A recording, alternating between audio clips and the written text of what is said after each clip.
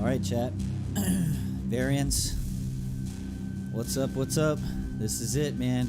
What do we got? 12 minutes. Woo! Man, I'm excited. If y'all are here and in the chat hanging out, welcome. I brought out the green screen because I don't need any of my arcade cabinet or any of that crap in the way.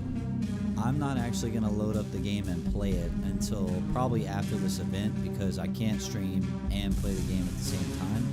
And I really just kind of want to see this event and get a live reaction with all of you and share it later, of course. And man, this is just crazy. I'm so excited. I'm so excited. God, 10, 11, 12 more minutes. I don't know what to do with myself for 12 more minutes. I'm going to have to get on the socials or something.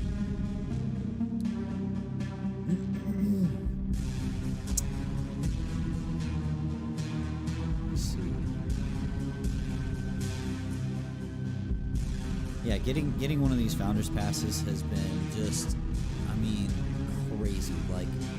Like the motivation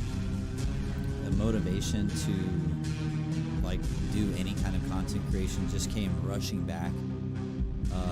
To be a part of something like this is just, I mean, I feel like I've won the lottery. You know what I mean? Like over 400,000 people signed up, only 10,000 people were gonna get picked. Don't know how I got so lucky, but I'm not complaining. Exile Killer, thanks for hosting. Yeah, of course, no problem. Hey, for any of the, I guess the classifications in Midnight Society is a claws, pre-variants, just anyone that's just here to hang out. That's what I'm restreaming this for. We're gonna do a watch party together. We're gonna experience it live together. Like I said, I'm not even gonna play the game until probably after this whole event tonight because I can't stream and do both. So, and I want to just experience it real time, you know, like I want to record the reaction. I want it to be genuine. You know, I want to hang out with y'all. Zen Jaws, what's up? We're all excited. Thanks for hosting. Of course, yep, welcome in, welcome in. Like I said, I'm happy to do it. I'm happy to have give people a place to do it. Sorry, my mic's all weird today. Matter of fact, yeah, that's fine. I know the levels are good because I recorded a podcast last night, so I know all the settings are good. Destiny, baby, yeah. I like Destiny. Did Destiny show up somewhere, or did I put it? It's probably somewhere in my channel. If you're looking at my old videos, yeah, those are old. Feel free to judge as much as you want. A lot of those videos are super old, but yeah, man.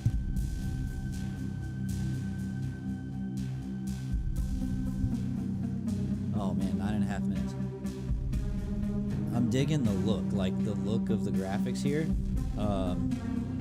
You know, it looks like you can see this tower in the background, which I'm assuming is what's gonna be part of the main map on the main game when it comes out. Is because it's a new classification of game, a VES, a vertical extraction shooter. So it's gonna mix like battle royale and like Tarkov and other elements like that. And there's more than one shot of this tower, this huge skyscraper in what seems to be like, Midnight City or whatever they're gonna call it, right? And I'm just like super excited. Being one of the 10,000, I mean, oh, Destiny, oh, hey, yeah, I mean, I guess so. And you know what? I'm not complaining, man, because it's crazy. Where can we go to watch this as well? A Mexican Delight. So this stream is only accessible by founders. So only people with a founders pass have access to the link for the stream. And we've been given permission to stream it as a watch party like I'm doing now. Like I can't just leave the feed up and that's it. Like I have to be present, I have to be commentating, like that's the rules, right? And I ain't breaking the rules, I ain't messing this up. So I can't yeah, Zen Jaws, I don't think non-founders can access it. I could be wrong, but I'm pretty sure it's founders only.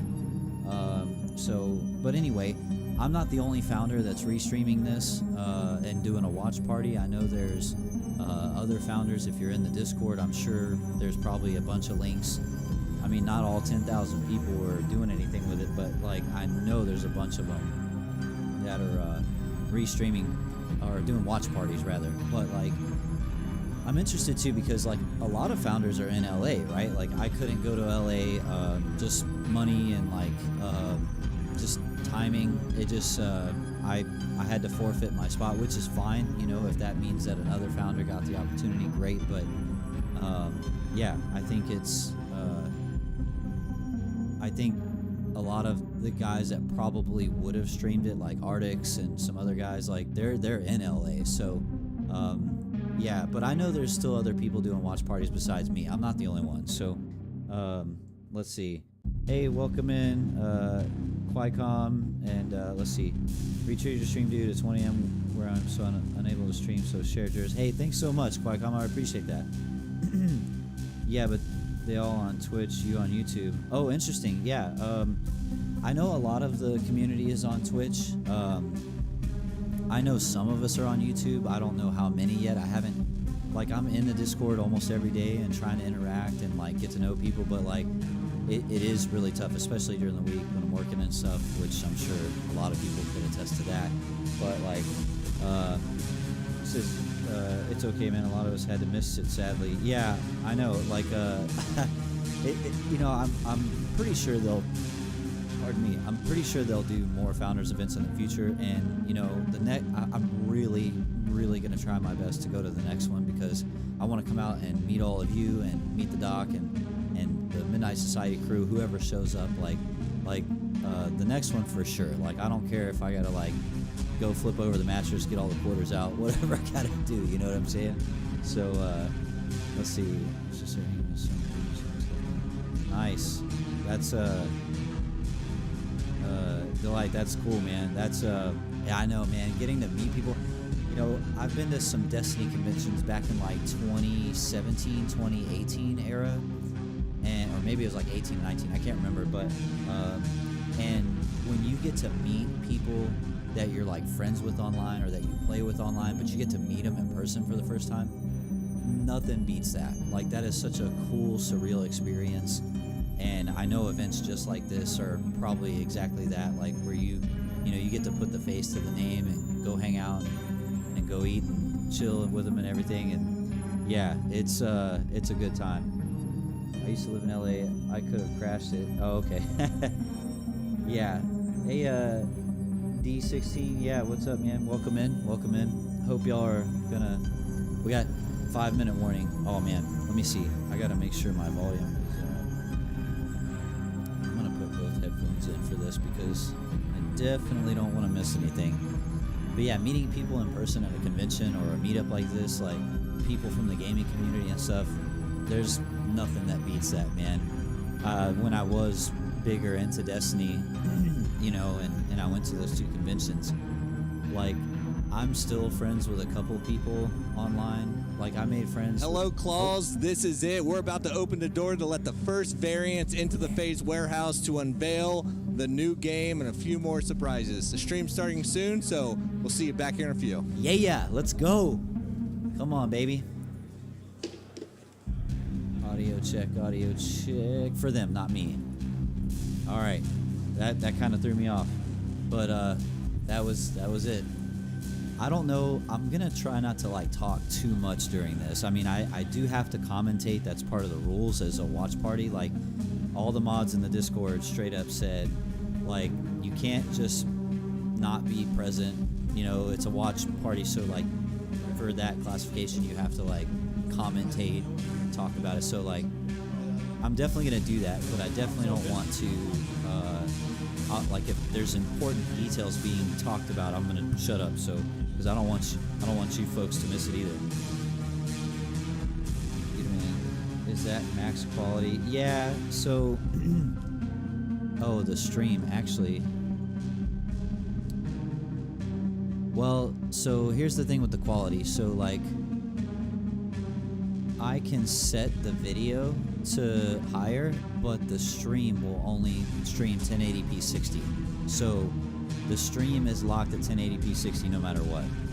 So I do apologize. I wish I could do 4K, but unfortunately not possible. Even if I had like a high-end computer, I don't know what YouTube does, but Twitch, I know it's possible to stream 1440p on Twitch, but I don't know about YouTube. And again, like my rig's super old. That's why I can't and I only have one PC. I don't have two. So even if I wanted to play and stream, I couldn't do both at the same time. So I was like, you know what? I'm just going to chill with you guys and kind of experience this event organically. And then I'm just going to play the game later because we're going to get to see it. So that's where that's at. What was I saying? Yeah, my rig's like right at the minimum spec they posted. So I'm running a GTX 1080 card, and but I only have an i5 processor, 6th gen, so it's pretty old. But I do have 32 gigs of RAM. So when I go to load up the game later on tonight or in the morning, whatever it is, probably tonight because I'm not going to be able to sleep. I'm going to see like what kind of strain it puts on my system. You know what I mean? So that's going to be crazy. So if you see me looking down, I'm looking at the chat on my phone because, again, the less stuff I'm running in my computer, the better this stream should be for everybody. Yo, we got 1.5 minutes. Yo, let's go. Man, I'm excited. This is, this game, I'm totally expecting it to be gray box, like, early, it's pre-alpha stuff, like right from the beginning. I'm totally expecting, no textures or anything, just gray box. I would like to be pleasantly surprised, but I'm not holding my breath. But again, hey, you know what? All right, we're less than 1 minute. All right, fellow variants, champs, Helmet Fire crew members. I think I'm just gonna call my people the crew, or the crew members. I don't know. I'm gonna have to make something up, but not tonight. 30 seconds. 30 seconds. Trying to stay realistic as well. Oh yeah, 100% on that, Zen. Like 100% want to stay realistic. Like this is the earliest. Like game studios, they don't do this. All right, here we go. 10, 9, 8, 7, 6, 5, 4, 3, 2, 1. Oh wait, what is this? Up next, welcome to LA. Well, what's happening right now? 59 minutes? We got another hour of this? Am I high? Or are they about to do something like right now?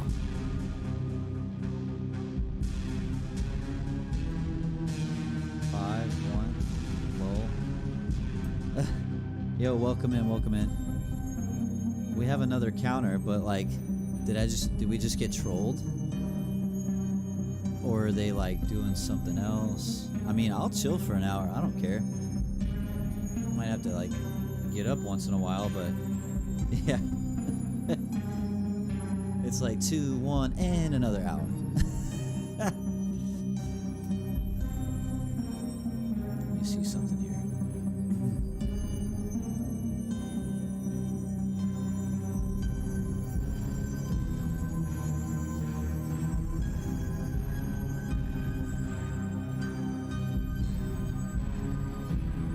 Twitter said 6:30, so that would be in 30 minutes, right? Because I'm Central Time. I'm about to head over to the venue.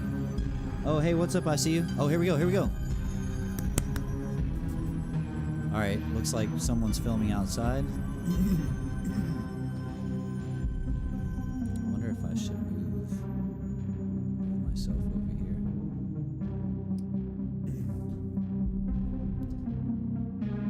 But then it looks weird because I'm looking over here and... Hold on, chat. I'll be right back.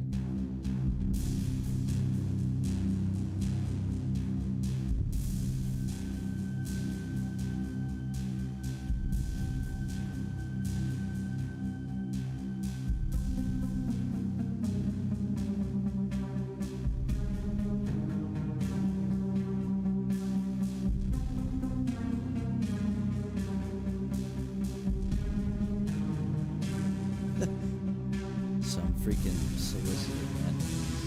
I do like beating my door down. Oh, cool! Look, Midnight Society. What do we got here?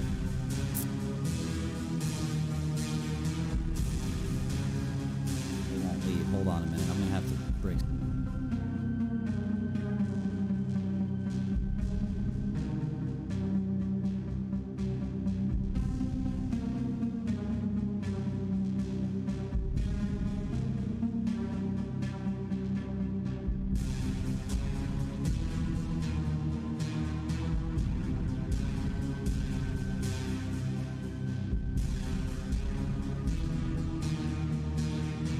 There he is.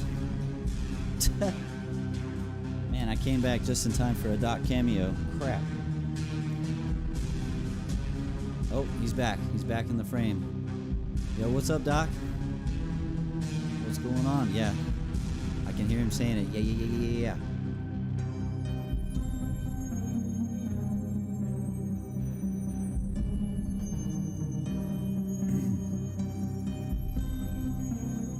So that's the Phase warehouse.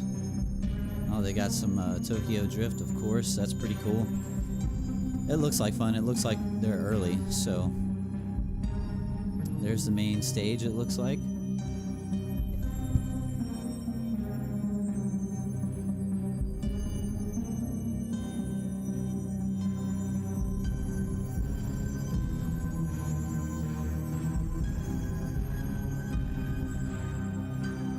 Phase warehouse, that kind of looks similar to the way the 100 Thieves compound looks, doesn't it? I mean, it's very similar. It's like industrial, got a lot of the same look going on, but no, it's cool, man. It looks good.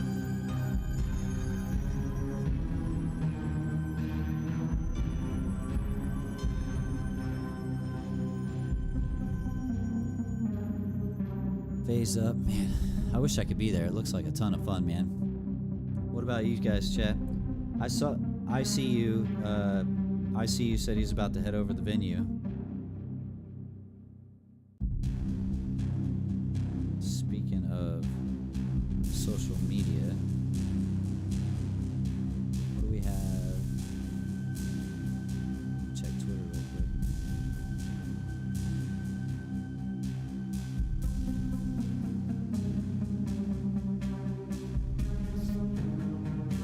How Doc's sporting the black on slate black vest. Hell yeah. Hey chat, what do you think we're gonna see? Like, what else? Like, I don't know. I'm convinced that there's gonna be what do you call it? The game itself, whatever this build is, but I have a feeling they're gonna show some teasers. I think we're gonna see some artwork. I think we're gonna see like maybe like a preview of what do they call that? The second playable slice, Snapshot 2. I think Snapshot 2 might get teased. What do y'all think? I was just saying Hang with the Champs didn't get a pass though. Oh. Building looks like my old. I don't know where the Phase warehouse is. I really don't know where this actually is in LA, but that's where they're at, the Phase compound or whatever. Zen says concept art. Absolutely. Someone with their name says message deleted. Let's go. All right, they went back to the loading transmission. DE16 says, I think they'll talk a lot on their thought process on why they decided to go the direction they wanted to for a game. Yeah. And Mexican Delight says, Canaga and Vine Street. I probably said that wrong. Yeah, I think concept art for sure. I think they're absolutely going to be talking about their, process and their brainstorming and like how they come up with concepts for the game. And like I love developer insight. I love developer insight, like behind the scenes. Like Destiny, Bungie does this. They call them like raid-alongs or ride-alongs with like where they do deep dives into like some of the content they make. And I hope we see a lot of that from Midnight Society, which I'm pretty sure we will. You know, game industry needs a new FPS battle royale so damn bad. Apex is trash now. You know, I don't think it's so much that Apex or any of these games are trash. I just think that they've run their course, and there's just not much else out there, right? So I totally agree. I think the game industry, this is probably going to be the shakeup it's been looking for, and I'm all about it. Kahanga.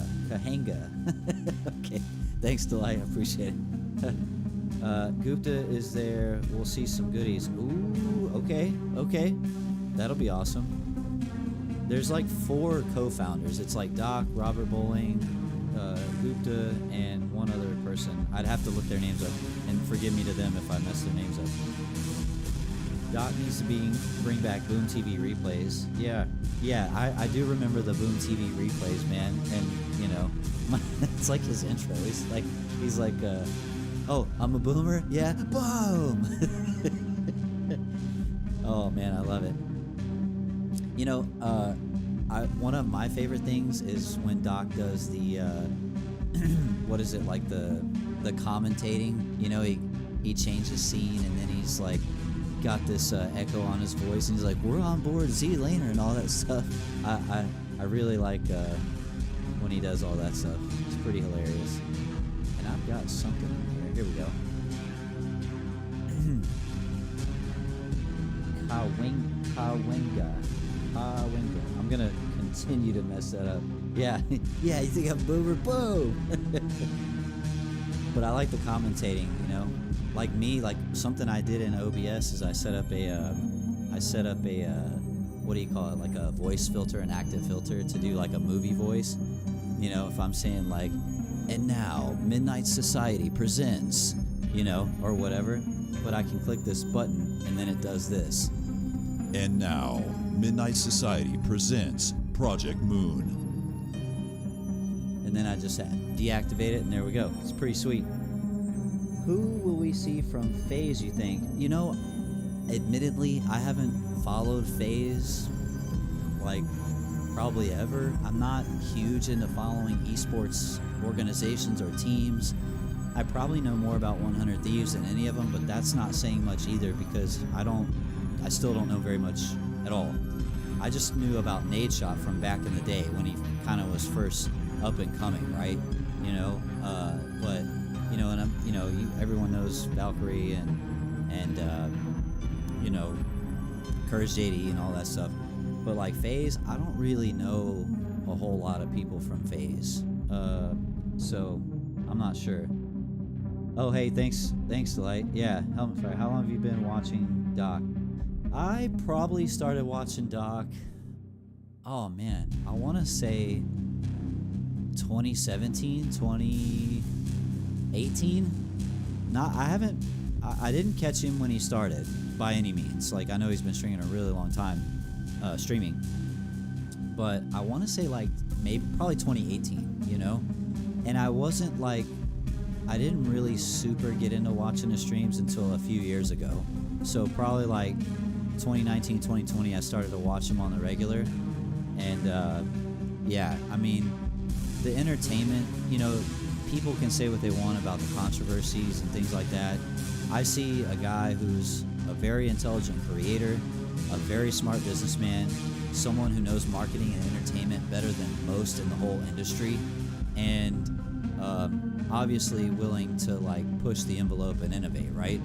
And so aside from just enjoying the streams and his entertainment that he provides, which is just fantastic, I've always appreciated his business acumen and what he does to push his brand, like the things he puts behind his brand to grow it, to, you know, think outside the box. Like, there's a reason he is as popular as he is, you know? If you take away the hype and the character and everything else, and you look at the business moves that he makes behind the scenes, like, the dude's a genius, you know?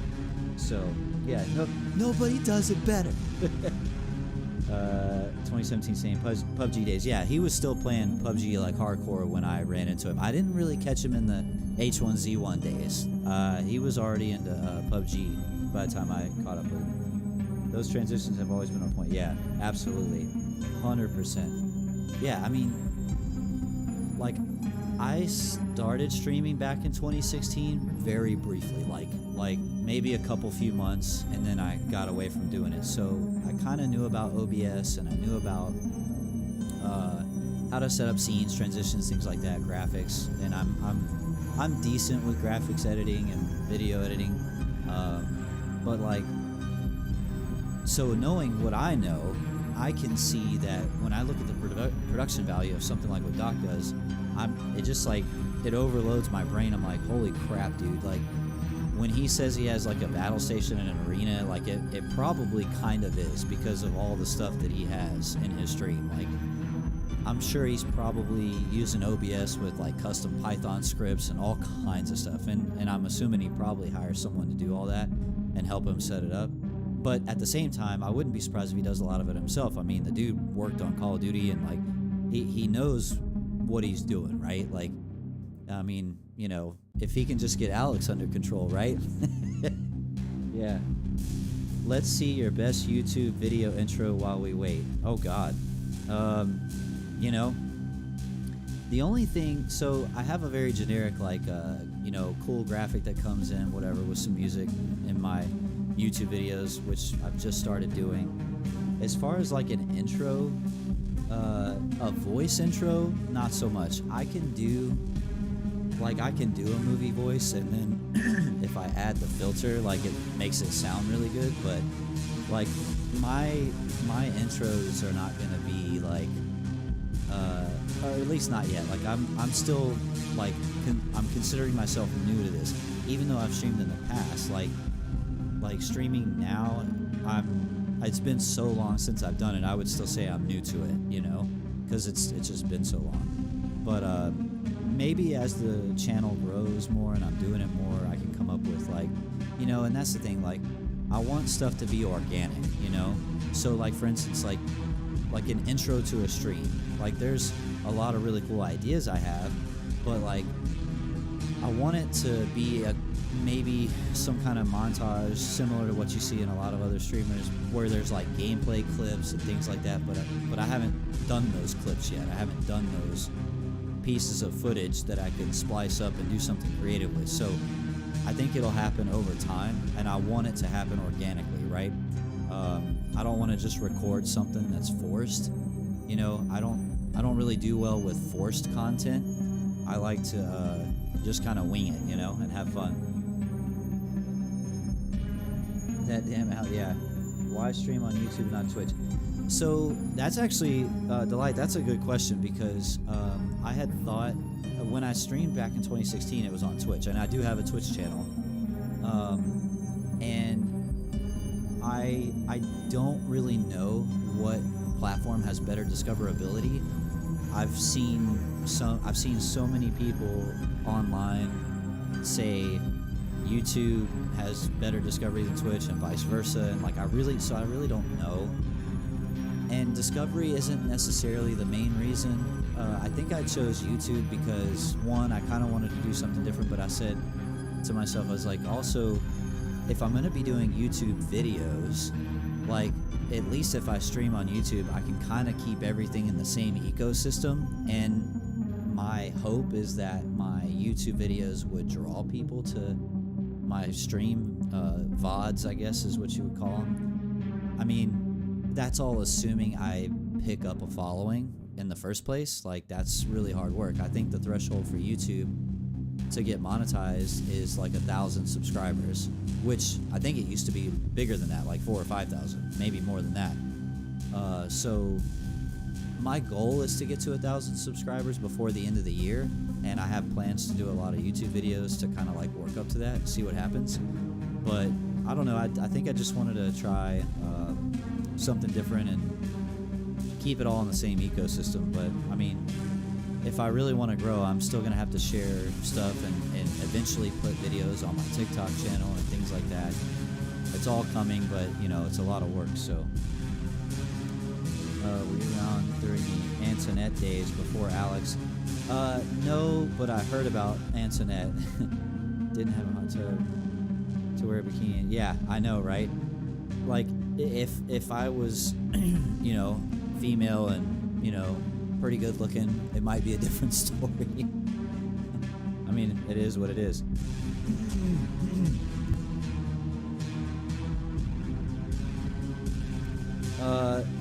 Yeah, I didn't catch the whole Antoinette thing.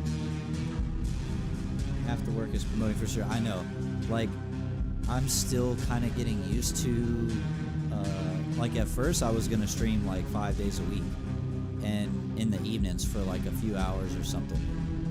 And I quickly realized that I can't. So, I think I'm going to try. Right now, I'm working on another couple videos. Eventually, if I can get into the routine of things, I want to put out a video every day. Like, that's my running goal for the time being. But I'm still kind of getting there. Oh, I will say this. For those hanging out, I do have something cool that's going to drop tomorrow. I was going to drop it today. Oh, wait, hold on. I'm shutting up. Something's going on. I don't want to miss anything. Right on cue, right when I'm about to like tell you something new.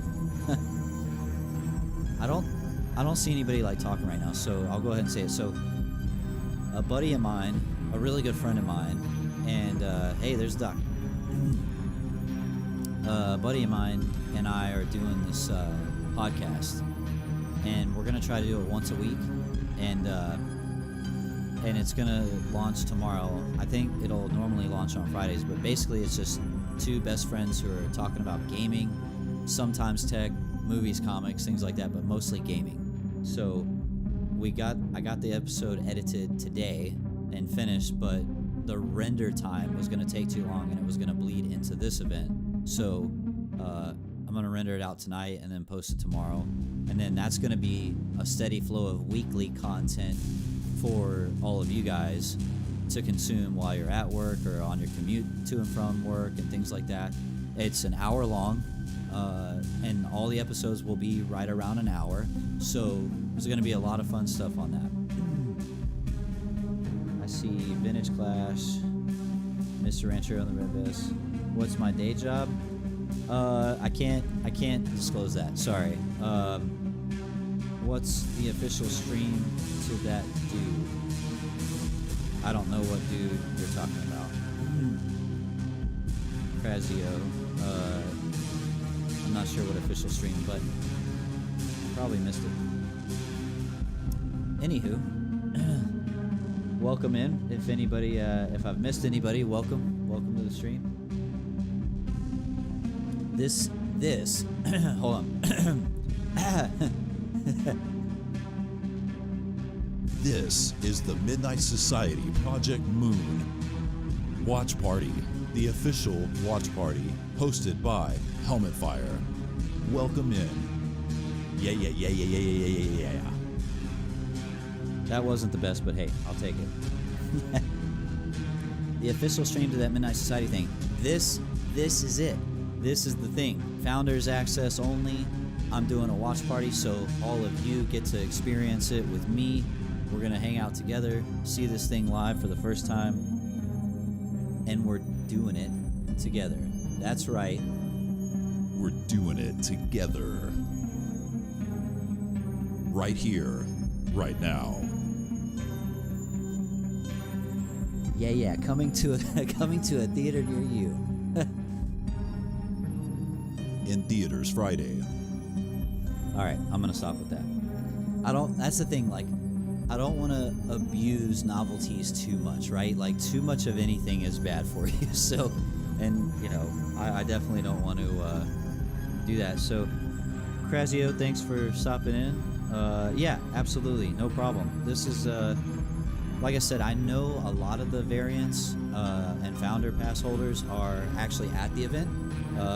I know a lot of them probably would have done a watch party, but, and there are some of them, not just me. Let's see, you can't watch it unless you got a Founders Pass. Exactly. Vader Zero. What's up? I like the name. I'm a huge Star Wars fan, by the way. So we're being allowed to piggyback. Yes. Yeah. The rules were for founders that we can't restream it, like just put it up on a feed and let it rip. Like it had to be a watch party with commentating. So, and of course I'm happy to oblige to that because just getting one of these founders passes is like winning the lottery. So if you're like me, we ain't messing that up for sure. So we still got 37 minutes.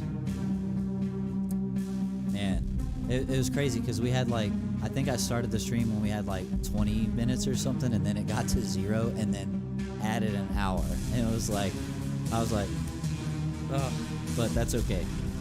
The anticipation, right? It's almost like they kind of did it on purpose. But hey, you got to get it going, right?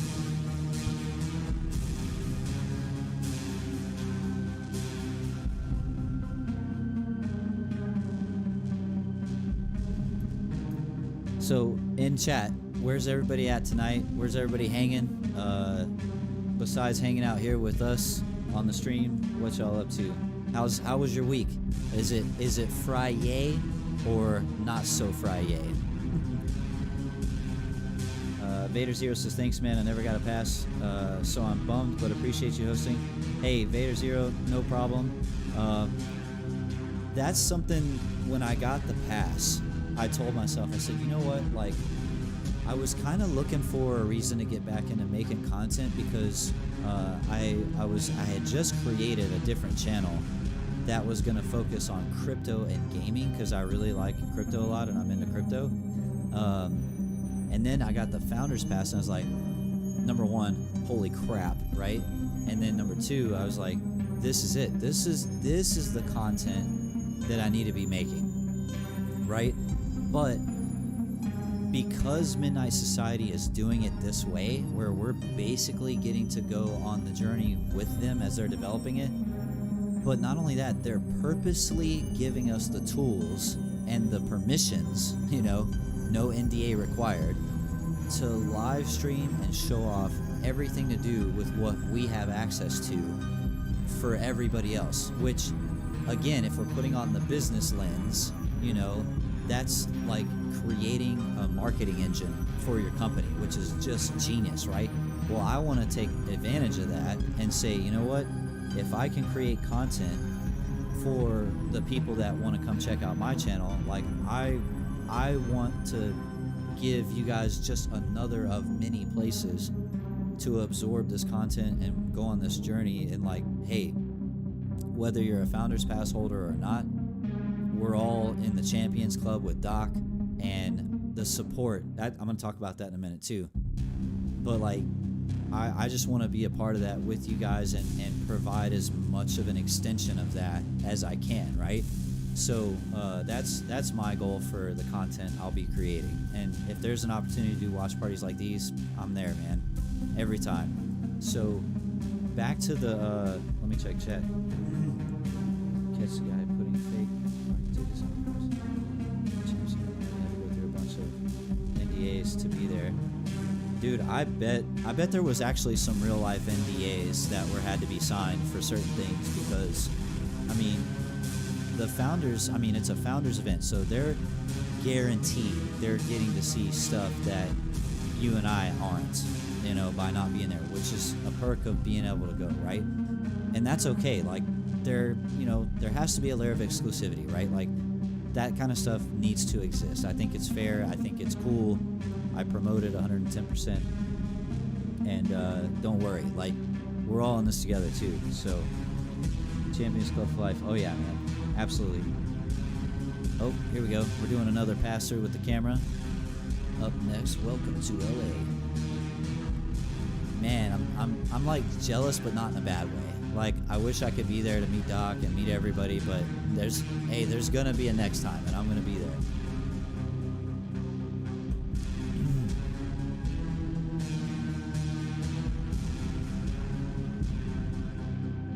Timmy Tenders crew.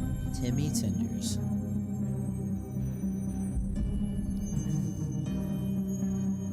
me move my camera over just a little bit here.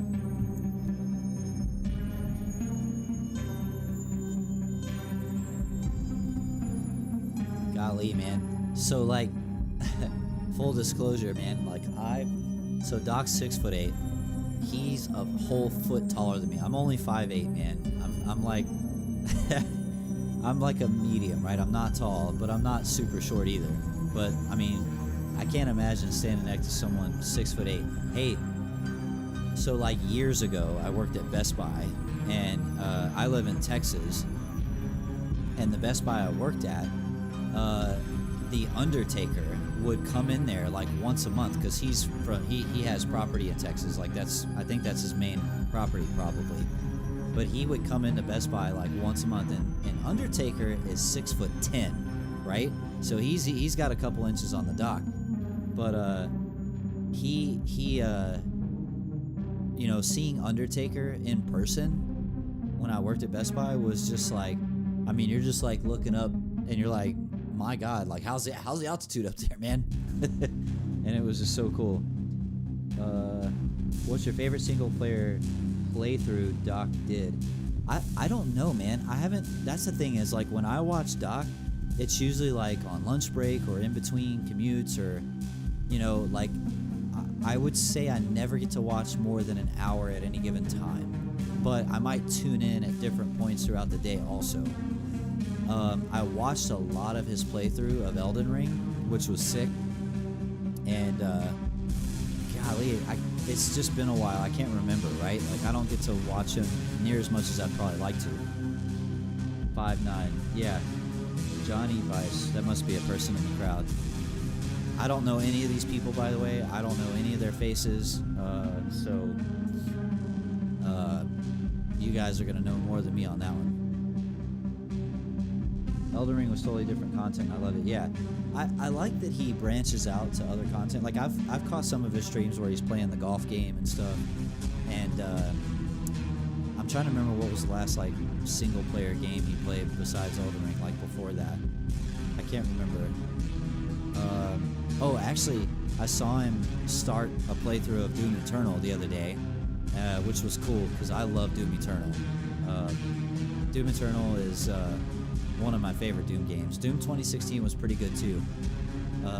So watching the doc play through Doom Eternal with the chainsaw and just cutting up dudes, it was so funny, man. That's John right there, Elden Ring. Okay, caught up on that. Yeah, I don't know any of these guys.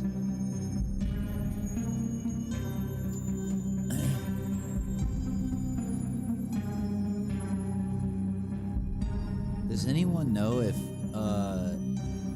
you said someone in the chat said Gupta was gonna be here? Is Robert Bowling gonna be here?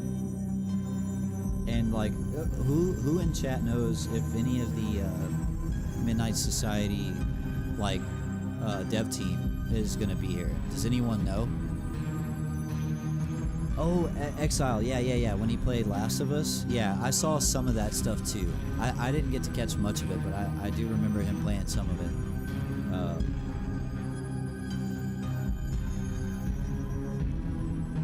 Vintage Clash in the back of the camera. Oh, okay. I'll keep a lookout. Yeah, I don't recognize anybody. They got a nice bar set up. Man, what is a nice mixed drink go for in LA, man? I'm from Texas, so I know everything's more expensive out there. But what's a nice gin and tonic go for out in LA, man? What is it, like $15? I bet it's expensive.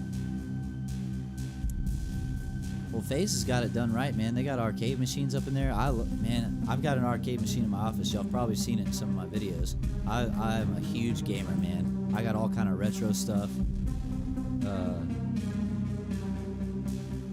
George and Hitch, they cut away. TSC is opted for Exile. $14 for a gin and tonic. Yeah, that's about what I expect. Man, I really like single barrel Jack with like a splash of Coke for some color. You don't want to water it down too much, right? But I can appreciate a good gin and tonic or something. It's rare though. Truth be told, I'm a whiskey bourbon guy. Most Southern people are. Please be good. I'm so bored of Apex. Don't have anything else. Hey, Rye, I mean, just keep in mind, so for anyone watching that isn't already aware, like, Project Moon, like, what we're going to get to play and see right now is, like, this is, like, pre-alpha stuff. Like, this is not even close to what the game will be when it's done. So, we still got a long way to go. Like, this game, I mean, I don't know how long they've been working on it so far, because I don't think they made their announcement about Midnight Society until, like, last December or something like that, right? So, like, I don't know how long they've actually been working on this game, but not long. Less than a year, unless they were doing concepting or something else, right? So, we're getting to get in, like, really early. It could take them, like, 3 years, 4 years, like, who knows, right? Now, Unreal Engine 5 provides a lot of tools for developers that are just make a lot of processes quicker than traditional game development from what I've read. But at the same time, with what they're trying to develop, it's hard to say, like, where that balances out, right? So, like, normally when a game studio is going to create a new IP, the dev cycle is like 5-6 years, right? So Midnight Society this is a brand new game, so, like, who knows if it'll take 5 years or 3 years, or, you know, who knows how long they've been working on it. I don't think they've been working on it too long. Dallas getting up there in price nowadays. Yeah, Dallas is crazy. An old-fashioned, can't beat an old-fashioned with Buffalo Trace. Ooh, okay. Didn't Doc say it wouldn't take years, more like 1 year? No, I don't think so. I mean, if he did say that, I'm not aware of it, but, I mean, here's the good news. Here's the good news. The way they're doing this is, if you're just the average Joe, right? Like, you're just a gaming enthusiast, right? No Founders Pass, no nothing, and you're curious about this game, you're actually going to get really spoiled, because the way they're doing it, where you're going to be able to, you know, you have all these Founders Pass holders that get to have permission to stream every piece of it every 6 weeks as it's released, as it builds and builds and builds. You're getting to go on that journey with the founders and the developers, like, the whole way. It's like no other gaming studio does that. Not public facing that way. When they have test groups, that's all internal, right? They don't show that to the public. So, like, even if it did take years versus 1 year or something like that, like, you're still getting a better deal in the end than if it was anybody else, because of the way they're doing it. So I would be, like, really excited, because whatever the game turns out to be, you're going to get to see the progress of that the whole way. And myself and many other founders are going to be an outlet for you to experience that, right? We're going to be doing watch parties like these. We're going to be streaming the game. You're going to see tons of YouTube videos all over YouTube. You know, people are going to be on their Twitch channels, so don't worry. Like, you're not missing nothing. Let's see.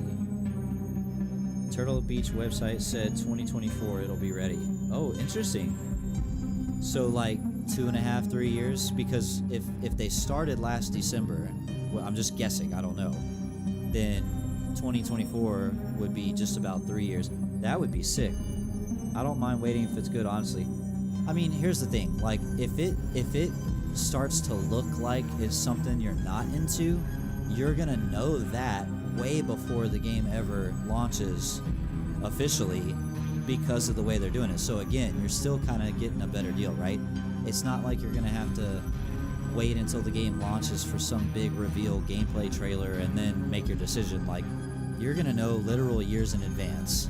You're gonna know, like, a year or two in advance, like, an idea of what you think about the game and how you're seeing it evolve, right? Which is super cool. You know, Delight, to your point, you're saying take your time. Like, yes, I agree. Like, I want them to take as much time as they need. And actually, they've even said this on, like, some AMAs and stuff. They said, like, we are going to purposely make this harder for ourselves because we want that level of engagement from the community and from our founders and everything. So, like, I really think that, where was I going with it? You said take your time. Yeah, so, like, Delight, I think that if they manage to get a AAA game out the door in like 3 years from a brand new IP, I would honestly probably attribute that to Unreal Engine 5 and its capabilities, because I don't know if you've looked up some like videos on YouTube about it, but like the way they 3D scan objects and how fast Unreal Engine 5 basically turns that into an in-game asset at like 8K resolutions and stuff is absolutely mind-blowing. So again, this is what excites me so much about Unreal Engine 5. We truly are next gen with Unreal 5 because of what it can do.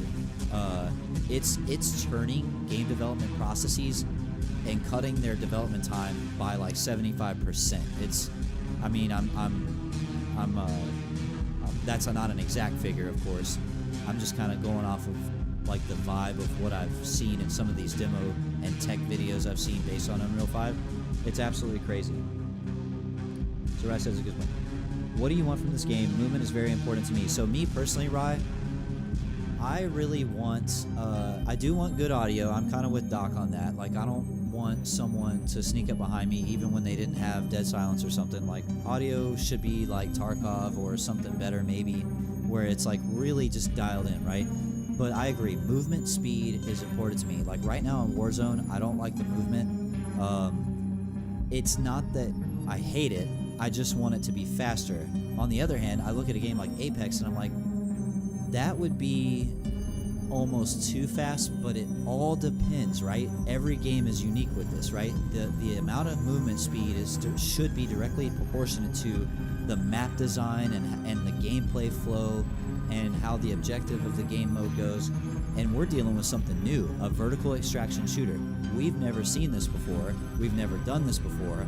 So movement speed, will have to be dialed in according to that, right? So like, it's as long as it feels good, like I want it to feel good. Like whatever the movement speed is, however they dial it in, I just want it to make sense with the experience that I'm playing. So if I'm playing in a match and there's a certain flow and a certain way that it goes, I want the movement speed to match that, to make it feel like, you know what, at the tippity top of my capability, I was not hindered by screwed up movement parameters or stupid audio problems or stuff like that, right?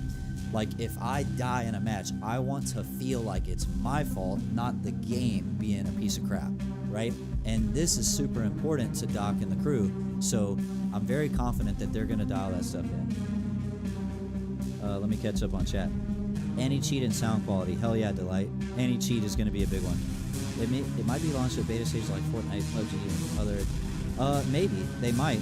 Again, we're kind of like getting to play these playable slices, these snapshots, like every 6 weeks. They're going to keep updating it, keep letting us play it, and we're going to keep sharing it.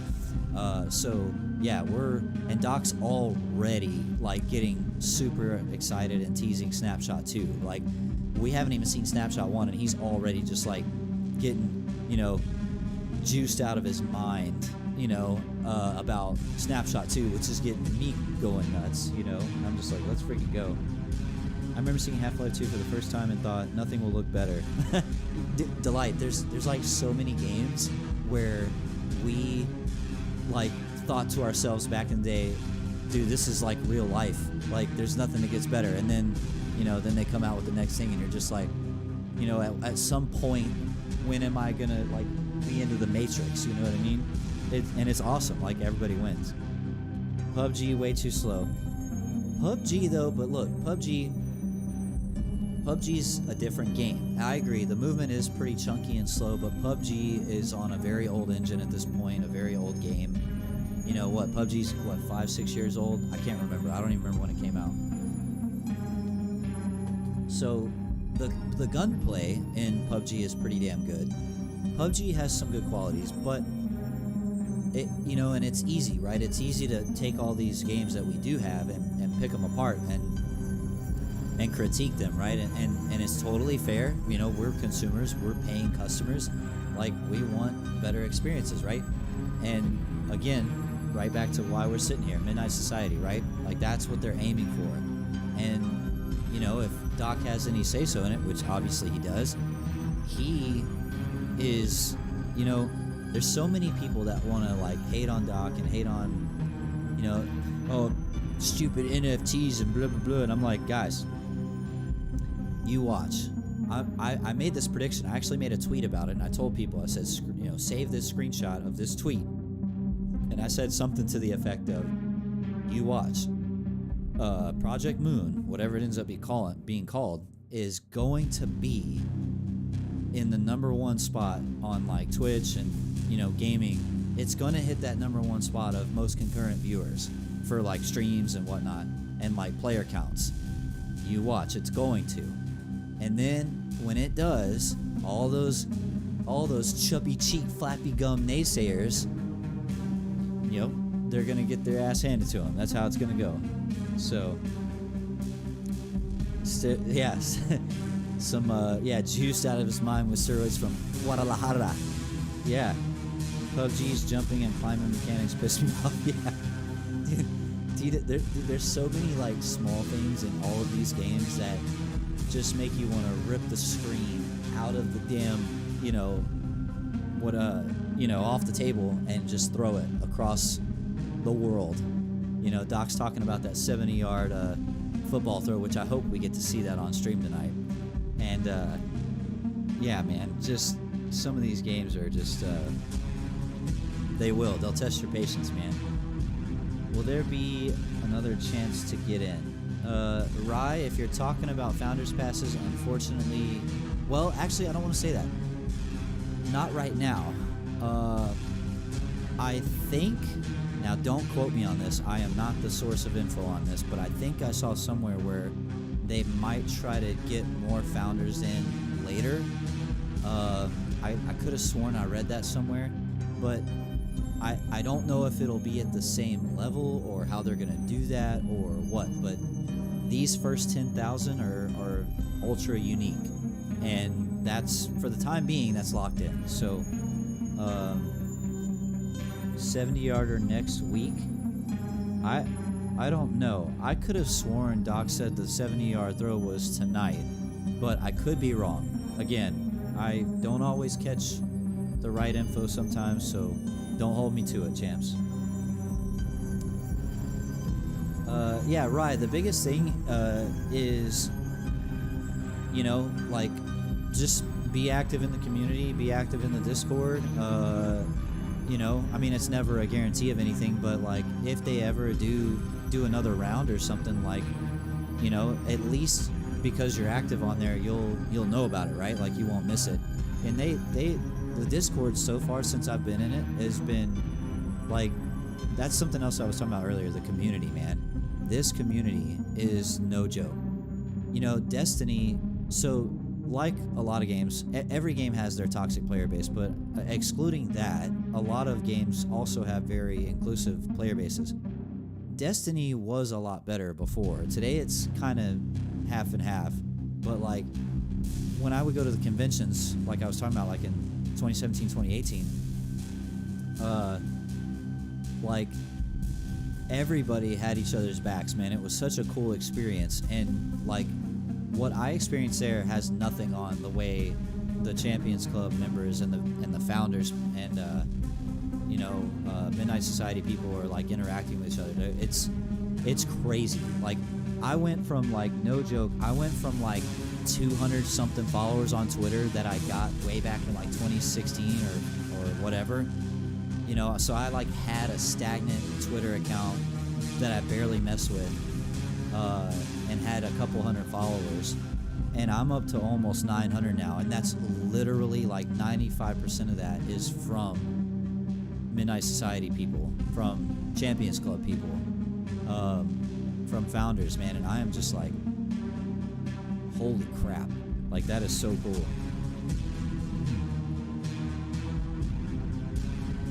Yeah, it's gained 300 myself. Yeah, Zen, like absolutely. That's another thing. I've been seeing like all kind of variants on Twitter just be like, yo, we're at like 500 now. We're at like 800 now. Like I saw one that was over 1,000 and all this stuff. Getting like, you know, anywhere from like 200 to 700, you know, extra follows just because of this movement and everything. And I'm like, I'm here for it, man. That's incredible, you know. And I'm hoping that I can provide some good content for all of you guys. And you know,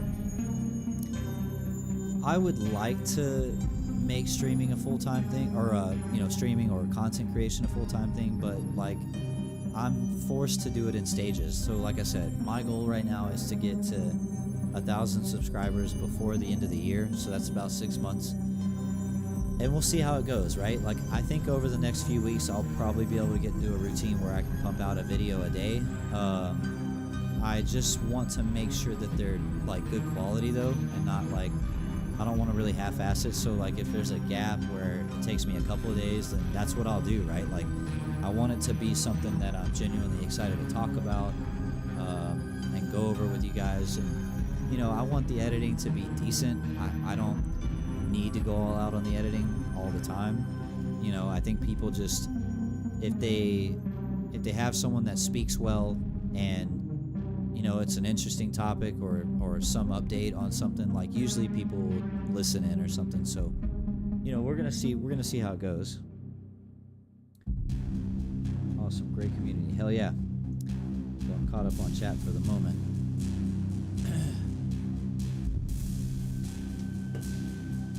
Yeah, so they added a timer. Yeah, the timer's been on the screen for a minute. Well, the whole time, even when I started streaming. Yeah, I want you guys all to get ready for tomorrow's video, because the first thing that's going to get uploaded tomorrow is this new podcast that one of my best friends and I are doing. It's going to be an hour long. We're going to do one episode every week. Those will usually drop on Fridays or Saturdays. Depends on how long it takes me to edit each episode. And it's called All the Spice, and it's a gaming podcast. So it's like we're mostly talking about gaming, but we do talk about tech and movies and comics sometimes a little bit, but mostly gaming. You know, we're big gaming nerds, and it's you know, it's just something we like to talk about, and we always cut up and have a good time. And it really started because I got on the phone with him. You know, we've been friends now for a few years, and we talk about gaming and stuff all the time. And we'll talk for like an hour or something on the phone. And I said, dude, like last week I told him, I said, man, why don't we turn this into a podcast and let me put it on the channel? Because we talk about this stuff for an hour all the time anyway, sometimes daily. And it's like, that's just content waiting. You know, people I'm sure would love to listen in. So, yeah, absolutely. What's your top 3 games? Are we talking top 3 games of all time, or like top 3 games that I played today? You know, before I answer that, I want to kind of get a feel for what we're talking about, what we're dealing with here. Because if we're talking all the time, that's a whole different animal. But anyway, yeah, that podcast is going up tomorrow. And then once a week after that, hour long, gonna be great content. I think you guys are gonna really enjoy it, and give you something to listen to on your commute or while you're at work or whatever. So that's gonna be a lot of fun, man. I'm actually really excited to do that. I love doing podcasting. So okay, so top 3 games of all time. Number 1. And you know what? I can show it to you. We got 23 minutes. I got plenty of time. Hold on. I'm going to show it to you.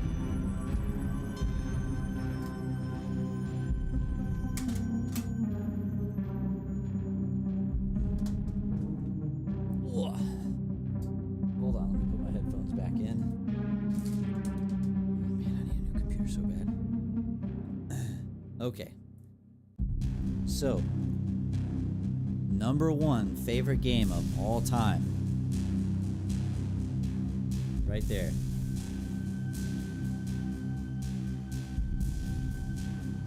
The Legend of Zelda: A Link to the Past for the Super Nintendo. Absolutely. And I have an original SNES on the shelf over here too. Now, what's cooler, here's something cool. Hey, Raya, appreciate that, man. I really appreciate you guys' support. Yeah, if y'all want to hit the like button for me, obviously that helps out. If you want to sub so you don't miss any content, make sure you hit the notifications. You know the drill, man. Much love, much appreciated. But hey, Exile. Hold on, Exile. Ocarina of Time. Oh, yeah, of course. Whoa, yeah, that was a dope game. Oops, my bad. Yeah, Exile, you're good. So check this out, Exile. Now, this is a reproduction box. And I did it because getting the original is like hella hard, right? So the reproduction box, pristine, looking clean, you know? It's got all the original art and text. But, hold on. Original box and everything. But wait, there's more. So, we're gonna open this bad boy up. And I got a couple of goodies here. This is great. So I did so I own an original cartridge, right? I got an original cartridge, but I created and built with some parts from different various Etsy websites a reproduction cart like this. Nice and shiny gold.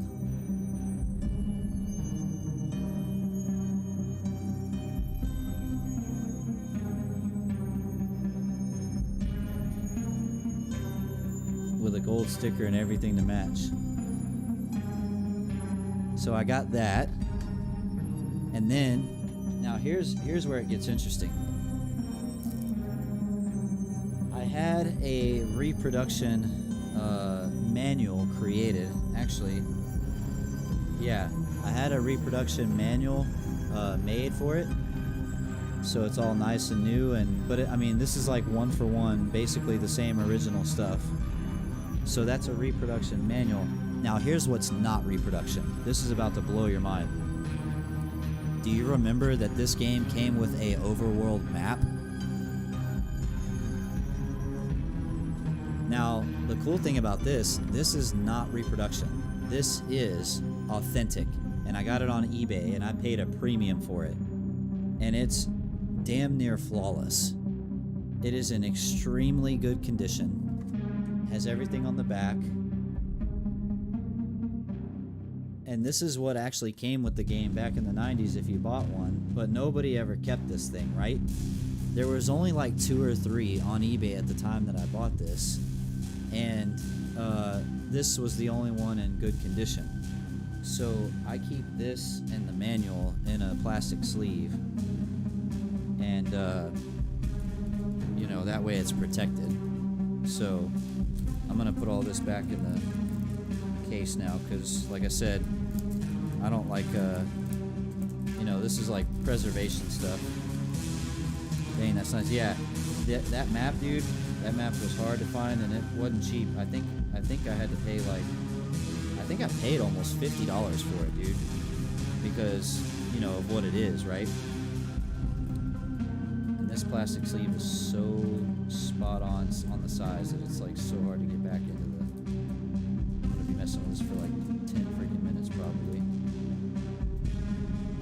Okay, there we go. Alright, I got that.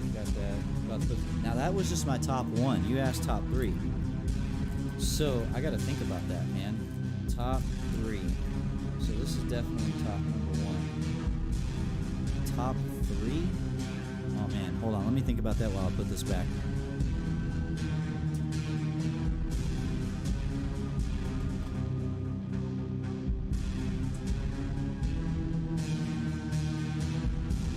What's top 3 gonna be? I don't know.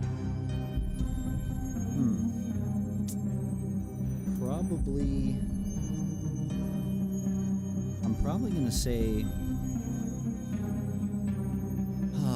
Final Fantasy VII Original is probably in top 5 for sure. I don't know if it's top 3 though. So, A Link to the Past is number 1. What would number 2 and 3 be? That's such a hard decision, man. Such a hard decision. Damn, I don't know. All the Zeldas are really good. Quick, your Mina game right now? Rye, I don't know what you meant. Mina game? You misspelled something.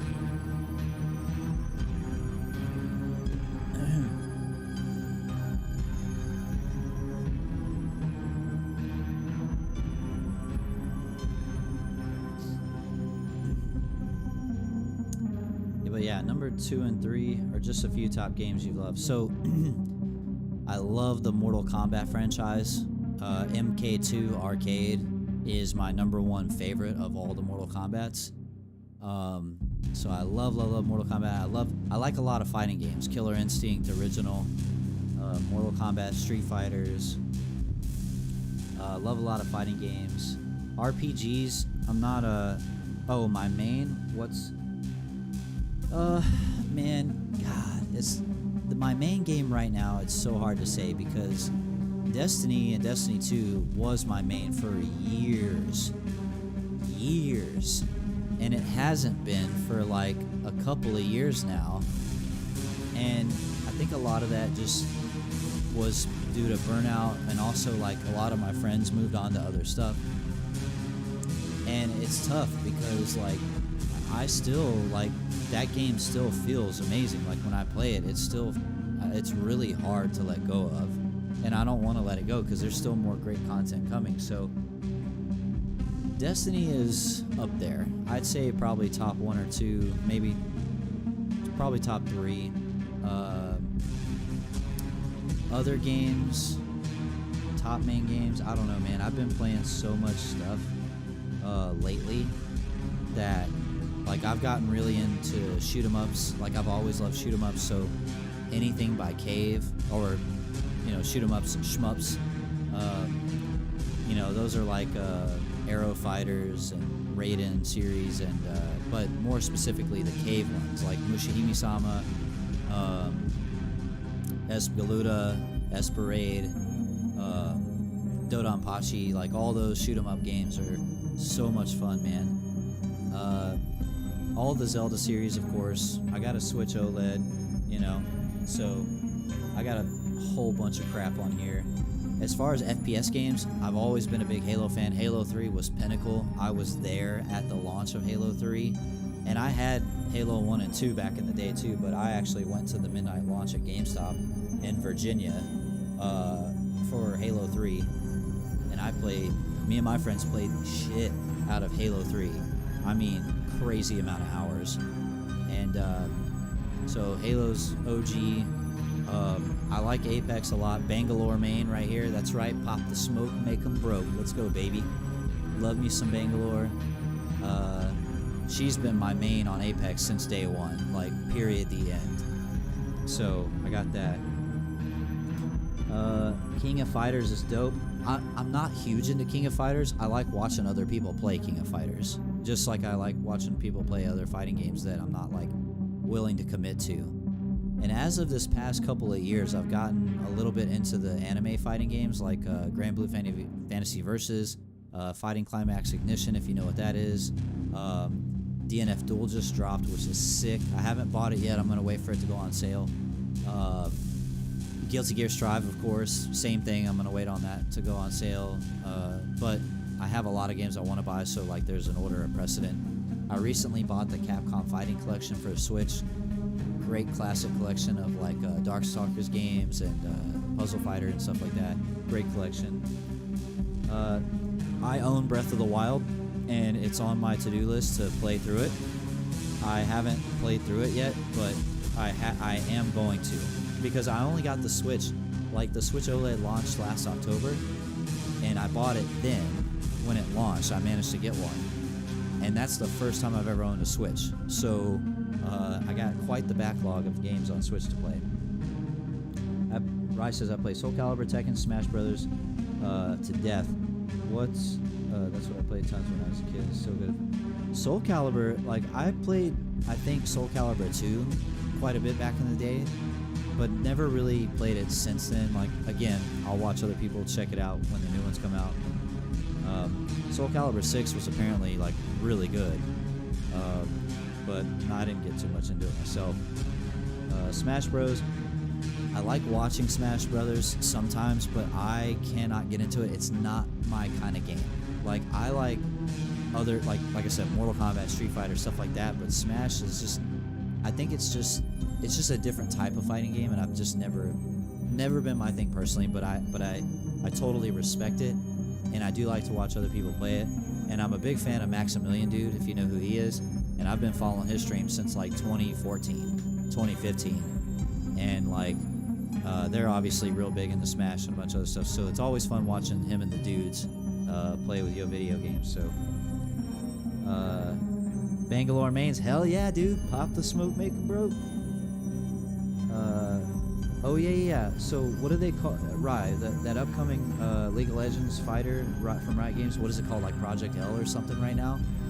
But they haven't given it a full name. But yeah, that's what I'm saying, dude. Like a lot of these games that exist already are coming out with fighting games. Like Grand Blue Fantasy did it with Grand Blue Fantasy Versus. Dungeon Fighter Online basically morphed into DNF Duel, which we have now, which is sick. And you know, I think there's been one or two others, but like, yeah. Ultimate Mortal Kombat 3 is so good. Original Killer Instinct, Maximilian. Oh yeah, I've been a dude with Maximilian them for like ever. UMK3 is also sick. Like I had all that stuff on Super Nintendo back in the day, and Original Killer Instinct. So, oh, that's another thing, man. I need to share with you guys on my Twitter. Killer Instinct, like original and the reproduction cart that I had made, and I have a full box for it and everything. I'm gonna try to post that if I can. We still got about 10 minutes. Let me see if I can do that. If I can find it. It would probably be Twitter. I think I've posted this before. No? Let me see. I know I put it on Instagram. Yeah, I'm gonna post this to Twitter in a second, and I want y'all to check it out because I've got. I have an original cart for Killer Instinct, but I did the same thing. I did a full reproduction, so reproduction box, manual, cartridge. But there's something sick about the cartridge that y'all gotta see, and I'm gonna put it on this picture on Twitter here in just a second, as soon as I find it in my reels here.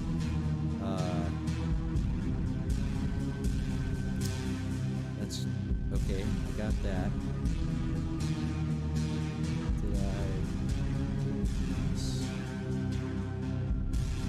I'll catch up on chat in just a second, guys. Oh man, I know I put it somewhere. Messages, it would have been. Okay, there's Killer Instinct. If it takes too long, I'll just wait.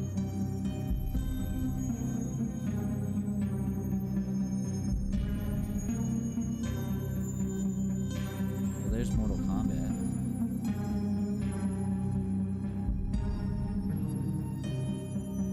Like I said, just give me a second, guys, because it's totally worth it. Ugh. I got like 9 minutes.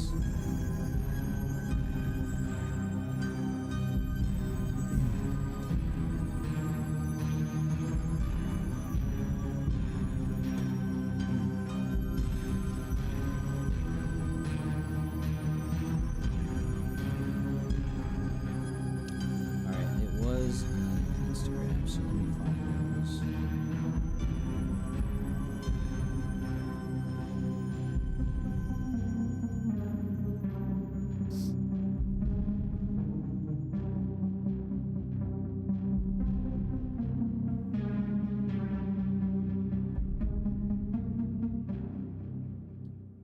All right, here it is. Yeah.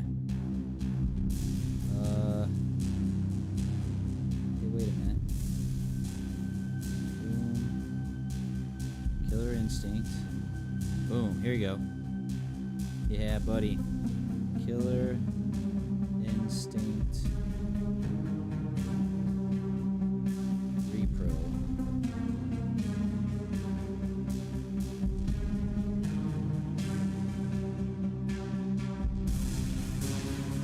Alright. Coach Tycoon, top 2, 3. I have Killer Cuts, Killer Soundtrack. Nice. Okay, I just posted it on Twitter on my account. It's at the Helmet Fire, and go check that out real quick. Dude, this is like one of the sickest repros you'll ever see. So I got the cartridge with my analog Super NT, and then when you plug in the so it's a transparent smoke gray cartridge, so basically black, but like transparent smoke color, with full gore on the cover label, of course, and then it's got red LEDs that light up on the inside. It's freaking sick, dude.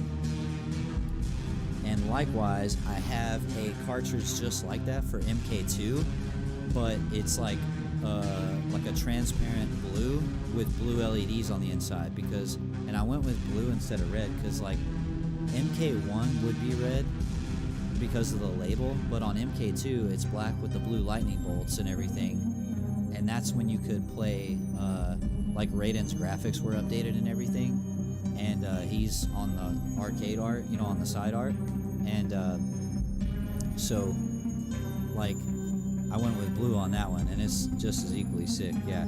All right, guys, look, we're about 6 minutes out. I'm gonna run to the restroom real quick, so I'm gonna be right back. Give me just a sec.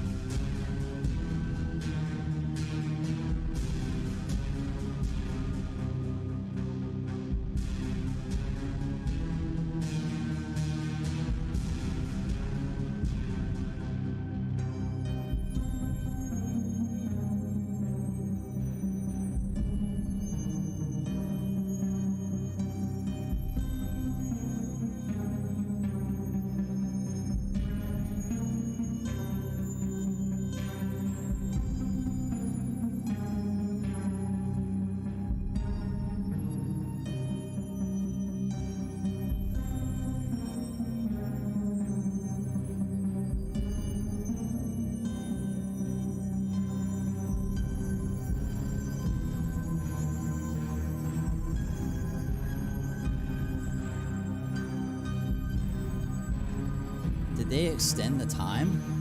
Am I crazy?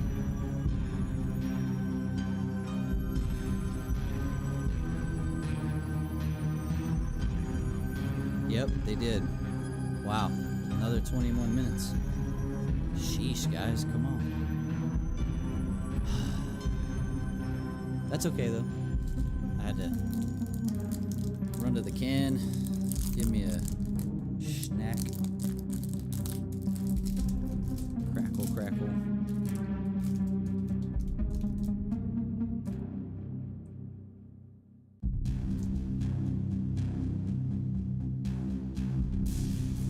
did the timers sync up with,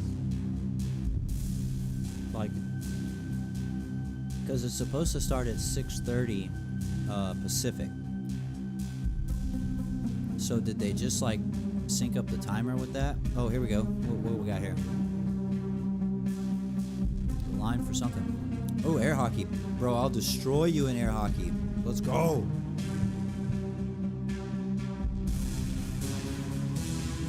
I love all the arcade machines, man. Digging it. Love arcade. I'm old enough, like, I've been to the old school arcades, like the real deal, where we had to have stacks of quarters, or if it had tokens, the tokens. And you had to, like, especially on fighting games, you had to put your quarters on the machine, just like you do shooting pool. And you had to wait your turn, and the person that won got to keep going. And that's just how it was. It's LA, everything starts late as shit. Hey, look, you got the 2-time up there on the stage doing his thing. You're not interrupting the 2-time. Nobody. Not nobody.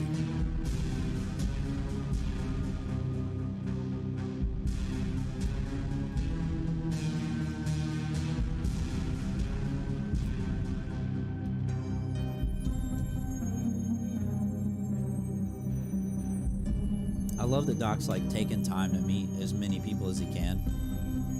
And I know that dude's just like so stupid busy all the time. Like, you gotta think, dude, Doc has got to be a workaholic. Like, with the production value of his stream. Excuse me, champs, not trying to be rude. But like the production value on his streams, and now he's like co-founding a freaking AAA gaming studio. Yo, what's up, man? Welcome. And doing all that stuff, and it's like, I mean, God bless the man. You know what I mean? Like, I'm glad that he has, his family and probably really close friends and stuff, and like, I'm sure he makes time for them, but like, it's gotta be so demanding, dude. Like, I can't even imagine the amount of work,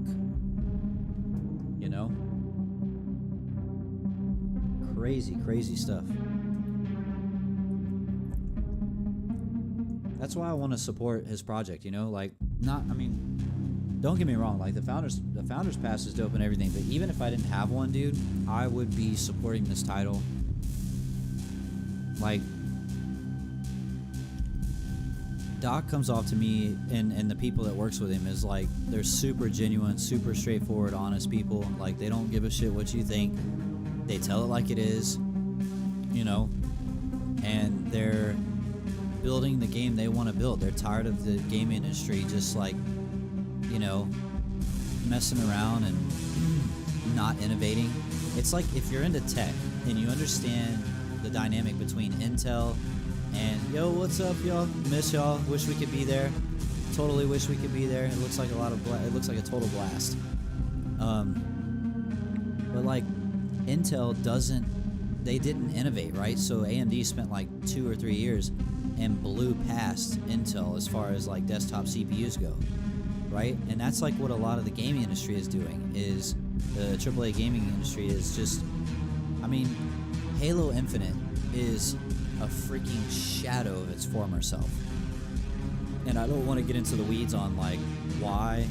There's a lot of opinions out there. I have my own opinions, but my point is like, I'm not here to nag people or studios or anything like that, but it's very clear that,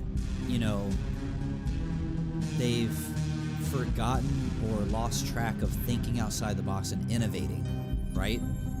And, any product, as a business, when you sell a product, any product you have can only go so far for so long, in most cases, right? In most cases, you need to constantly innovate, constantly push the envelope so you stay on top. And, the game industry, unfortunately, is a product of like, these AAA studios have had the market cornered, right?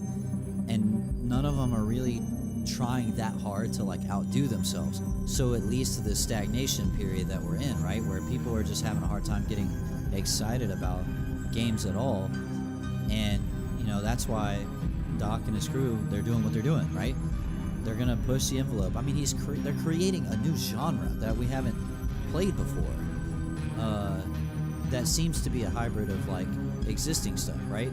But still, they're thinking outside the box. They want to do something different. They want to do something fun, and they want to make all those pain points, you know, and innovate on them. And I think that's just exciting, man. I don't know if I'm getting correct updates here. Yeah.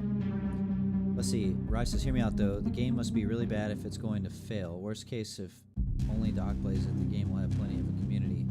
Ideally, we'd be over there. Oh, we got some audio. We had audio for a second. Here we go. Okay, back to the screen.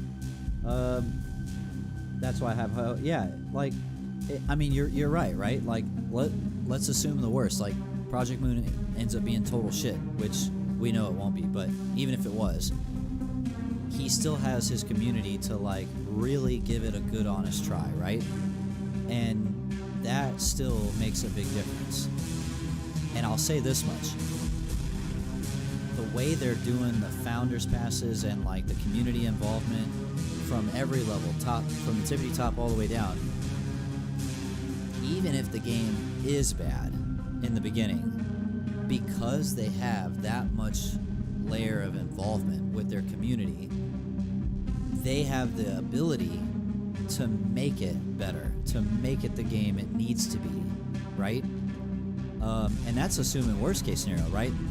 Best case scenario, they come out of the gate 10 out of 10 first try, and then make it a 20 out of 10 because of all the community members that they have that they're working with so closely. So I'm really optimistic personally. I do not think it's going to come out of the gate 100% perfect. Now, I'm talking about when the game is finished, not like these play sessions and these snapshots leading up to it, right? The snapshots are there purposely to get feedback and help build, right? But once the game is launched, you know, officially, or even if it's like still in early access, but it's actually officially launched or whatever they call that, like, I don't think it'll be 100% perfect, but I think it's going to launch in a better state than it would by far if they didn't have the setup that they're doing right now with all the founders and all the community involvement, right? Like, I don't know. I just think this thing is going to come out of the gate swinging, and I'm talking throwing haymakers. Like, reminds me of this video I saw on TikTok. But yeah, I think everyone's got really high hopes, and likewise, all the haters are really trying hard to hate on it more than they normally would, because I think a lot of the haters see the potential. Like, it ain't anything until, you know, it comes out and people start to see it and everything, right? But, like, I still think that, like, people on any side of the spectrum can see the opportunity that this presents. And when I say that, I mean, like, we're talking about a new game by a new AAA studio using Unreal Engine 5 with industry talent. Most of these guys and girls have, you know, 5 years, 10 years, 15 years experience on all the big AAA stuff. Halo, Call of Duty, you know, freaking this one guy came from Destiny that I saw. You know, so when you take a new studio that's not bound by all these big publishers and big AAA studios and, you know, Activision Blizzard, EA Publishing, and all this stuff, like, Midnight Society is its own thing, and it's AAA. It's like indie development, but AAA level, dude, with Unreal Engine 5. Like, just saying that blows up my brain. And it's like, people see the potential in that on both sides of the spectrum, right? And it could do good, it could do medium, it could do bad, anywhere in between, right? But, like, everyone can see clearly the prospect of that, right? And that is tantalizing, man. That is like, that's just, man, That's the best. Big confidence, boys. The next generation of gaming, my friends. Someone had to be at the frontier. Yeah, Zen, 110%. Like, it almost is too perfect, right? Because Doc has always been that guy. Like, you look at the production value in his streams, and like, nobody, as he would say, nobody comes close. They're not even close. You know, you got some that get a really good production value, but Doc was doing that stuff way before anybody else. You know, like his whole character, his whole universe that he's built around that character, like he was doing that he was way ahead of the curve, right? So it would be him, you know, and he challenged the status quo on a lot of things. So it makes sense that it would be him. Like, we're gonna create a AAA independent gaming studio, AAA. Oh, and we're gonna add crypto integration because we see that as a tool that can be used for enhancing the experience, right? I did a video on this, by the way. If you haven't seen my video about NFTs, should they be in gaming or not, check out that video because I do a pretty good job of like explaining the basics on what an NFT is, how it can be used and can't be used, and it's really relevant to Midnight Society. It's extremely relevant, so I highly recommend checking that out. And I'm always happy to answer questions too because I love crypto. I'm not an expert, but I'm into it. It's a thing that, you know, it's like a thing for me. I do like crypto. I do understand it. And I do understand NFTs and blockchain technology and all that stuff. So, like, how it relates to gaming, I find fascinating. Now, I am not about pay to win. I don't like pay to win. Dude, they just jacked it up like 5 more minutes. What the hell are they doing? Come on, let's wake up. Let's wake up. I can't scream. I can't get like super uber loud.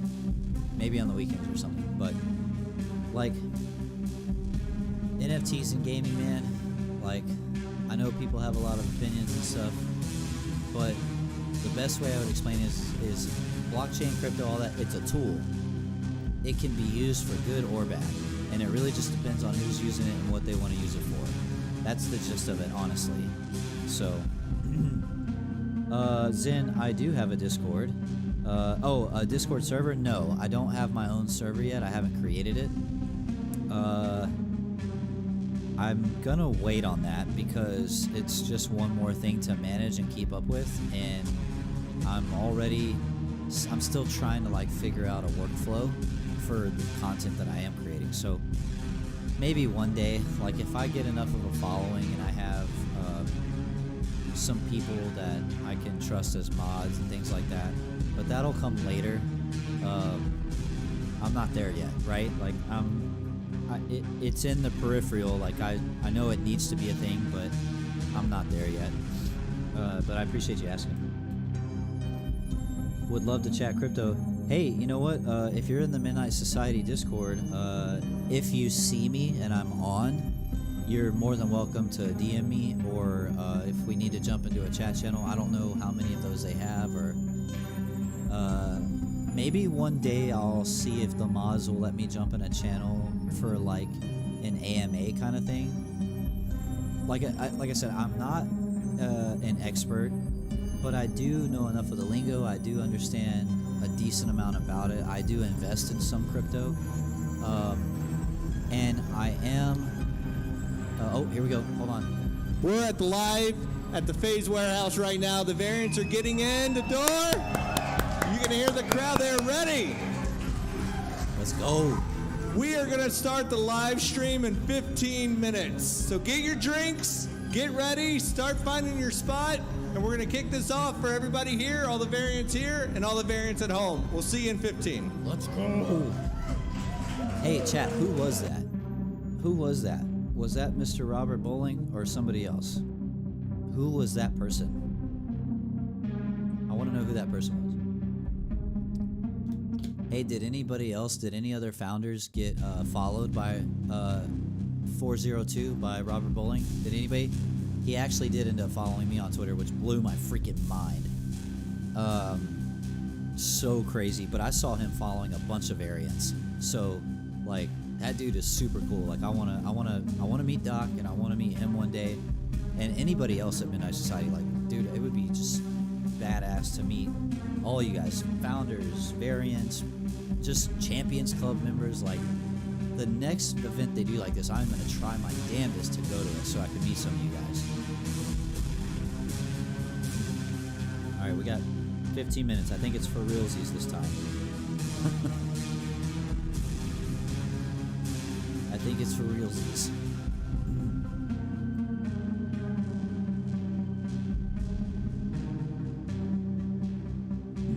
Let's go. Yeah, Zen. I think I might one of these days talk to someone in the Discord and see if I can like do some kind of little crypto AMA. I mean, and I'm curious. I'd be curious to see too, like, if any of the Midnight Society like dev team, I wonder how many of them are like super knowledgeable on the crypto. I mean, I would like to assume that they probably know a decent amount because their game is going to have some sort of crypto integration with NFTs. But you know, that doesn't mean that all of them are. That's, you know, like a lot of these guys are game developers, right? Like, they didn't come from crypto, and crypto's still really new, so I'm not sure that they would all be like super knowledgeable on it, but I'm sure there's a handful of their team over there that is, and I know there's a whole section of Midnight Society staff that, like, that's why they're there, is for the crypto side of the house, right? So, Delight says, I wore my Dr. D red logo shirt today, sipping on some G Fuel on one of Doc's original G Fuel shaker cups. Yeah. You know, I remember when he launched the Arctic White shaker cup, and I tried to get one and they were just gone, like instantly. They were just vaporized. It was freaking hilarious. But yeah, I would like to get in the Discord and just offer like some kind of, what do you call it, like AMA, just general like, you know, crypto talk. You know, just offer up what I do know and answer any questions that I have answers to, and if I don't know the answer, I'm happy to say so, right? Like, I'm not an encyclopedia or anything, and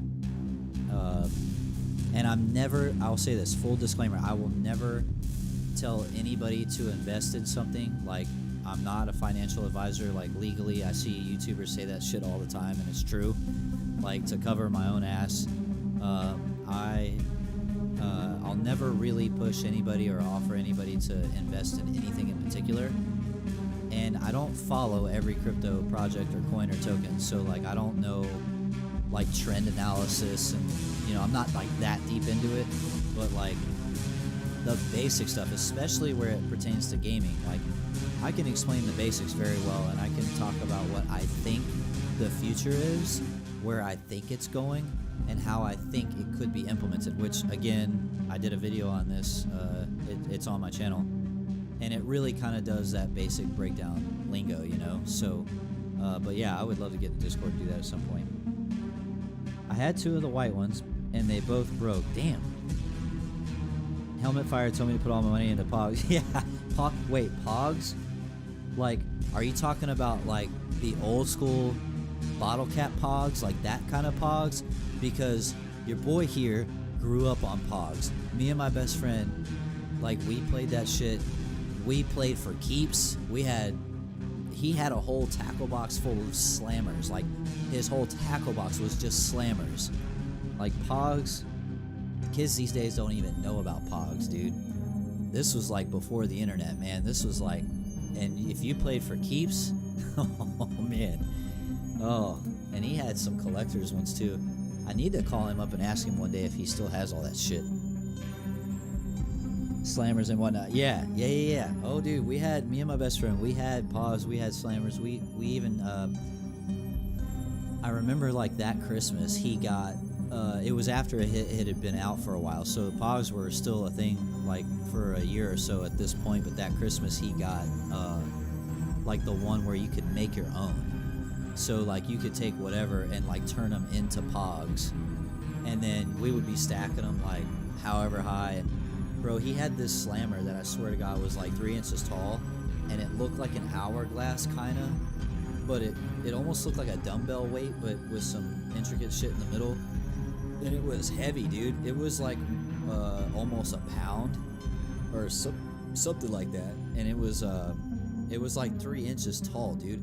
I'm like, how are you gonna use that? It's like slammers are usually like a thicker version of a pog, but like he had all kind of different crazy shapes. But that stupid one slammer that he had, that was like a 3-inch like dumbbell looking thing, he would destroy me every time. Like he would hit that shit so hard it would blow up the whole stack, and I would lose like half my whole collection to that stupid slammer, man. That shit was crazy. When everyone knew how to either blow on the NES cartridge or do whatever before you push an NES cartridge system, you have to hit the edge and then so I grew up, so I was born in 84. I'm 37. I grew up with an original NES. That's what we had when I was little. And then by the time I was, like 7 or 8, maybe before that, we got the Super Nintendo. But even then, growing up, going to garage sales and stuff, we had a couple model Ataris and about 45, 50 games, because back then, when they were getting rid of them at garage sales, they would have a box of like, 30, 40, 50 games, and you get the whole lot for like $20, so we had the Ataris too. We didn't play them very much because we had Super Nintendo by that point, and that shit was dope. But like, yeah, I was born in 84, so like December of 84, so like, I was, so you got about a year or so on me, but like, I had all that stuff. I grew up Ninja Turtles, Power Rangers, let's freaking go, dude. Michelangelo for the win, baby. All day long. Hell yeah, dude. I like all the turtles, but Mikey, that's my boy. Speaking of which, TMNT Shredder's Revenge, if you ain't on that game, man, you're missing out. That is the best Turtles game since Turtles 2 Arcade. Like, hands down, dude. And I like Turtles 2 Arcade better than Turtles in Time. So y'all can at me at that all day long. I don't care. But yeah, Mikey, man, Shredder's Revenge, the way they got that thing. Zen says 95. Hey, man, there's nothing wrong with that, because 95 is like right at the beginning of consumer internet, man. Kind of like the starting point, right? So you're like right there. You probably still saw some old tech that's like ancient today, right? Like cassette tape players, portable CD players, my grandma, I remember being like 4 or 5 years old, and my grandma and grandpa had this like Oldsmobile, whatever the frick, and it had an 8-track player in the deck, and they had like 1 or 2 that worked, but it was on its way out because it was super old by that point, because 8-track's like 70s shit, man. But yeah, Zen says Sega, then I had 64. Nothing wrong with that, man. I eventually over time ended up getting like one of everything. Like not all at once because we grew up pretty poor, but like later, like a couple of years after the consoles were out is when I got them, except for Super Nintendo. My dad, he didn't do a whole lot, right? But one of the things he did that was super cool is like the year that SNES came out, he got us one for Christmas. And bro, between NBA Jam, between Super Mario World, and then freaking A Link to the Past came out, I was done. Like, still to this day, best game of my whole life. And then Super Mario RPG came out, and I got lost for like 6 months in that game, dude. I beat that game like 4 or 5 times to completion. The game was sick. Why are you drinking water? Should be drinking vodka, special occasion. You got me. Sorry, man. I think it's because like I'm operating equipment like this stream and everything, and it's so easy for me to get distracted because like I kind of like low-key have ADD, so like I don't trust it, man. But you're not wrong, okay? Good train of thought. You're in the right. And hey, this water, it's sparkling water though, so hey. And it's sparkling water because I, for a long time, drank sodas like 3 or 4 a day, and I got really sick, and I just had to cut them. Not to mention I was getting like super fat.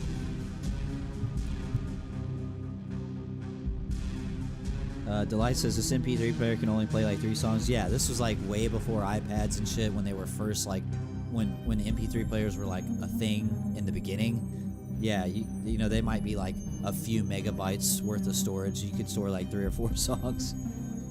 Used to record The Rock and Backstreet Boys on the same VHS. That's hilarious. Super Mario RPG is so good, dude. I know. Where the hell is that game on the Switch right now, dude? On the retro games you can play, the SNES games and the NES games? I think the answer is Square Enix. They probably still have some licensing bullshit, but I really wish they would put that on that service. I mean, I have an original cartridge. Like, I can go play it.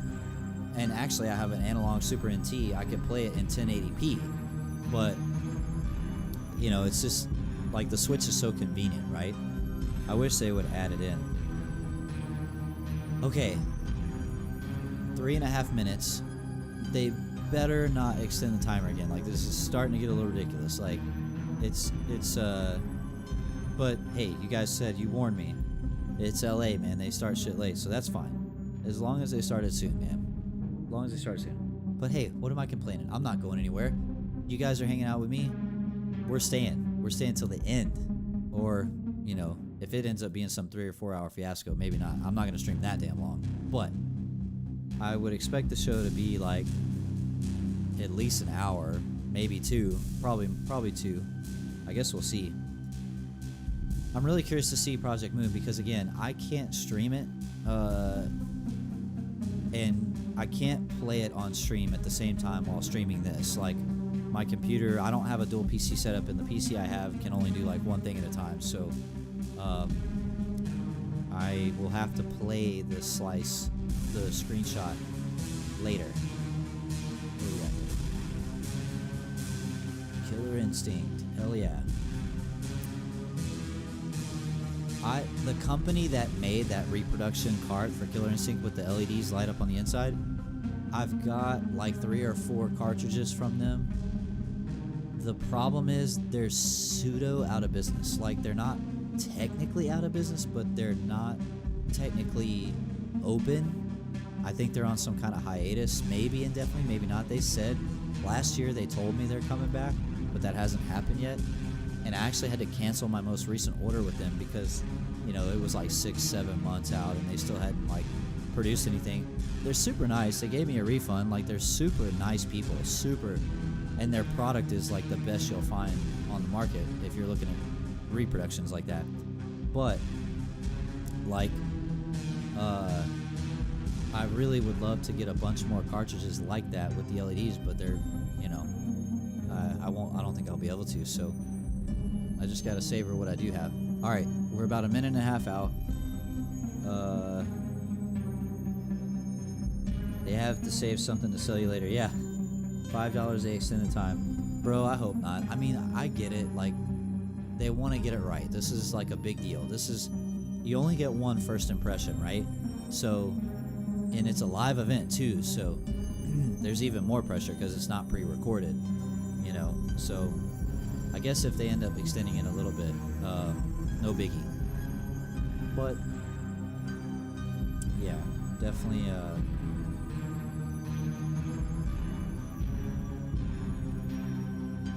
Definitely hoping they get it going here. Well, I'm ready. I'm ready for it. I am ready.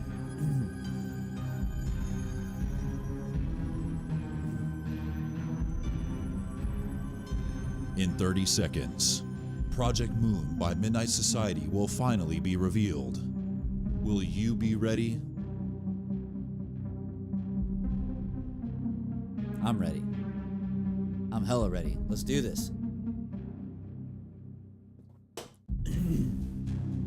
10, 9, 8, 7, 6, 5, 4, 3, 2, 1. Let's get it. Welcome to the first ever variant founder event for Midnight Society. Yes. Live That is 402. Yes. At the incredible That is him. FaZe Warehouse. It took us a long time to get here.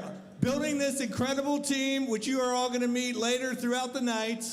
The Let's dev go. team for Project Moon. And we are expanding every single day. Not just expanding the team, but expanding our variant founder base, and everybody here is in that first group. Let's freaking go, baby. But why? Why are we here? We're here to build the next best first-person shooter, and it starts with the first snapshot. Up until this Let's point, go, baby. We've been referring that as Project Moon. Oh, do we but get a name who's real? ready to know the final name of the game? Yes, let's freaking go. Tell me. What's it gonna be? So without further ado, let's load it up and reveal what we are building together. Let's go.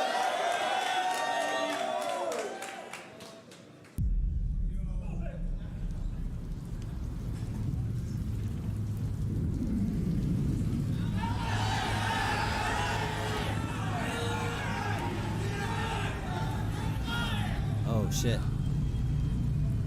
What's it gonna be, chat? What's it gonna be? What is it?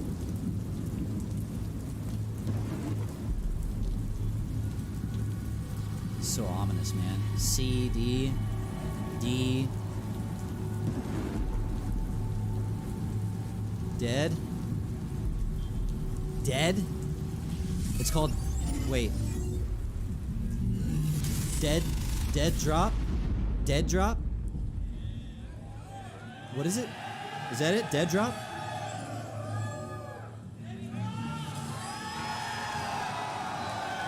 Screen's black. Screen's black. Live feed, live feed, live feed. What's going on? Is that dead drop? Did I get that right?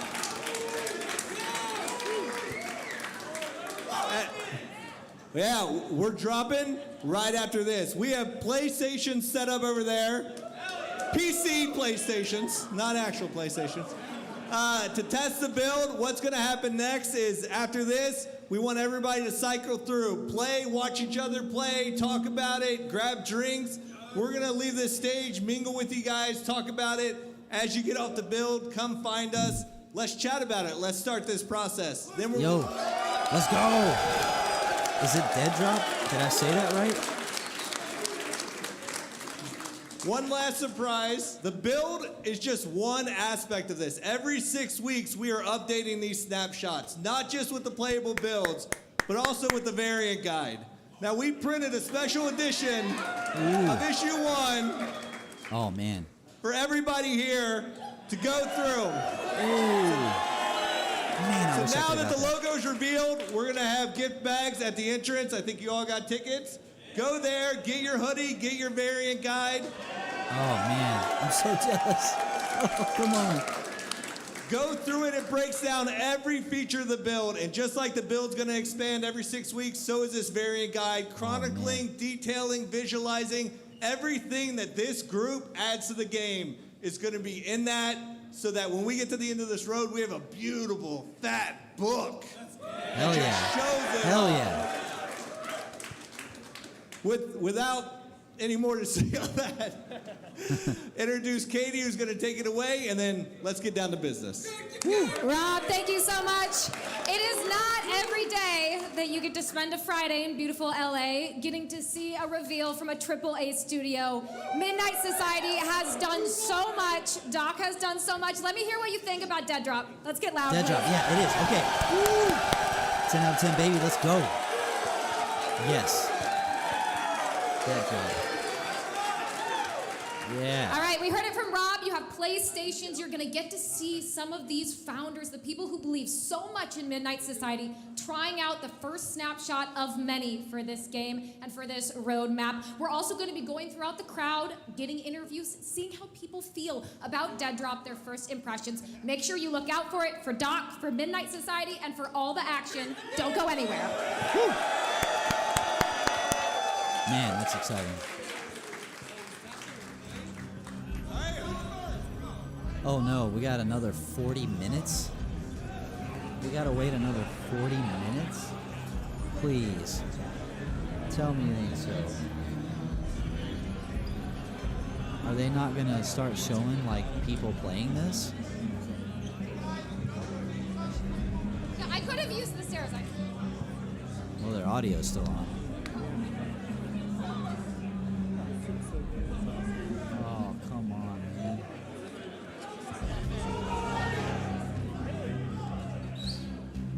Guys, you gotta give the founders stream something more than this.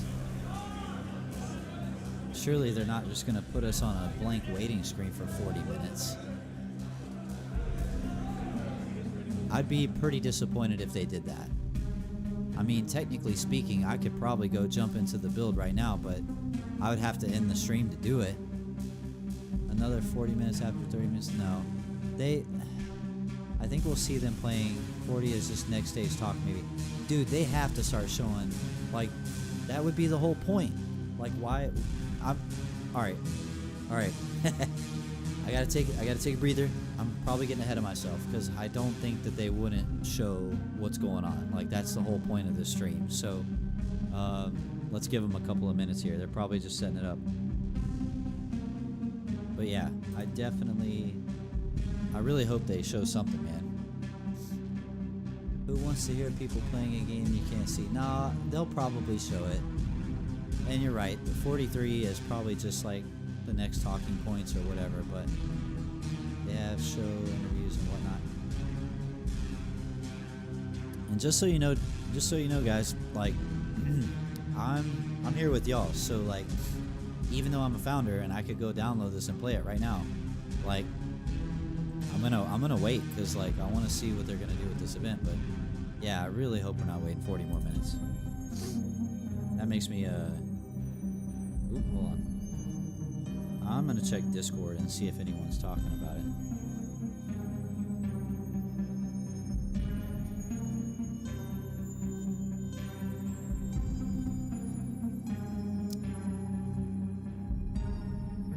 Some of the mods are gonna have to talk soon for this because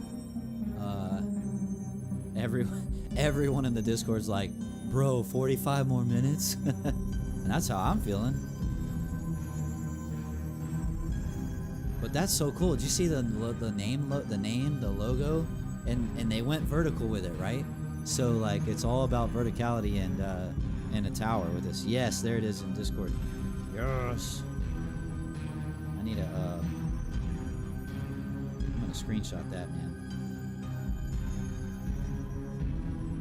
I gotta put that on Twitter.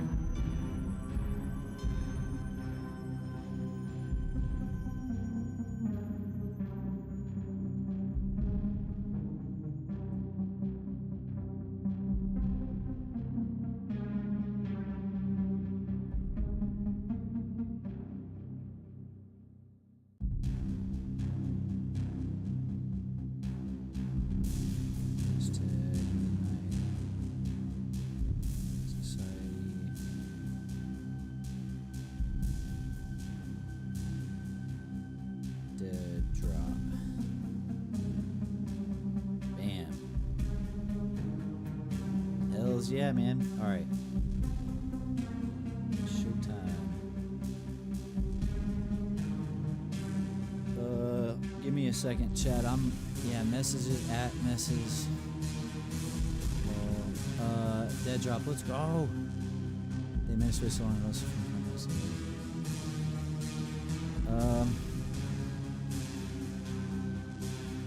everyone's blasting the new logo.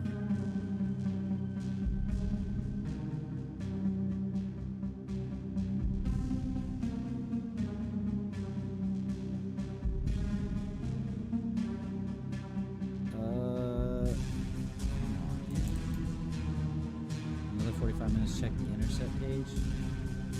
Snapshot. I'm basically just checking the Discord to see if we're actually going to wait 40 more minutes for something.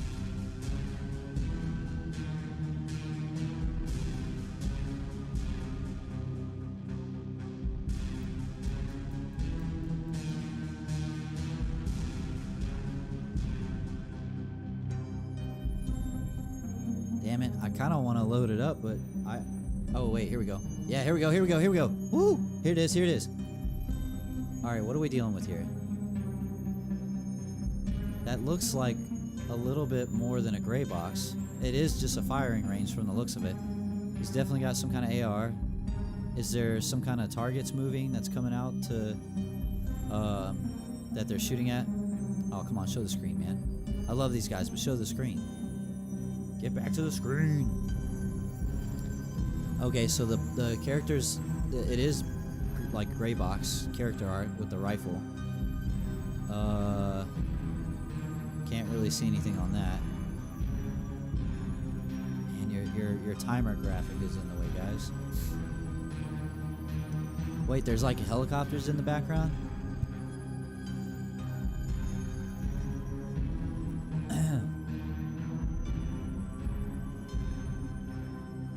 I'm just kind of waiting to see, like, camera shows again. All right, let's see. Hold on. Walking around.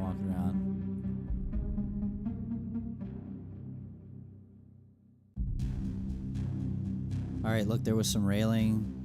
Oh, that's cool, man. Look, you can actually see. Okay, so that one doesn't look too grayed out. Yo, a lot of that's actually got texture to it. It's raining. I saw rain. I mean, it looks like you have to stand in one place and just shoot at targets. Yo, look at that. Oh, wait, that looks finished. Look at the lighting on that. This looks freaking cool, man. Look at that gun. The movement looks good. The fire rate. They're trying to adjust the mouse, I guess. How many game stations do they have? Yes, sir. Firefighter Pulse. Contra. What's up, Contra? Welcome in. Yeah, it looks like they're, oh, he's restarting or something. On to the next one, I guess.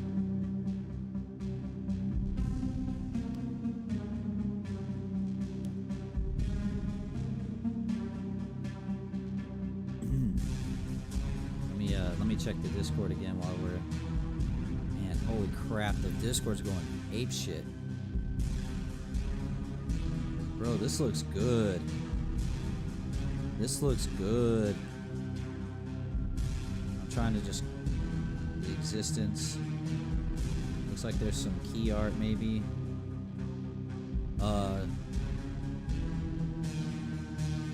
Accept something. Interacting. Okay, that's just that. There's like a secret code. Alright, secret code floating around.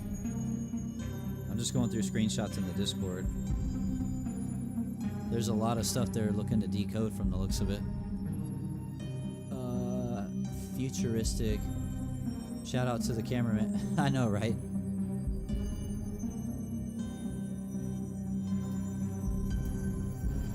Man, we've got some bunch of screenshots coming in already. I'll have to share these. I'm gonna have to put together like a compilation or something. There's so much flying in the Discord right now.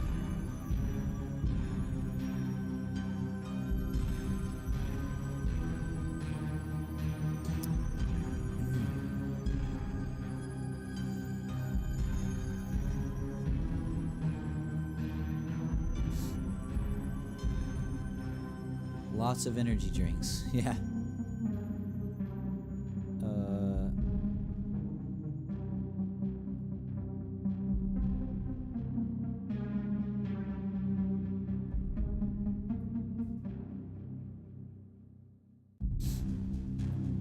Oh man. That'd be so cool to like play it live right there. I'll be playing it later for sure. Yeah, I'm kind of surprised someone's not playing it on a big screen, but I'm guessing they're gonna have more to talk about here later once this like next half hour goes by. I'm kind of hoping they'll get back on the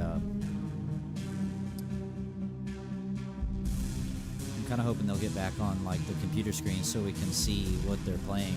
I mean, it does, again, it seems like you're in one spot, which is kind of what they said.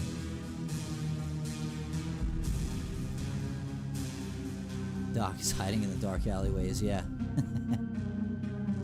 Yo, that's a cool logo, man. That's a really cool That's a really cool name for a game, you know? And I can't wait to see what the lore behind that is. You know? Like, the lore of the game, and I'm sure they're building that out to some degree. I mean, it's multiplayer only, so it's not like they're building like a single-player story-driven experience, but, like, there's surely going to be, like, pieces of lore that they, you know, tell you about the world that it's in and things like that. I'll be interested to see some of that. So, faux show.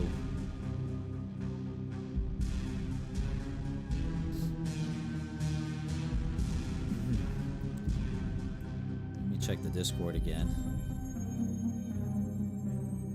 Check Twitter. Oh man.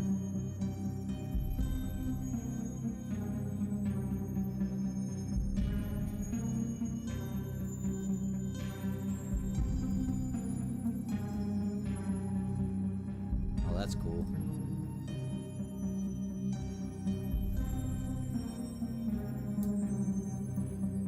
If you do a big screen that people stand to watch, you want to keep it on PCs, you want to remote play it. No, right. What we're saying, Contra, is like just pick one of the screens and like relay it to the big screen for the people that are waiting in line, right? Like, don't take away their experience. Well, I guess I don't know. I guess you could look away if you wanted to wait until it's your turn in line or something. I guess you could look away, but honestly, man, it's like you're there in person, so you know, screw it.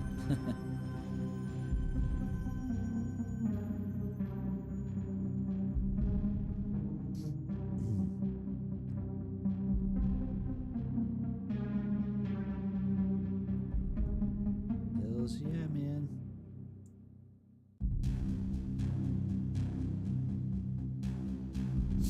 Year 2020, B.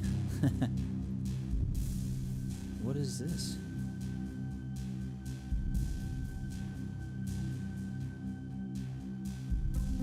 I'm getting some screenshots from the Discord server, and some of it's like some of it would make it seem like there's more than just one spot to stand in, but I don't think that's the case. And hey, here's the good news, like, in 6 weeks, they're gonna update this build that people are playing right now, and it's gonna have even more. And Doc was really excited about it.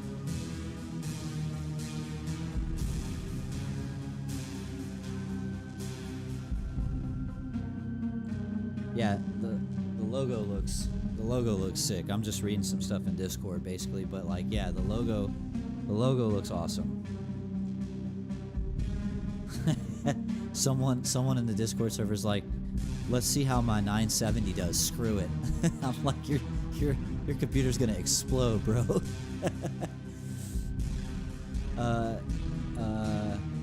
Exile says, yeah, you can walk around a little. Yeah, it seems like you can walk around a little bit, but it seems like you're pretty confined to a certain space, which they told us that's what it would be. So no surprise there.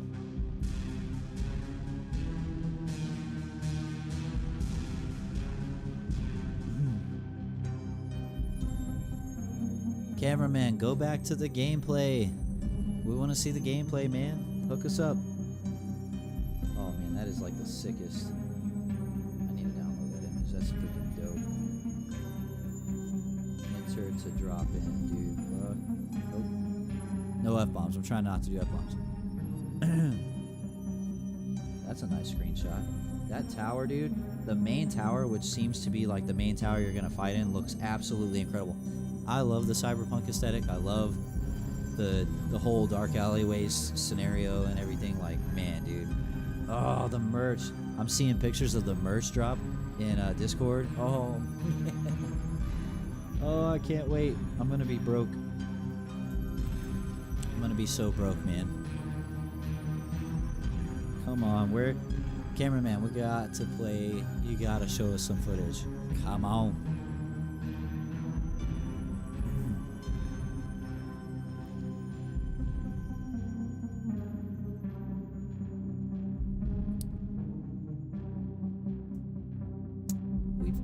Open bar, by the time it's my turn, I'd be hammered. Yeah, right. I know, man. Show us some gameplay footage.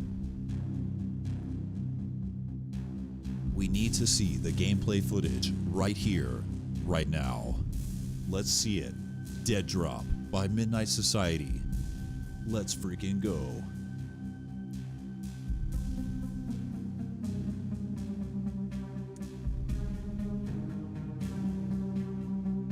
That's a cool screenshot. It's like he's peeking around a corner. Don't you peek?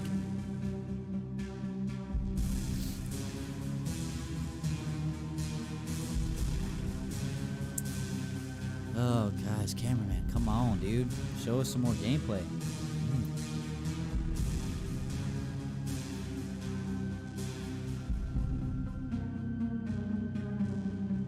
Uh-oh. Oh, that's cool, man. I saw something cool.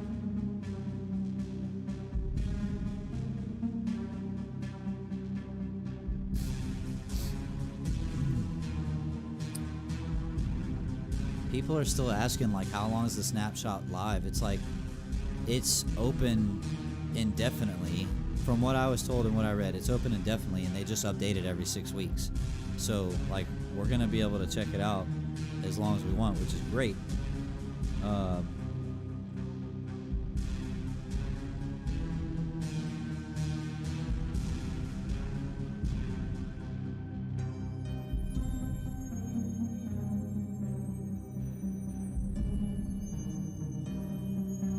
The Discord's going nuts, man.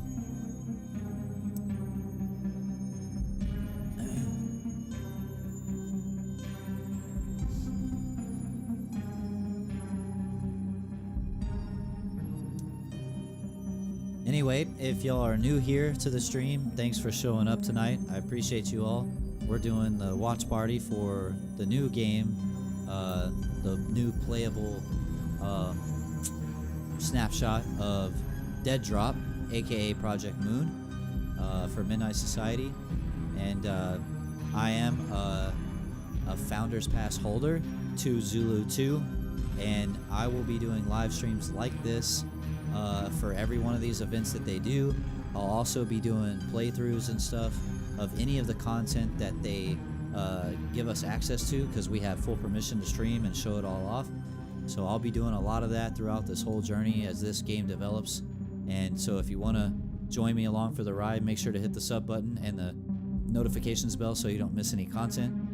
Much love. We really appreciate you. Thanks for coming by tonight. And for now, we're still hanging in there. Looks like we got about 26 minutes before the next showcase where they'll come on stage and start talking to us again.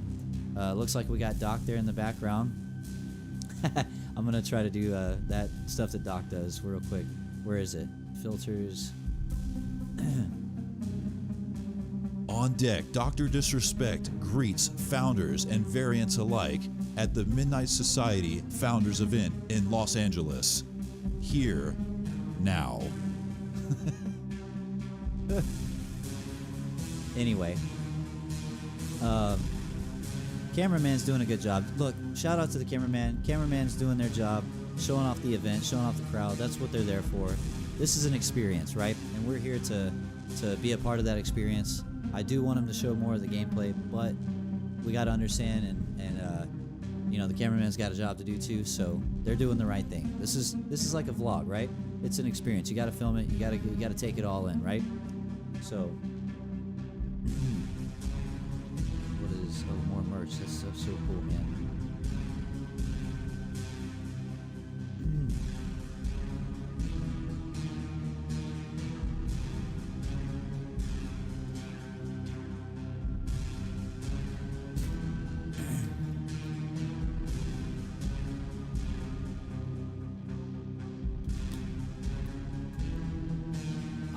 Let's see.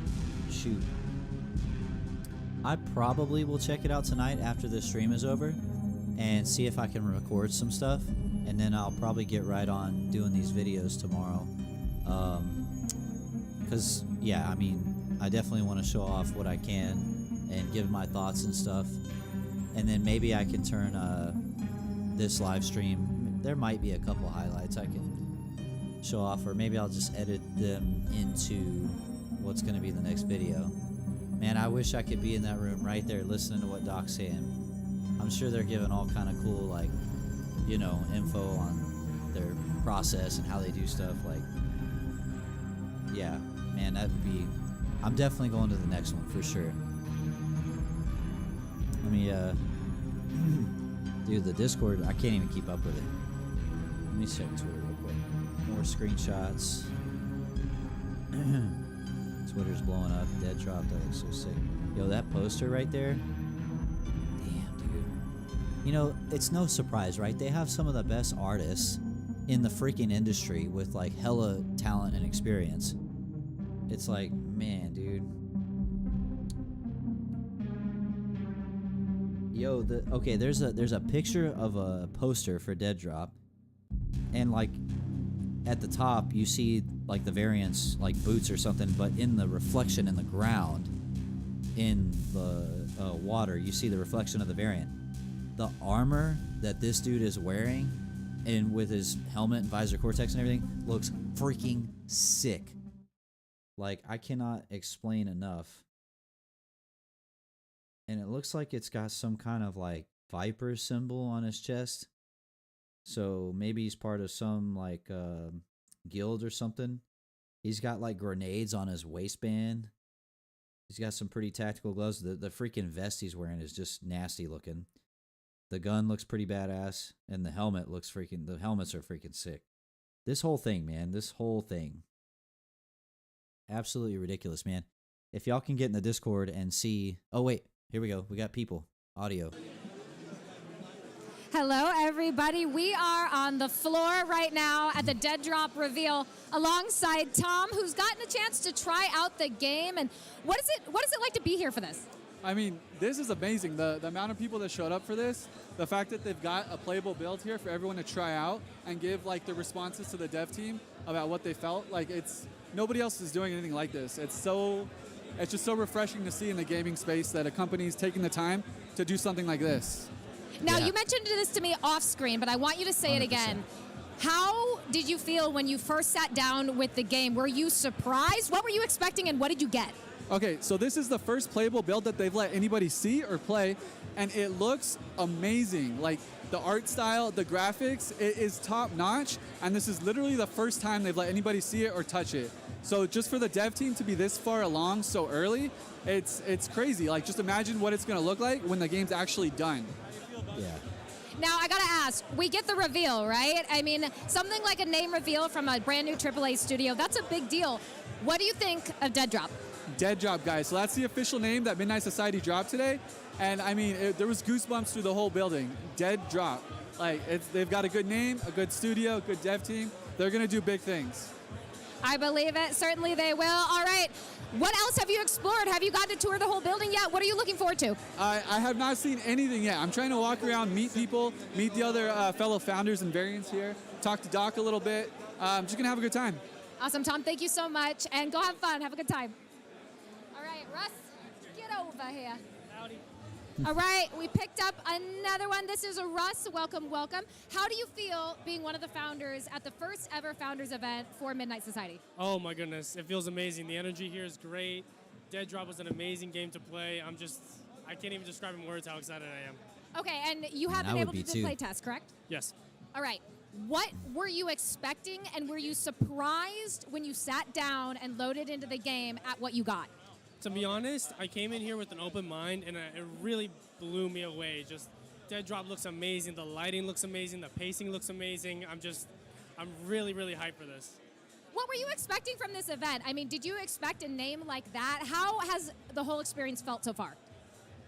I feel like the event right now, I really didn't expect this many people to come over. I thought it was going to be around a few 200, but it seems like there's thousands of people here just really wanting to play this game. Awesome, Russ. Hell Thank you yeah, so man. much, and go enjoy the rest of your night at the Dead Drop reveal. Thank you. We will be back throughout the night with even more interviews as everyone gets their chance to get their hands on the game and listen to the devs from Midnight Society as they continue to talk more about their plans for Dead Drop. Fantastic. Yes. And we're sticking around for it. We are sticking around for it. I don't care if I have to get back surgery because I have a crap chair and stay up all night. We're doing it, and I'm doing it for you guys and gals out there. I appreciate y'all hanging with me. And yeah, this is crazy, man. I really like the name. I really like the name, and the artwork is already just 10 out of 10 for me, man. Already 10 out of 10. Yeah. There's the logo and the name are getting some serious praise online, but we'll see like how that goes, right? You know, we'll see what all the real critics or the phonies, the flappy gum phonies out there. We'll see what they have to say. And honestly though, like dude, what we've seen already, I was expecting like no textures. I was expecting like gray box stuff, kind of like they showed on the website. But these guys, from what I've seen and what I'm seeing in the screenshots in the Discord, and from what they're talking about, like, there's, I mean, it's full textured, full graphics, like the guy said in that interview, like if it's already like this, and we're at the beginning, like, what's it gonna look like when it's finished, dude? Holy crap! And it's the epitome of like, we're at the tippity top, and we're not even halfway up. We're not even halfway up to halfway up. We're just getting, like as Doc would say, we're just getting started. Like this is going so well already. Like I'm really blown away. I'm really blown away. Like I can't wait to like fire up this build later and start recording some gameplay. It's gonna be a late night, champs. It's gonna be a late night. The wife's not gonna be happy. My cat, Mr. Finley, is pissed off. Finn, you're going to have to chill, buddy. You're going to have to chill. It's okay. You're not supposed to be fed for another 45 minutes, dude. I've got some pictures of Mr. Finley if anybody ever wants to see him. What is this message from Mr. 402? Hold on.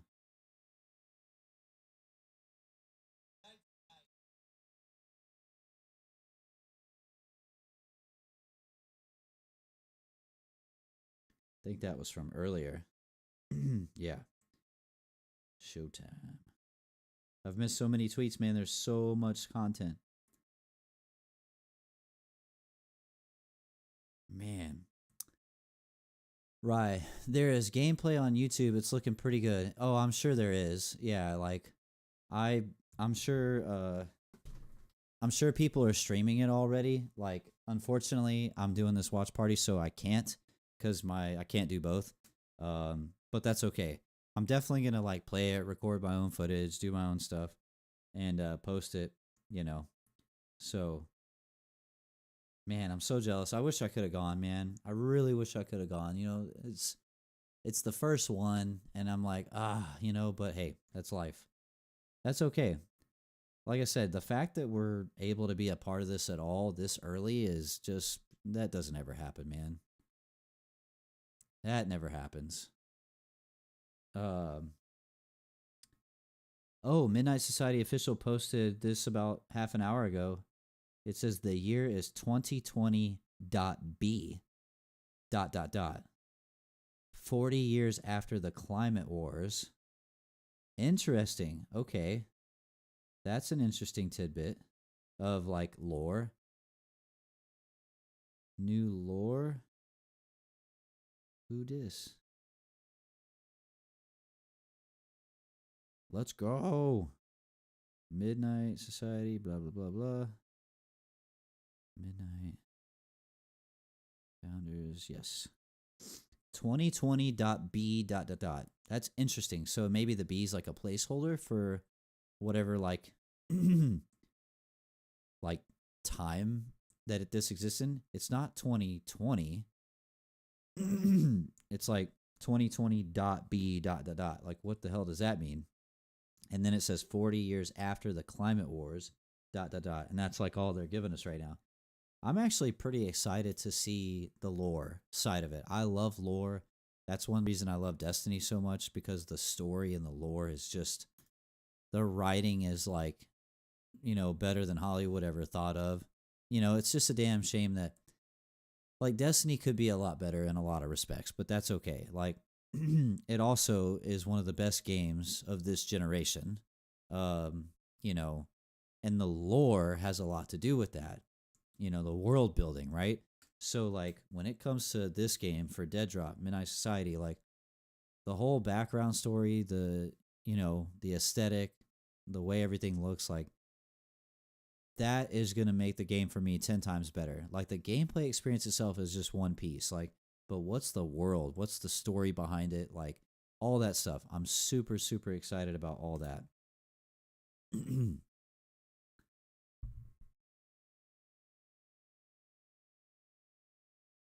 Just checking on social, seeing if there's any other like stuff popping up that I might miss.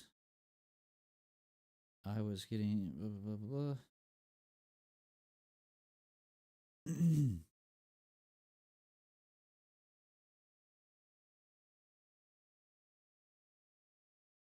Yeah, there's the Discord's just going nuts. All right, so we still got about 13 minutes. So we still got a little bit before the next session. Got to stay hydrated, folks. Oh man. If you so you're only hearing me because that's their fault. The audio is not playing on their end, so don't feel like anything's screwed up. They just haven't put the music back on.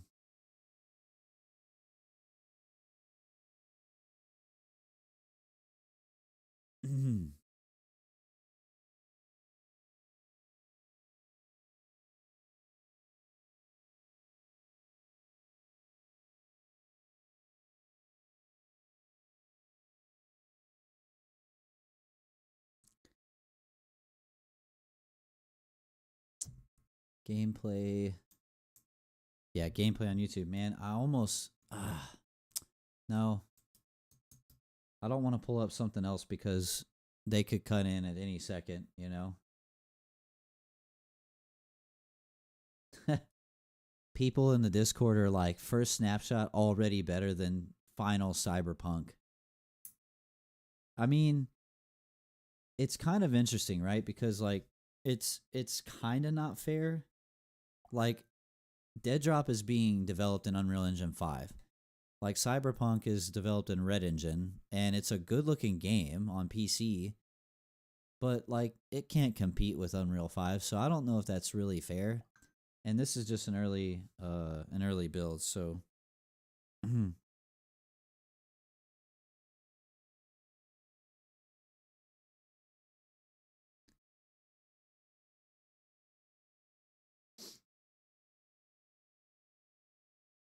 what is this? Score total. It looks like there's like some competition for score. I guess this is like a firing range with some like targets and stuff. That first gun looks dope. I really hope they turn the first gun into an NFT. And selfishly, I hope it's only for founders. I don't know if they'll ever do that. You know, that so since we have a minute, so like if I say that, right? If I say I kind of want the what do you call it? The first gun to be like an exclusive founders NFT or something. That wouldn't be any different than like if you played Rocket League or anything like that, where if you play the beta, you get an exclusive skin for being part of the beta. Like if they use NFTs the same way, then it doesn't really change the user experience, right? Like if I get an emblem or a game, or an emblem or a player tag or something that's like shows that you were part of the beta and only people that were part of the beta could do it.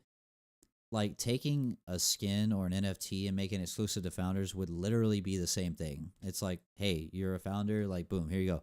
And selfishly, I want something like that. But I'm not going to complain either way, you know what I'm saying? So we'll just have to wait and see. God, dude, the screenshots coming out of this build, like it's crazy, man. Like it actually looks really good. I didn't expect it to be like with finished textures and graphics and stuff.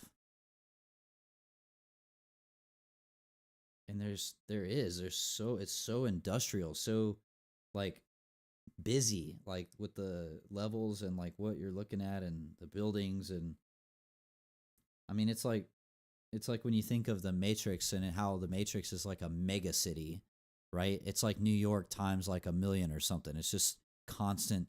It's just all city, like for hundreds of miles, right? And it's like, it kind of gives me that kind of vibe. It might not be that congested, but it's still pretty sweet.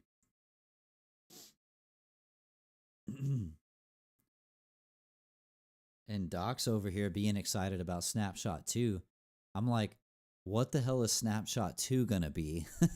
If he's really excited about that, and that's the one he's looking forward to, then that's the one I'm looking forward to. I'm looking forward to this. All right, what does this say?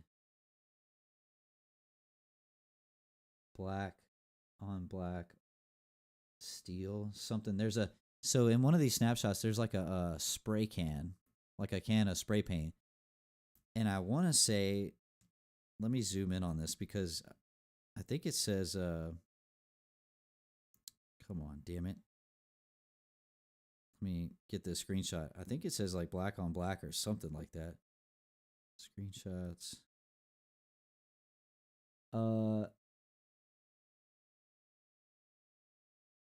What does that say? Slick black steel spray paint or something like that.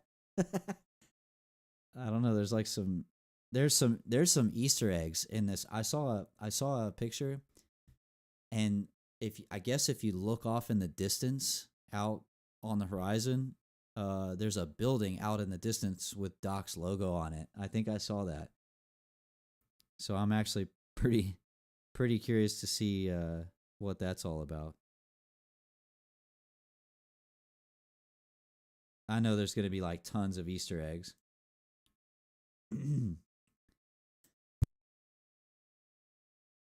All right, we got about 7 more minutes until the next thing comes up. It looks like there's like a garage door. Hold on, spoiler, what spoiler?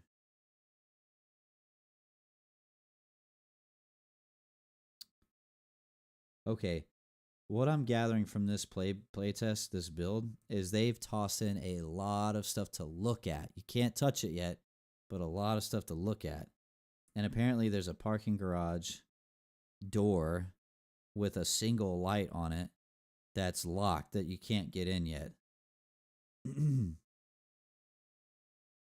That's crazy looking right there.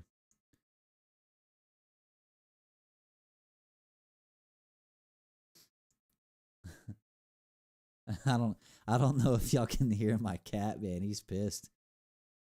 He is super upset. You're going to have to wait. You're going to have to wait. No, you're going to have to wait.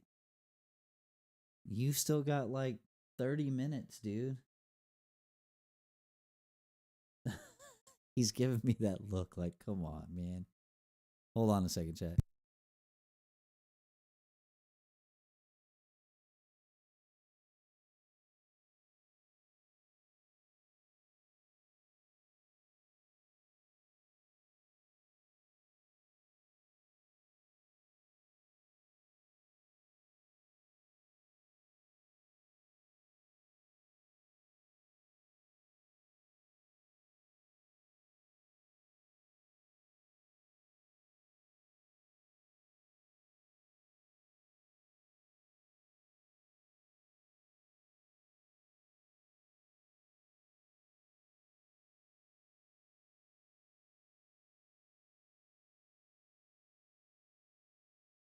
I had to text my wife, man. The cat, he's starving, man.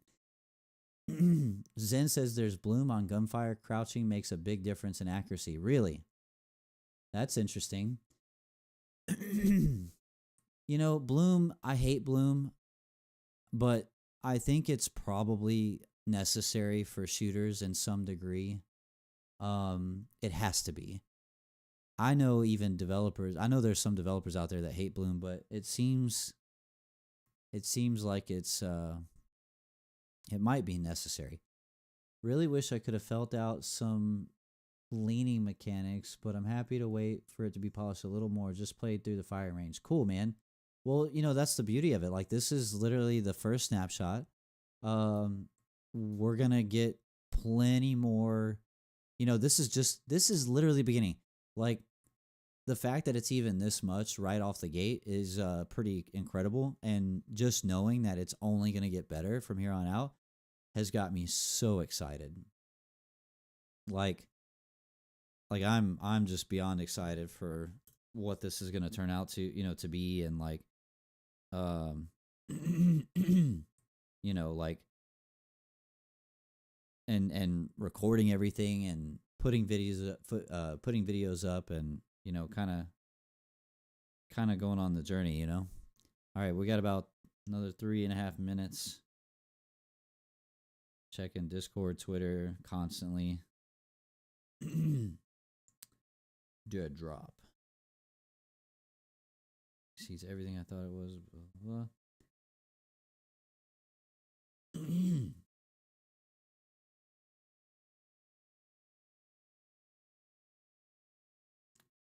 Some of the variants on Twitter are really giving some awesome feedback.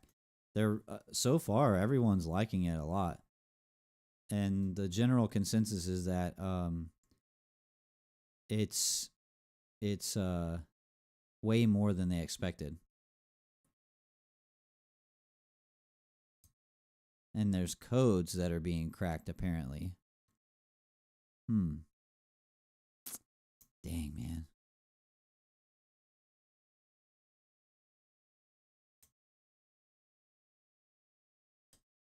Oh, they just upped the time, man. Damn it. They keep doing that. They keep bumping the time, man. It's like it's 3, 2, 2, 3 minutes, and then boom, it's 7 minutes. Like, come on, man. You guys are killing me.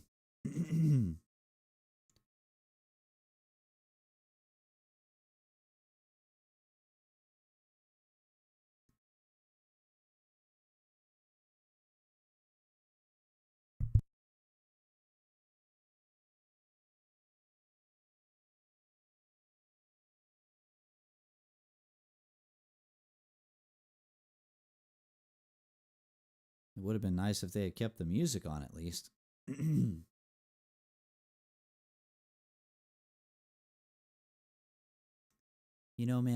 God, I can't talk. I think it's going to be really interesting if this game comes out and like nobody wants to play anything else. They will make it right, I have no doubt. Oh, for sure. Oh, okay, so the gun moves too fast for how slow the movement is. Make the movement faster. You should be able to holster the weapon. But what about sensitivity? Message deleted. Were you able to mess with the sensitivity at all? Because it could just be that. You know what I'm saying? And like, you're in a confined space for this first build, so like I don't know how much you're supposed to be able to move given the context of the build, right? So it could be some of that. And yeah, like over time they're gonna make adjustments, like no question.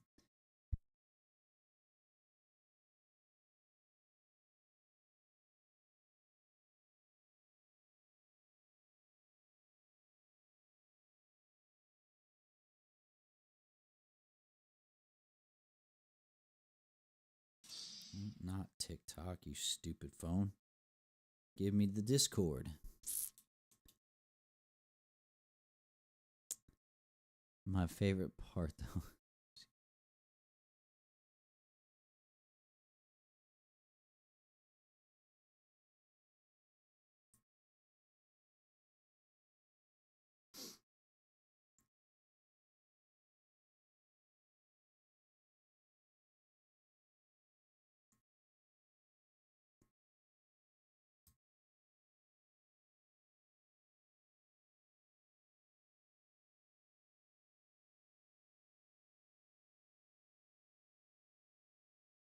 The hell is that?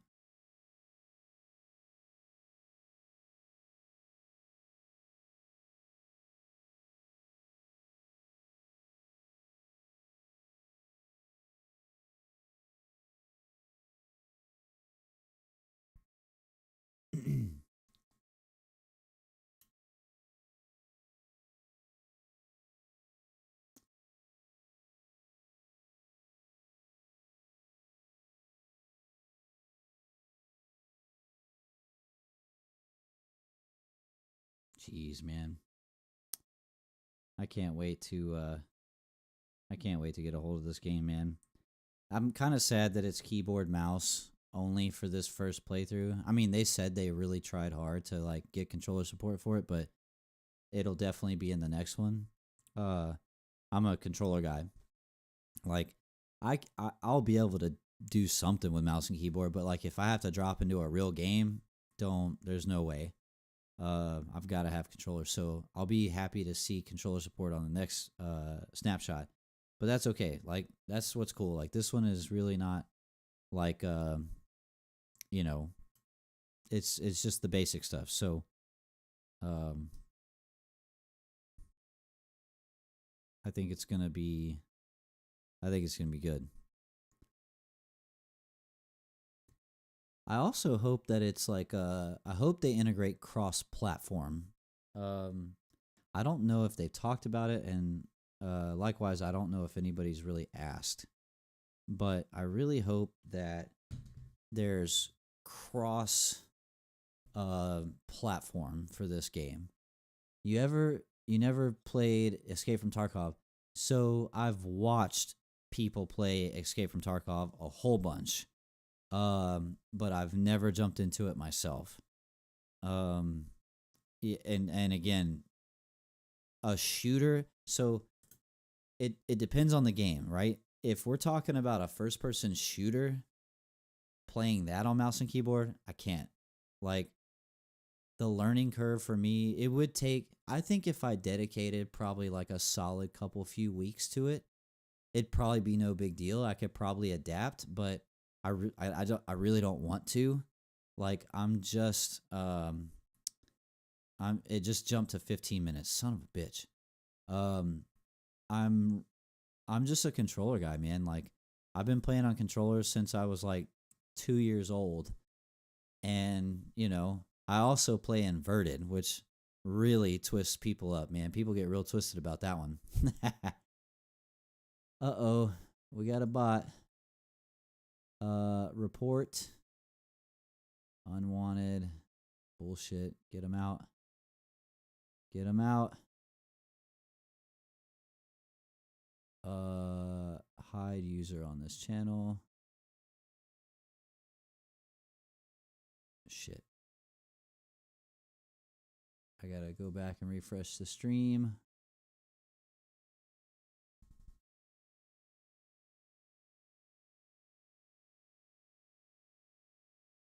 Block this a-hole. Go to channel. About report user. Spam.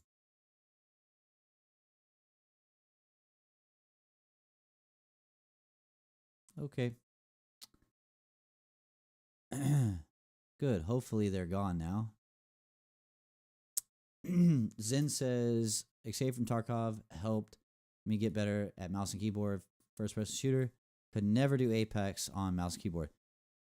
You know, it's interesting. Apex is one of the games that I did try mouse and keyboard on for a little bit, but I just really, even after about a week, I started to get the hang of it, but I still just don't like it. And again, it's probably just because I'm hard programmed. I've been playing controller my whole life. And, you know, I want to say one of the very first person shooters I ever really not played but got into was GoldenEye on the Nintendo 64, and me and my friends would play 4-player, you know, four-player split screen on the N64, right? And the controls were way different, but it was still a controller. And then, you know, once Halo was coming around, Halo 2 more specifically, you know, I started getting into Halo 2 and some other games, and I just played inverted, and it just kind of stuck that way. So, you know, for pretty much all first-person shooters, I play inverted. there's some third-person story games like Horizon Zero Dawn or like God of War or stuff like that where I'll play not inverted, but it really depends on the game. Like take Fortnite for instance. You know, you're playing in third person. Like I'll still play inverted for that. It is a little different, right? Because it's third person, but I will play inverted for third person shooter. But if it's like third person action game, it's like 50-50. It really depends on the game. It's weird. So, and usually if I play normal, I end up having to adjust for a few minutes, right? Zen says yes. Message Lee says, also add crosshair customization like Valorant, and this game looks perfect. I wouldn't be surprised, man. Look, these guys, they know what they're doing. They're painfully aware of all the major AAA games out there, you know, all the Valorants, all the Overwatches and Call of Duties and you know, Escape from Tarkov and all this stuff.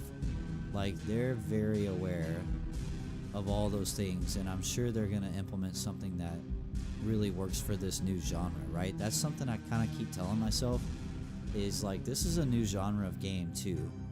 It's going to feel very familiar in a lot of ways, but I am betting money that they're classifying it as a new genre because it's going to have something different that we haven't done before as far as an experience. And, you know, playing, like, if it plays the way it sounds, vertical extraction shooter, to me it says we're going to drop in or, like, beam into the tower somewhere, however that works. And it seems like the extraction would be at the top.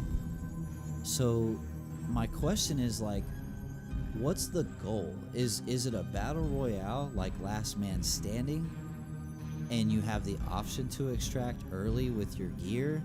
Or is it like just extract and get to the top, or whoever extracts first wins?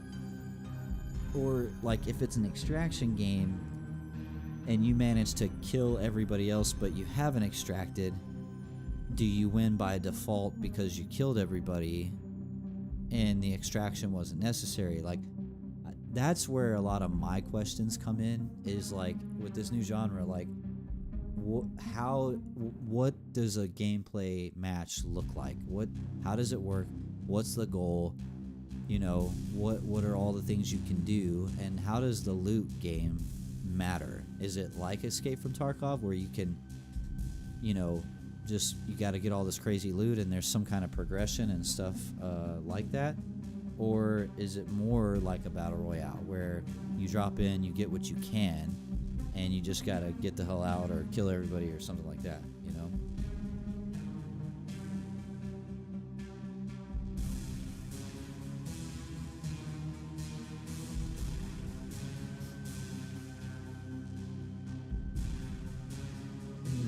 So I'm pretty curious. I'm pretty curious about how they're gonna do it. Bet the better people start at the bottom, and the zone is slowly rising up from the bottom, and the people starting closer to the top are slowed down by PvE people. Interesting. You know, I hadn't even thought about, like, the zone, right? Like, I hadn't even thought about what that might be, but I guess you're right. Like, if it's a vertical extraction shooter, it would seem like the gas or whatever it's going to be would rise from the bottom to the top. That would be the way it would make sense if you're on a big tower, right? Like, it's probably a huge tower. It's probably not going to be small. You know, if you take the size of like Caldera or, you know, Verdansk, you know, and you put that into a tower, like, it can't be this skinny inward kneed you know, little toothpick of a tower, right? It's probably going to be huge. So, and then, like, so I'm also curious about that. If we're talking about maps and if it's a tower, how far across, like, what's the square foot dimensions of the horizontal play space, and then how many floors up vertically does it go? You know, did they say it's fire that's gonna be swelling up from the bottom, or is that in the snapshot build? Because that would be pretty cool.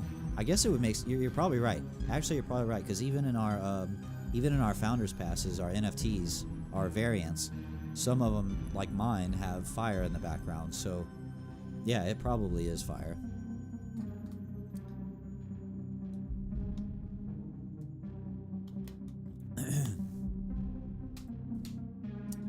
But like, yeah, I'm really curious about that. Like in the horizontal play space from level to level, like how wide is that square, if you will, if it's a square or whatever shape it is, like horizontally, how many square foot? Oh, they did say it. Okay, cool. I'm really, you know, and Doc, you got to think like Doc is probably one of the biggest things about what he wants to do is like he's real big on map design, right? And he designed maps for Call of Duty, so like I know map design is super important to him. So, you know, that's another thing. If we're talking about a vertical game that progresses vertically, I wonder what that square footage in the horizontal play space is, and then how far up do you have to go? Like, what kind of a slog of a climb do you have to do every match to get to the top, or to wherever your extraction point is? And then, you know, how is each level of this tower laid out? What's it going to look like? And, you know, man, what a crazy prospect, right?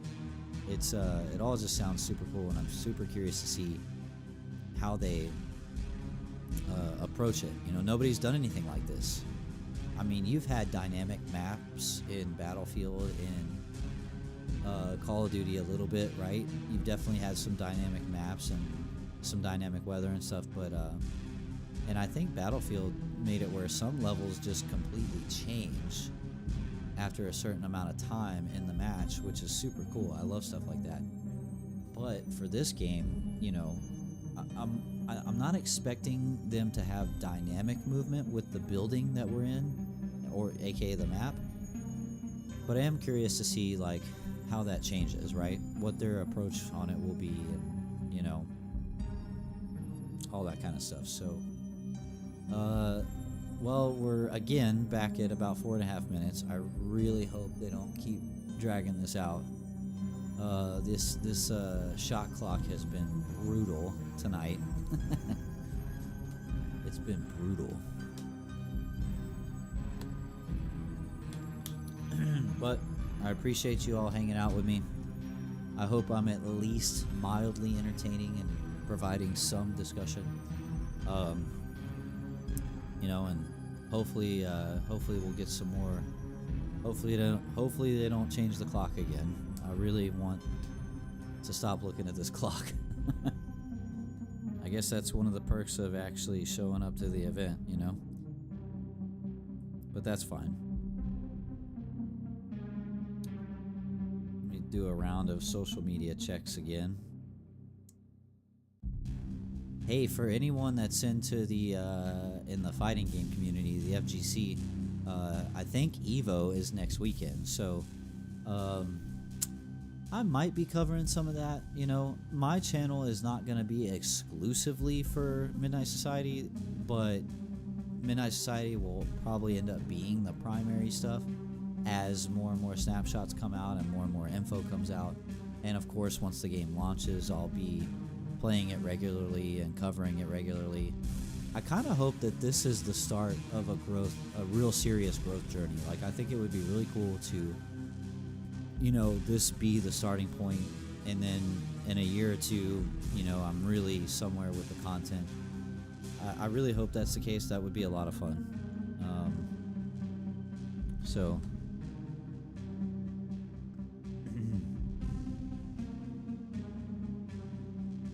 got some people showing off some gameplay on Twitter, more screenshots and stuff.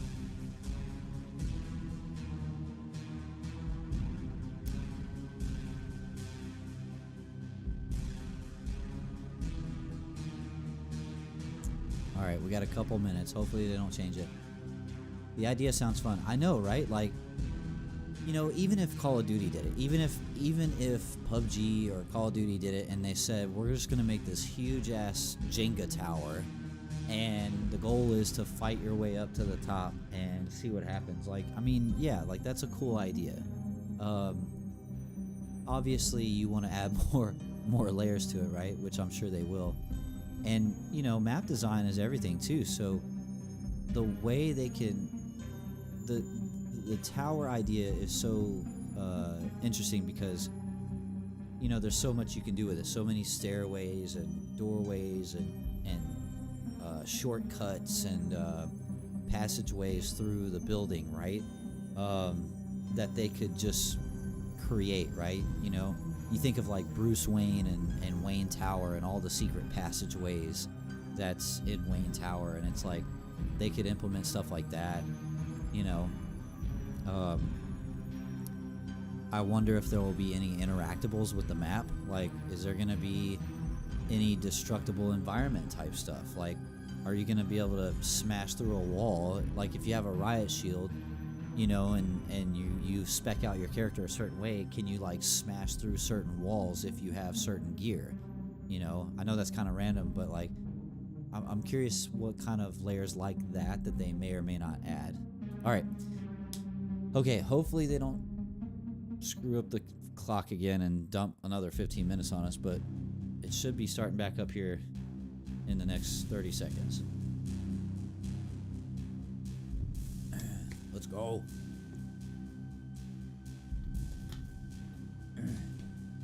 Come on, baby. Keep counting down to 0.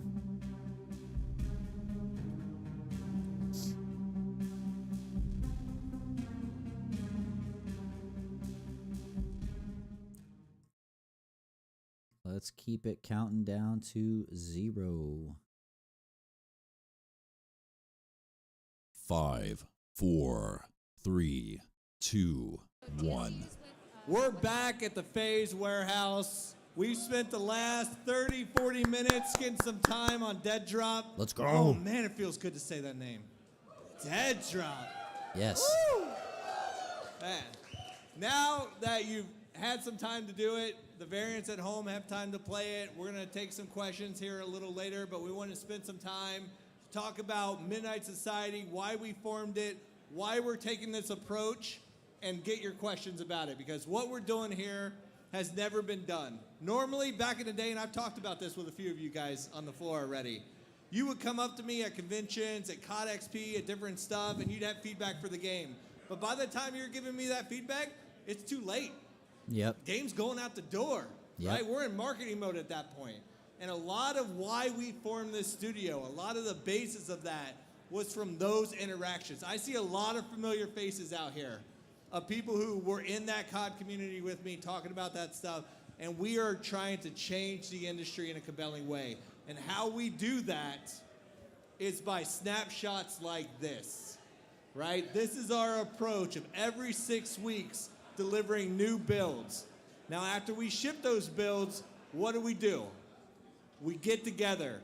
Not always in person. This is a rare event, right? This is the first of many to come, but we won't do this for every build, right? Our online interactions are key. That's why we have the variant Discord. After every snapshot build, when you go home tonight and the people at home already Discord's have it, blowing right? up too. We're gonna have detailed surveys talking about every feature of the build. How do you feel about movement speed? Yep. How's that gun feel? How's that recoil spread, right? Getting down to the nitty gritty. And I absolutely love, and if you guys have had this experience tonight, let me know. But the fact that some of you have played the build, immediately got over and started workshopping movement speeds. How movement speeds could be tweaked with attachments, how we could really approach that core gameplay loop. And that is honestly what this is about, is that interaction, that feedback. And we don't have to get it all tonight. This is a long journey. Go home, spend time with the build, run through the different ranges, really put it through its paces. This isn't about bug fixing. Yeah, we'll come across bugs, we'll address them as a community, we'll fix them. It's really about the nuance of the gameplay and building that. And so I would just like to spend some time, if we don't mind, talking about what it's been like to build this, because Let's go. up until this point, getting to the first snapshot, it was about laying the foundation, introducing the first weapon, introducing the player hideout, that first space, right? But from this point on, I've said it a few times on Twitter, we do everything together. Now that the build's out there, now that it's in your hands, now that you can play it at any moment of the day, put time in, right? If you have an idea, if you come up with something, if there's something you like or don't like, or you're inspired by something that happens to you emergently in the player hideout, get on there. Let's have those discussions, right? Because we're going to start scheduling Discussions we these shall have. roundtables that happen online throughout time, and we take that feedback, we incorporate it into the build, we iterate on it, and then we do it again, right? Next build gets bigger, gets better, gets tighter, gets faster. Oh my God. I Not love playing it. around, man. Then we play it again. We inspire more, right? These snapshots keep growing and growing and growing.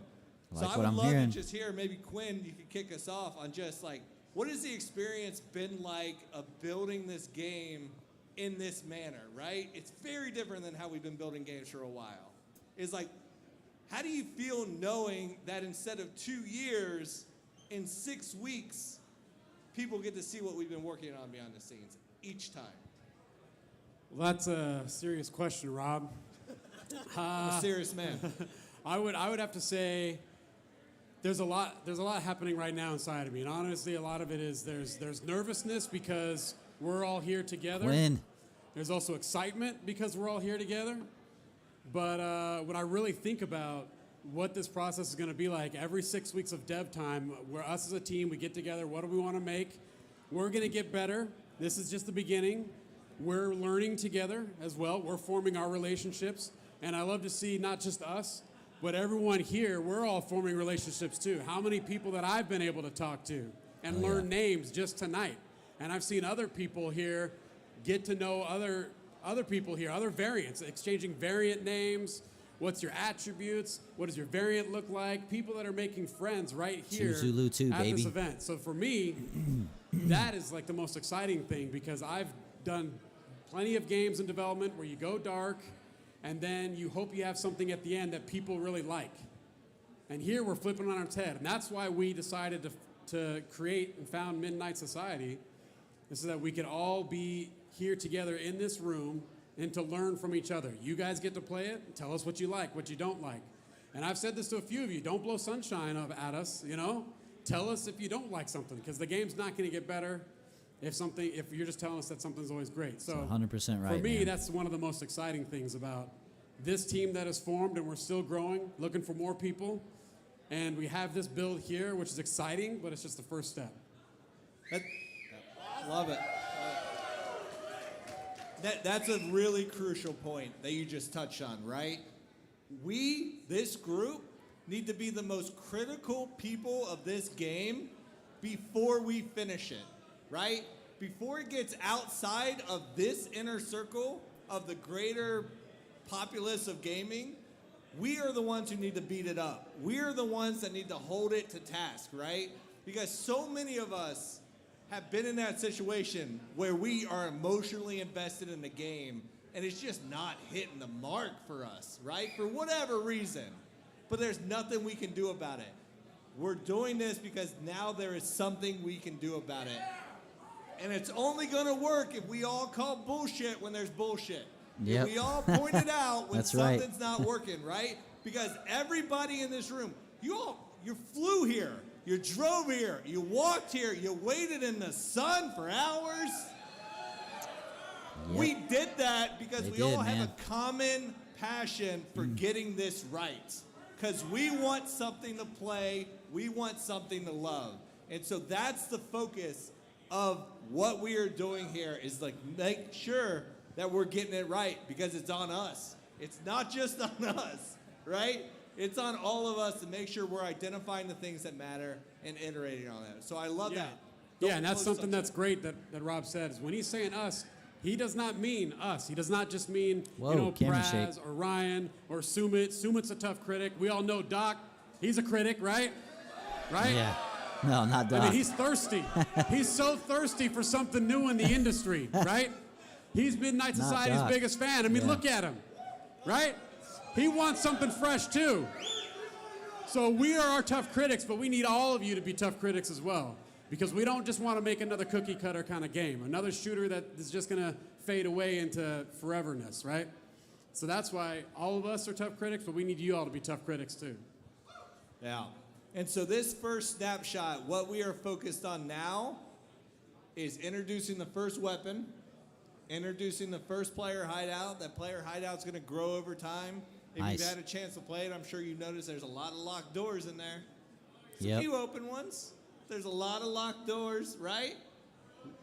The conversations we need to go home and have tonight is, where does that expand to? What is behind those doors? What do we want to see in this player hideout, which is essentially our pregame lobby, right?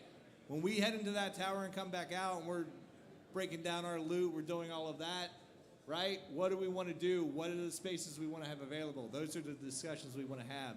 Speaking of the first weapon, Praz, you want to talk about the weapon a little bit? Let's hear it. Come on. Is it on? Hello? Test, I have test, one that test, works. test, test. Yeah, I hear you. Yeah, the first weapon is the X1 rifle. X1. It's, the first of many to come. The X1 rifle. No one else more to Yeah, say? no, I got you. So, That's it. That's all Praz got to say about that. Hey, Praz made it, so give him a break. yeah. Let's talk about what did we want, what was important for us to capture in this first snapshot that relates to the feedback that we want to get. I think I could talk about the gun a little bit. I would love it. Okay. So I think typically, this is kind of an interesting thought I had about studios in general. Typically, there's this relationship. I'm an engineer, right? So typically, Speak into the. hello. Is that better? Oh, cool. So, yeah, this is how we make this work. Thanks, guys. Yeah. Feedback. Nice. So typically you have this relationship with engineers and designers, right, where you have a spec for a game, it's supposed to look a certain way, do a certain thing, these are the mechanics, right? Engineer makes certain things that the designer can use to basically fulfill that spec, like live up to exactly how the game is designed. For us, that doesn't really exist yet. We're still trying to figure that out. We're figuring that out. You guys are helping us figure that out. So I think the challenge with the systems that's really interesting for me and I enjoy working on is I'm not just making things for Praz to use to make a very specific preconceived idea of a weapon, kind of making things in the most generic, iterable way possible so that these things are Rat boy flexible in the and house. they're not set in stone at any point in time.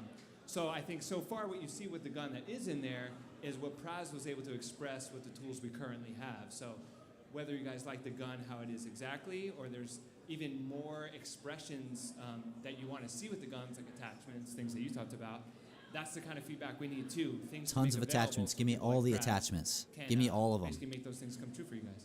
That's honestly probably like the 20th version of that weapon. So like, At least. bring out 21, 22. Let us know what you think. Yeah. Awesome. Do we want to take some questions? Yeah? All right. So we want to open up the floor to talk about any questions you have about Questions, how let's this go. is going to work moving forward. Right now we're talking about the studio, snapshots, early feedback, that iteration loop, how that's going to work. Katie and Miggles is going to walk around and make sure that you have a microphone, and then we can dive into that. After this talk, we're going to take another break. People get drinks, play the game if you haven't got a chance to do it, and then we're going to come back here with the dev team and dive deep into gameplay. If you looked at your variant guide, you know that we started to scratch the surface about what the narrative, the core gameplay loop, the fact that the game is This a is gonna be a vertical long show tonight, extraction man. shooter, right? When we come back after this talk, we're diving into all of that. What does that mean? What is the nuance? What is that core gameplay loop? But right now, let's focus the questions around the studio, snapshot builds, early development, how you guys are going to be involved. Any questions you have on that, by all means. And if I may, guys, let's give a huge props to the team. You know, the team here, the Yep. marketing team there, Huge props to the working team. behind the scenes. I mean, can't even imagine. We 100%. started this 8 months back, right? Started working on this. You know, the concepts. 8 months the ago. development, Concepts. Everything. I mean, it's just amazing. So Huge props to these guys. October, November. That's all. That's as long as they've been working on it. Holy crap. Yeah, long show. All right, gentlemen, anyone who may not know you, and shame on you if you don't, please introduce yourselves. We're Team Summertime. We're a content trio for Optic Gaming, and thank you guys. Thank you. Summertime. Uh-oh, Doc. All right away, I need to know. You see the logo drop. You see it come down on the screen. What did you guys think of Dead Drop? Man, it's actually been amazing. I didn't know what to expect. You know, they kept everything very close-knit, and we had no idea what to expect going in there. Yeah, I personally love the name. It fits well with the gameplay that I've played so far, so I enjoy it. Leave it to the Champions Club to make a damn good-looking game. It Yeah, looks slick. absolutely. I have a lot of questions about Best what answer. a vertical shooter is. I see a big skyscraper, but I don't know what that means, but I'm excited to find out. All right, well, my first impression was ominous, right? I mean, it looks very imposing, and I'm sure the devs will be discussing just that for the vertical shooter. But when they're sitting here, they're talking about this AAA game and how involved all the founders are going to be in it. Have you seen anything like that before? What does it mean to you guys No. when you see There hasn't been anything like that players, before. the fans getting engaged in this way? I mean, look at all the people here. I don't think people have ever seen a game this early before. Look at you guys, man. It's insane. I mean, we pulled up, we flew in today, you know, wanted to show some support to the Champions Club and, of course, to 12 a.m. and Doc, of course. And, you know, it's been an awesome time. We've been camping out for the last hour and a half playing, just shooting bots and having a really good time. All right, well, shooting bots, what do you think so far? I think it's amazing. I think it's fluid. I like the movement so far. I'm a bit of a controller player myself, so I'm a bit new to keyboard mouse. But Hey. it feels good. I like I'm right trying there to with you, break the brother. game as quick as possible. We were 360 off a building, shooting the last bot, having a good time. But the movement feels 360s fluid. minimum. I like how the gunplay feels. It sounds good, which is a big part of it for me. It looks good, and I'm excited to get back out there. I want to see some PvP. Ooh, PvP. Well, we might have a little bit of at least a 1v1 showdown later. Uh-oh. But, sir, you might want to get some water before that. I don't know. Maybe a couple more of these, and, you know, might have a better opportunity. You gotta get on loose a little bit, you know? All right, so I got to ask before we let you guys go, what do you want to hear from the dev team most? What are you really, really curious about that you hope that they might cover tonight? That's for you guys. I still go back to the vertical. I just want to know what are we playing? Am I gonna be, you know, taking stuff out? Am I gonna yeah, be same collecting here. M16s and taking them home and building toilets? Am I going to be like fighting other people in a game? I want to know what it is. I know it looks good though. It does look good. Does it look good? Yes. All right, Easy. gentlemen, thank you so much for being here and for enjoying Dead Drop.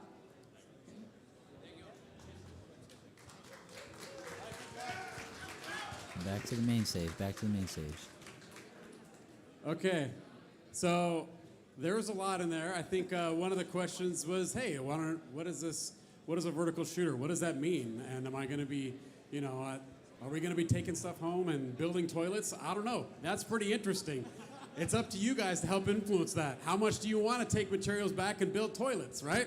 These are the things we want to hear. Toilet simulator. You heard it here first, For us, folks. a vertical shooter, especially in this, a vertical extraction shooter, you saw the tower, right? If you've played the build and then you saw the name reveal, you see that daunting tower in the distance.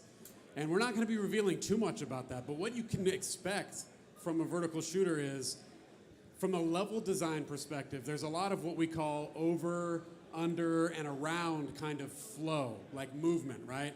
So you can think of there's going to be people above you, there's going to be people circling around, underneath, pathways, That's all that kind crazy. of stuff. And we're taking it very seriously from that viewpoint. And players are going to be traveling up, down, just like you look at Bro, the this name is of the gonna be game. the next Dead Drop, esport. It's got the You arrows watch. that are going up I'm and telling down. you. Players are going to be traversing. This is going to be and the next battling esport. both Mark my upward freaking and downward. words. And that, other to us, is developers something are gonna that's copy. really exciting about this game is that there's not a lot of that in the game industry right now, especially from a level design viewpoint. So for us, a vertical extraction shooter is taking something. When you look at a lot of games that are horizontally built, we're taking that play space and making it vertical. Now, there's still going to be a lot of horizontal aspect to it. It's going to be big. It's not going to be, you're not going to be in an elevator shaft. That Good. building is huge. Good. Okay? Good. And so there's That's going to what be I a want. lot of space for you to roam. There's going to be a lot of people hunting you. I want massive You're gonna be the horizontal space hunter, with all this right? verticality You're added going to be in. stalking other players, getting loot, And maybe at the end of the day, we'll put some toilets in there for you to build as well. Yeah. Toilet Sim 2022, baby. Let's go. All right, do we have some more questions? All right. Wave down Katie and Miggles. Are we? All right. Not that one. All right, welcome. Please, if people do not know you, give us your name. Hey everybody, how's it going out there, crowd? Can I hear some noise, huh? I got one question, and it's for Doc. And I gotta know, how is the in-game audio gonna be for this game? Yes. Good question. Let's just say we've already fired 6 guys.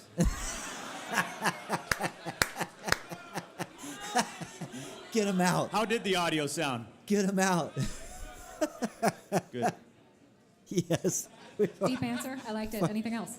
Oh, that was Yeah. You know, best answer. it's been great to see a crowd out here. Great to see everyone showing support. You know, people looking a lot like Doc out there, but not quite like him. Yeah. There's also been, Get it to be right. fair, there's also been quite a bit of flack and heat out there. I am curious how the team up here on stage. Obviously, a lot of expectations have been set for you guys for good reason. You know, it's a good group of guys, a good team out there as well. So, how are you guys responding to those Fired expectations that have been 6 set guys for already. you?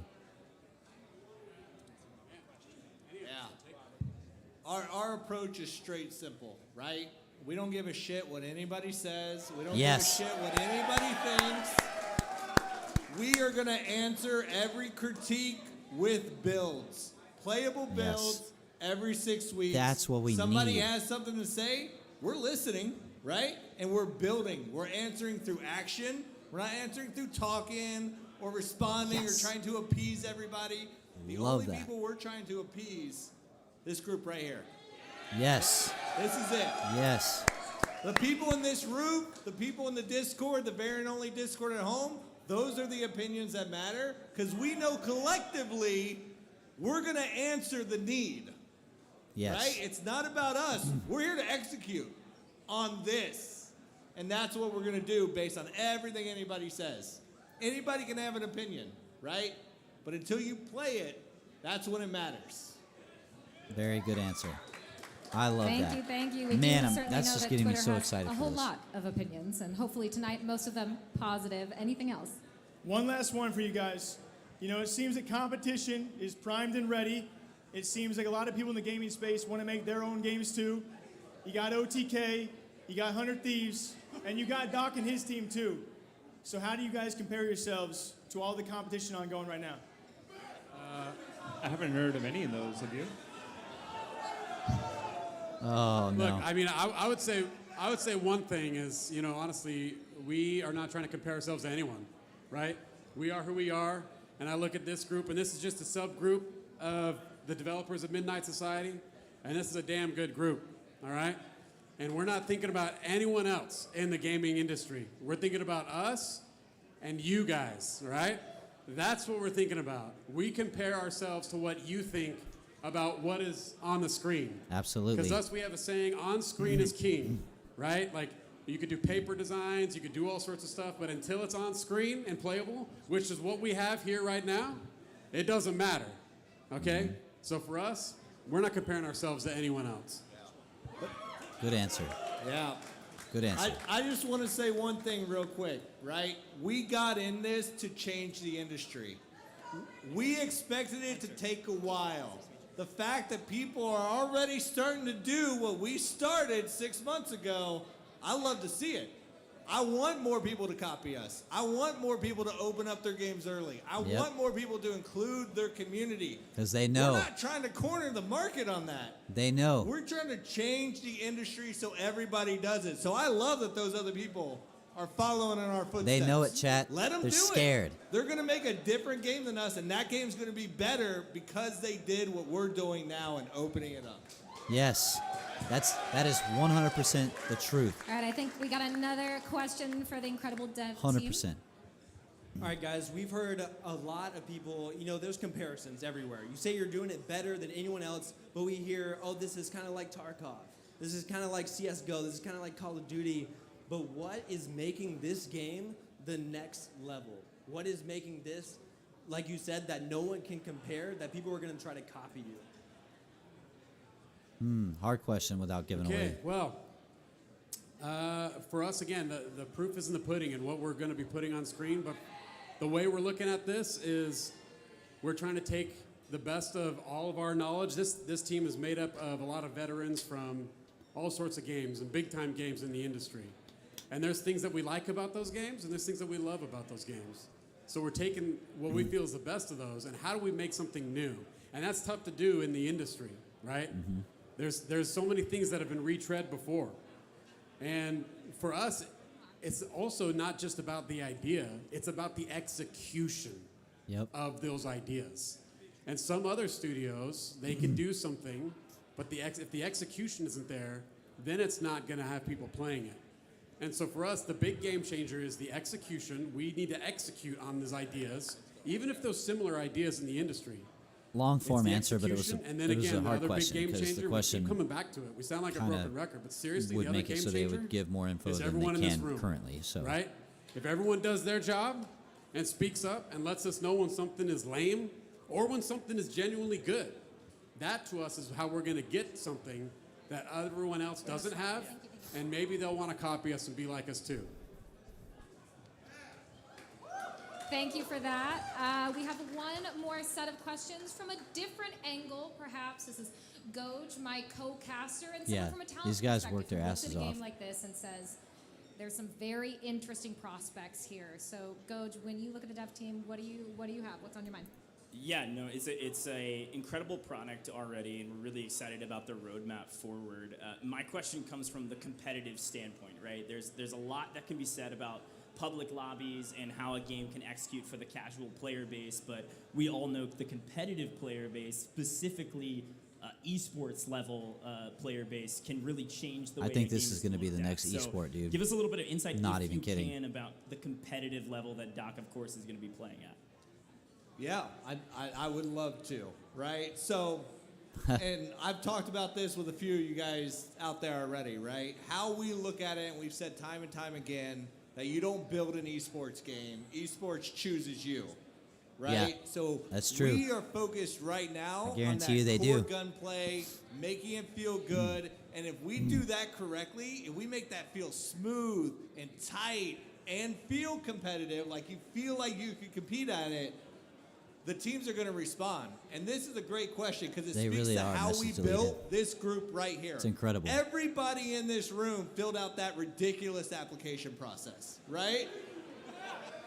It wasn't for nothing. The reason we asked those questions, asked for that data, was so that we understood who was casual, who was hardcore, who was an esports athlete, who's a developer, who's a content creator. Because we wanted this first group, everybody here and everybody at home in the Variant Only channel, to be a diverse group of opinions so that we could start at a base level and be Man, like, let's so get thankful gunplay for that, good. man. Now let's hear from our esports athletes in the crowd about, what could be competitive, what feels too RNG, what should be removed from a competitive playlist, right? And iterate like that. Because at the end of the day, if the esports scenes, right, we're here at FaZe Clan right now, we're good friends with Optic, we have a lot of friends, a lot of founders who are in the esports scene. If you guys are asking for this to go competitive, and this group decides to support those ambitions, that's what we do. That's how this works. I love that approach, dude. Right? They're literally saying, like, if that's what the people want, we will do it. There's a voice for Like, it, that's, then we do it. yes. And so we are going to listen, and we're going to build towards what this group wants to do. With and just execution diversify that on way. building the game, of course, but you know what I mean. Like that's a good question on an example of what the founders are going to have the power to do, to influence. So that leaves it for this portion of it where we're talking about the studio and the setup. Please, if you haven't already, get some time in. If you've already got some time in, grab a drink, relax, pick up your swag. I wish I could, baby. Talk to the dev team. After, we want as many people to have time with the actual build as possible, because when we get back, we're going to dive into the actual deep dive of the gameplay questions. Talk about gunplay, talk about features, Yes. talk about where we're going, what our thinking was in those. So spend some time on it, talk to us if you see us, and then we'll be right back here in a little. All right. That was good. That was good info. I'm going to try to fix this, my stupid chroma key filter, man. Oh, that's terrible. It's terrible. Gamma. Maybe that's a little better. Oh, someone's down in front. Down in front. Down in front, brother. Yeah, that was actually really cool to listen to. The more I listen to these people talk, the more excited I'm getting for this game. Look at that merch bag, dude. Look at all those merch bags that I can't have right now. Damn it. I'm sure I'll get a chance to purchase it later, but yeah, like listening to what these guys are saying, their approach, their mindset, like all of it is above and beyond what I would have hoped for. Like that is so freaking awesome, man. Jeez. I really hope there's an in-person event like this again. They might not do one until next year for all we know, but yeah.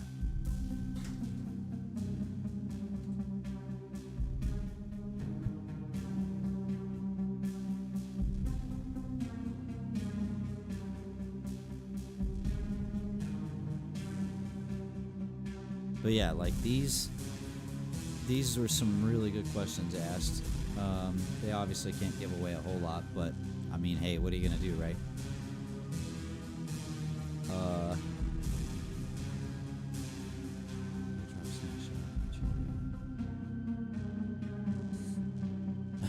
People getting YouTube videos up already. Hey, that's okay. Get the YouTube videos up with the playthrough. I've got this going on. This will be on the channel for people to go back and watch, which I think is going to be super cool. I might go ahead and take this opportunity to take a quick break.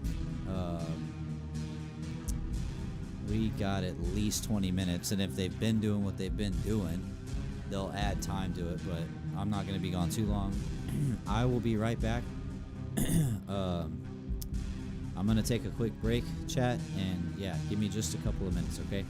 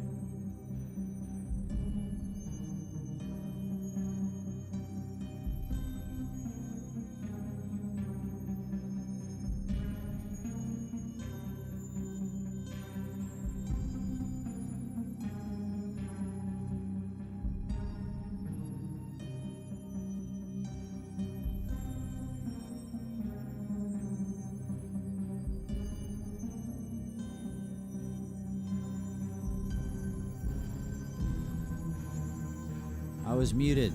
Sorry. Here we go. Anyway, I was saying, yeah, no breaks. I wish they didn't have any breaks in between, but it makes sense. It's a show. And don't worry, I'm struggle busting it through everything with y'all. That's what I'm here for. So, yep, that's, but it, again, hopefully it stays at this 10 minutes left. Hopefully they don't toss on another 20. Good Lord. I'm wondering, does anyone in the chat know how long this show is tonight?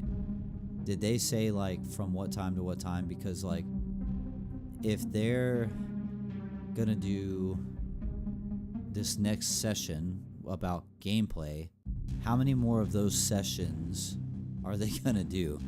I would just like to know for planning purposes, because, like, I mean, I'll stream as long as they're running the show, but, like, you know,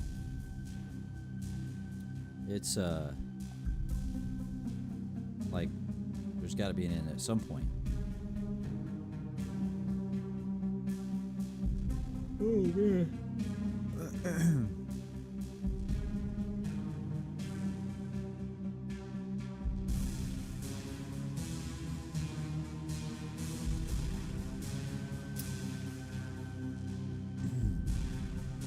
Man, that artwork is so sick. The artwork on the variant guide that they have is just ridiculous, man. If my setup was more ready to go, I would show some screenshots, but I'll have to save it for a video or something. Damn. There's some people getting some very high accuracy scores on this, and I'm like, I'm never gonna be that guy. I'm never gonna be like esport level mouse and keyboard god. You know what I mean? Like, that's not me. I think in all of first-person shooters I've ever played, even at my prime, my best KD that I've ever had was probably 1.4, 1.5 tops. And on average, I can usually float around, oh gosh damn it, another bot. I can normally float, report,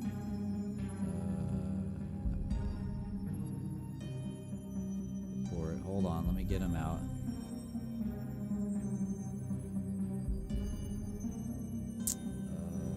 Let's see.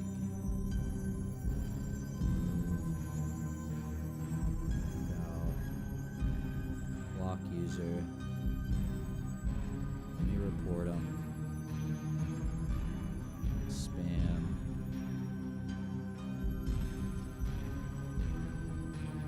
Get this shit out of here.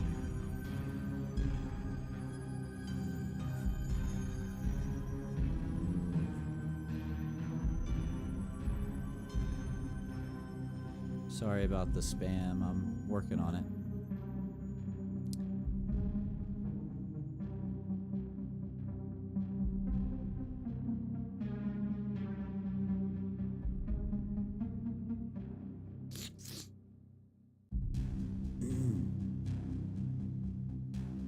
All right.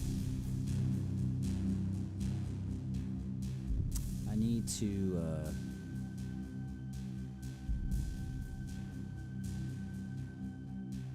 pull up Stream Elements.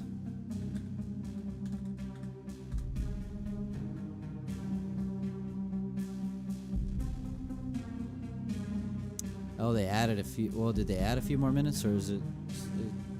Because it's 7 minutes.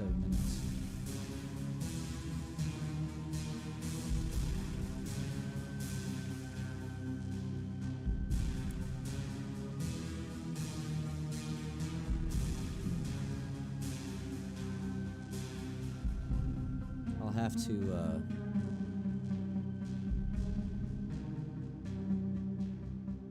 I'll have to make sure to beef up the chat. I mean, I've got a couple of things set up for security, but bot accounts can still show up. You know, it's kind of a pain in the ass.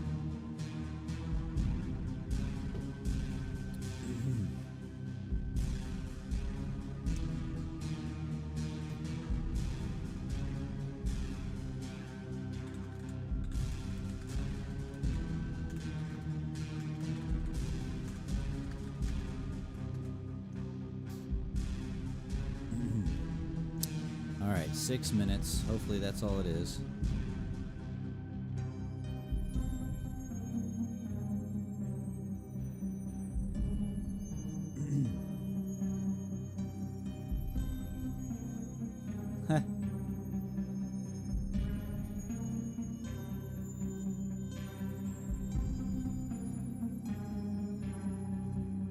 There's an entire outdoor map on the top of the tower. That looks badass. I hope that's the case. Make it to the top and it's like a flat landscape, or not flat, but like an outdoorsy type with like grass and stuff on the top. That looks sick.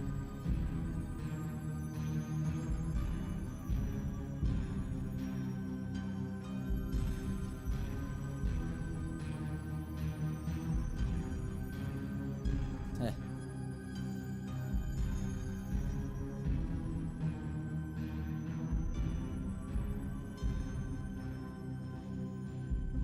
Five minutes. Grab you your PB&J sandwiches, your Timmy's chicken tendies. Let's get ready, man. Next session coming soon. More sparkling water.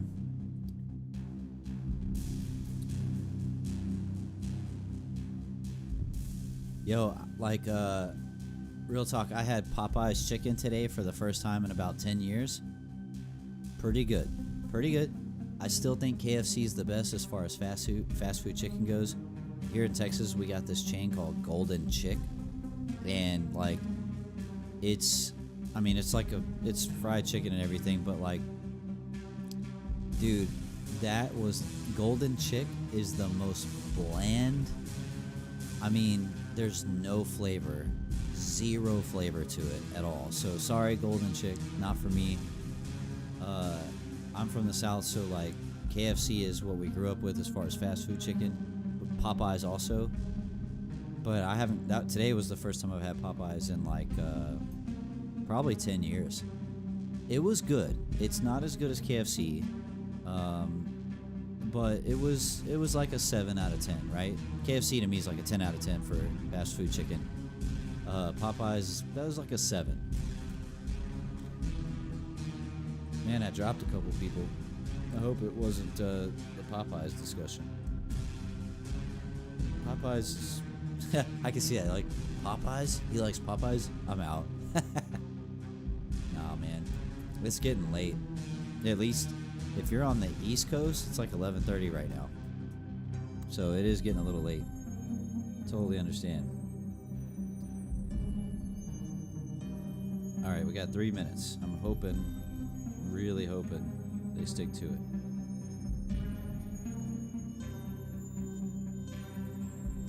Oh, man. Dead drop. Man, that is so badass. I think the name is just, crazy, man. Absolutely crazy. 2.5 minutes.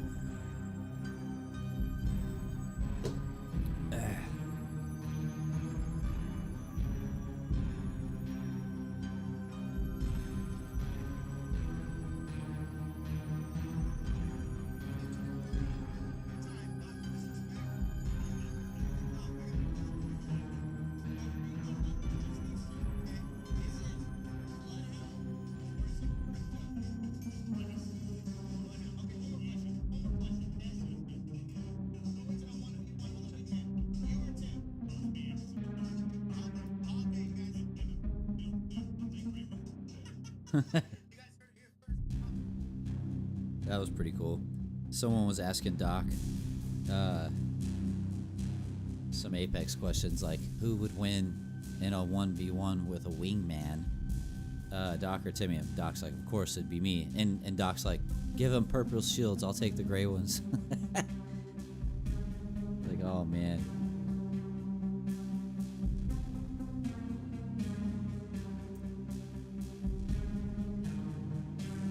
Alright. Let me get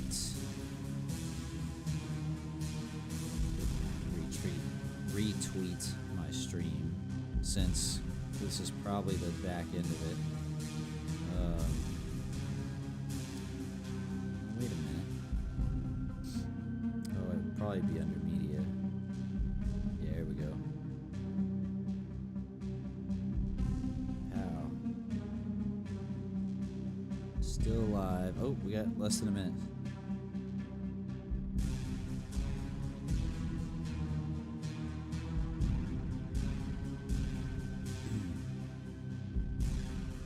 All right.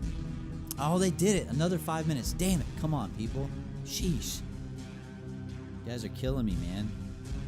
It's like right down to the minute. Oh, 5 more minutes. Someone's in the control booth going, no, 5 more minutes. 5 more minutes. It's like, stop. Jeez, man. It's getting damn ridiculous.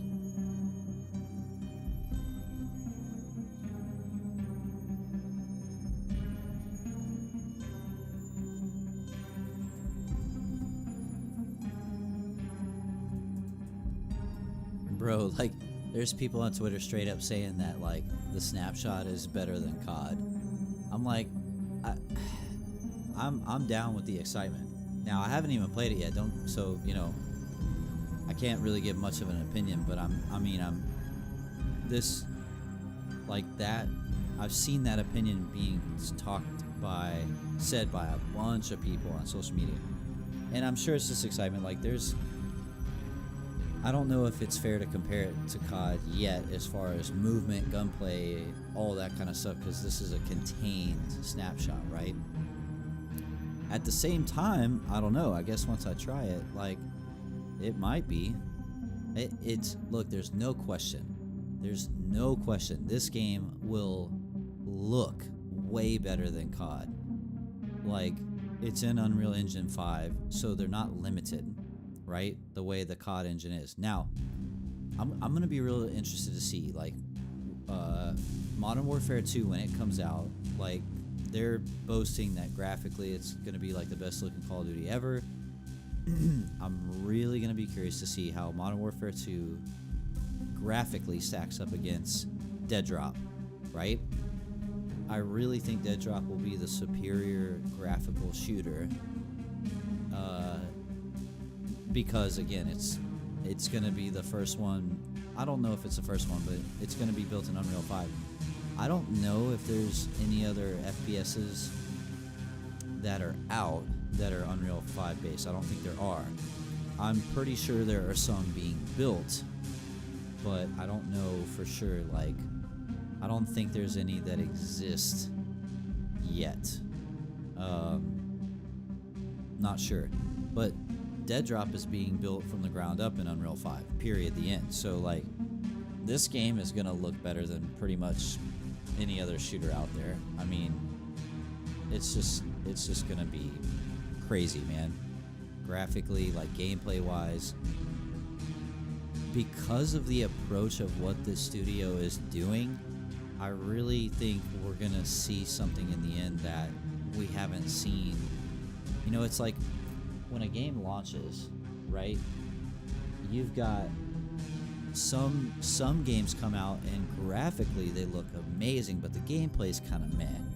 Or you have it the other way around sometimes, where you have a game that comes out and the gameplay is great, but just graphically it looks like ass, you know, or just behind the times, or the engine's outdated and, like, it just doesn't, it has kinks in it, right? Kinks and quirks and bugs and, like, random stuff that just doesn't really give it that full, like, finished polish, well-rounded product, right? The way Midnight Society is approaching this game, to me, like, I think when we get the final product, it's just going to be like the trifecta, you know? Like, you're going to get graphically just one of the most gorgeous games. You're going to get gameplay-wise one of the smoothest, best FPS games on the market that's ever been created, probably. And just the world building and the approach and the fact that it's a new genre, like, I think all that's going to meld together and just give us something truly unique. And to top that all off, they're doing it with their community in this unique way that's never been done before. And I'm telling you, man, this is a freaking journey. Like, we're gonna look back. Like 10 years from now, we're gonna look back at this and we're gonna say, yo, I was there. Dead Drop was the game that changed and flipped the industry over, man. Now, you could say that the Battle Royale genre did the same thing, and make no mistake, it did. First-person shooters, you know, it was Halo and Call of Duty. That's what dominated for over a decade. And then when Battle Royale came out, but it didn't take off right away. But when it did, holy crap. Like, I mean, you just look at how much money Fortnite has made. It's disgusting. And I mean that in a good way, right? You know, Fortnite did so good that Call of Duty had to change what it had been doing for like 20 years to create a battle royale and keep up with the market, right? Like Activision, and that's the thing about big corporations like Activision, like they're not immovable, right? If the market moves enough dollar-wise, like money-wise, they'll cave and they'll start doing what they think is the popular thing and what's making the most money. They will do it. And just like Robert Bowling, aka 402, was saying in the interview just earlier, he was saying that we're already seeing other companies start to copy some of the stuff we're doing. And I'm like, you're damn right they are, because they see it. They know that this company, this studio, Midnight Society, is made up of a lot of badass talent. They know they're not playing around, and they see what's being created and done and the approach of their community, and they see the movement, right? They see the movement in the community, and they know what's coming. They can get that ass whooped, man. And again, I mean that in a nice competitive way. Like Call of Duty's still freaking awesome. I'm still buying Warzone 2 and all that. I'm gonna jump in, hopefully with all of you. And but this game, Dead Drop, woo, Bubba. Let me tell you. All right, 20 seconds. Please don't add another 5 minutes. Whoever's in the booth going 5 minutes, shut up. Like, let's get this road on the show, man. Let's go.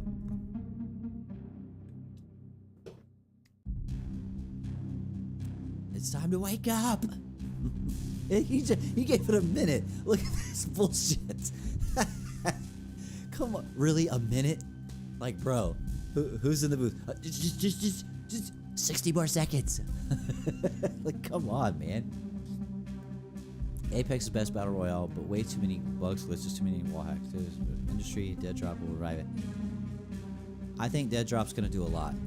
Apex probably is the best battle royale as far as a full package. And I love watching some of these streamers with Apex, man. I love Nicewig. Shout out to Nicewig, man. I love your content, brother. I've been following you since way before you were partnered with 100 Thieves. Way before that, I was jumping in those streams. Love it. Yeah, just, dude, they did. Look, like, no bullshit. It was down to, like, I don't know, 20 seconds. They're like, bump it up to 1 minute. You know, actually it got down to 10 and they jumped it. Look, here goes. 8, 7, 6, 5, 4, 3, 2, 1. All right, come on. Bring it. Hey everyone, welcome back. Yes. We're here, the game dev team. We're going to talk a little bit more about in-depth the game we're making. Alex, the music. We can talk a little bit about mechanics. We Alex. can talk about the art style, all that stuff. We're going to talk about Snapshot. Get him out. Walk through it. Step by step, what we delivered on, what was our vision, what were we thinking, all that kind of stuff. Tell me about so that you can get a little bit more context for those of you that have already played it and those of you who have yet to play it. All the context So let's belong to get me. into that a little bit, okay? So right here on this screen, this is the very first thing that you see when you load up Snapshot 1, you're riding in an elevator, there's some mystery, what's going on here, the elevator doors open, and boom, you're greeted to this. This is what we're calling our weapons bench room, all right? And so in here I'm liking is the weapons bench. And this is something that, this could become lots of things. And this is what we'd like to get feedback from you guys. I want it to be a freaking us, John Wick fortress. The genesis of this is where you as a player could come and customize The gun vault that's your like weapon also a or speakeasy. weapons, That's what I not want. just a single weapon, but your weapons. How many weapons do you have? All those kind of things. I want my own collection. What I kind want to of build it weapons? out. These are the things we also want to yes. hear from you as well. I want a John Wick But you as a vault player, you'd come in speakeasy. here and you'd tinker with things. You'd change different attachments, all sorts of stuff, right? But Things in that the you'd theme of expect. their We're art thinking of style things in their like, game. hey, how do you That's what I want. display maybe your favorite weapon? All that kind of stuff. And so that's what this room was trying to evoke. It's like very simple. We want to at least lay the foundation for the weapons bench. And in this room as well, we've also got things like, there's a closed door over to the right. Well, what's that all about? There's a keypad if you're going to interact with it. More guns. It beeps at you, says Lots of access denied. guns.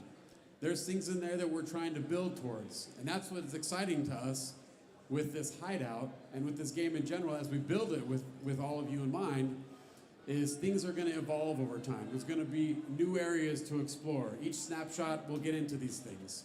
So when it comes to this room and this weapon, one of the main features is this classified rifle. We don't really have a name for it yet. That'll come. So if anyone's got cool ideas, let us know. Okay. But yeah, so let's talk a little bit about this, because I want to kick it over to our art director, Darren Bacon. Yeah. And he could tell us a little bit about this weapon, its identity, its looks, and all that. Yeah, okay, so this weapon, it's kind of a nice snapshot on just art direction generally all up on the project. And so what we've been thinking about is it's like the high level idea is it's the future through the lens of the 80s and 90s in like an alternate timeline. And so what that allows us to do is like kind of pick the stuff that fits best with our genre and Midnight Society. And so also generally it's like the whole vibe basically lives around that, and it's a world where Doc could be living in, but he'd be in the streets, and it's not like we're making his big adventures. So that's generally the high level art style goals.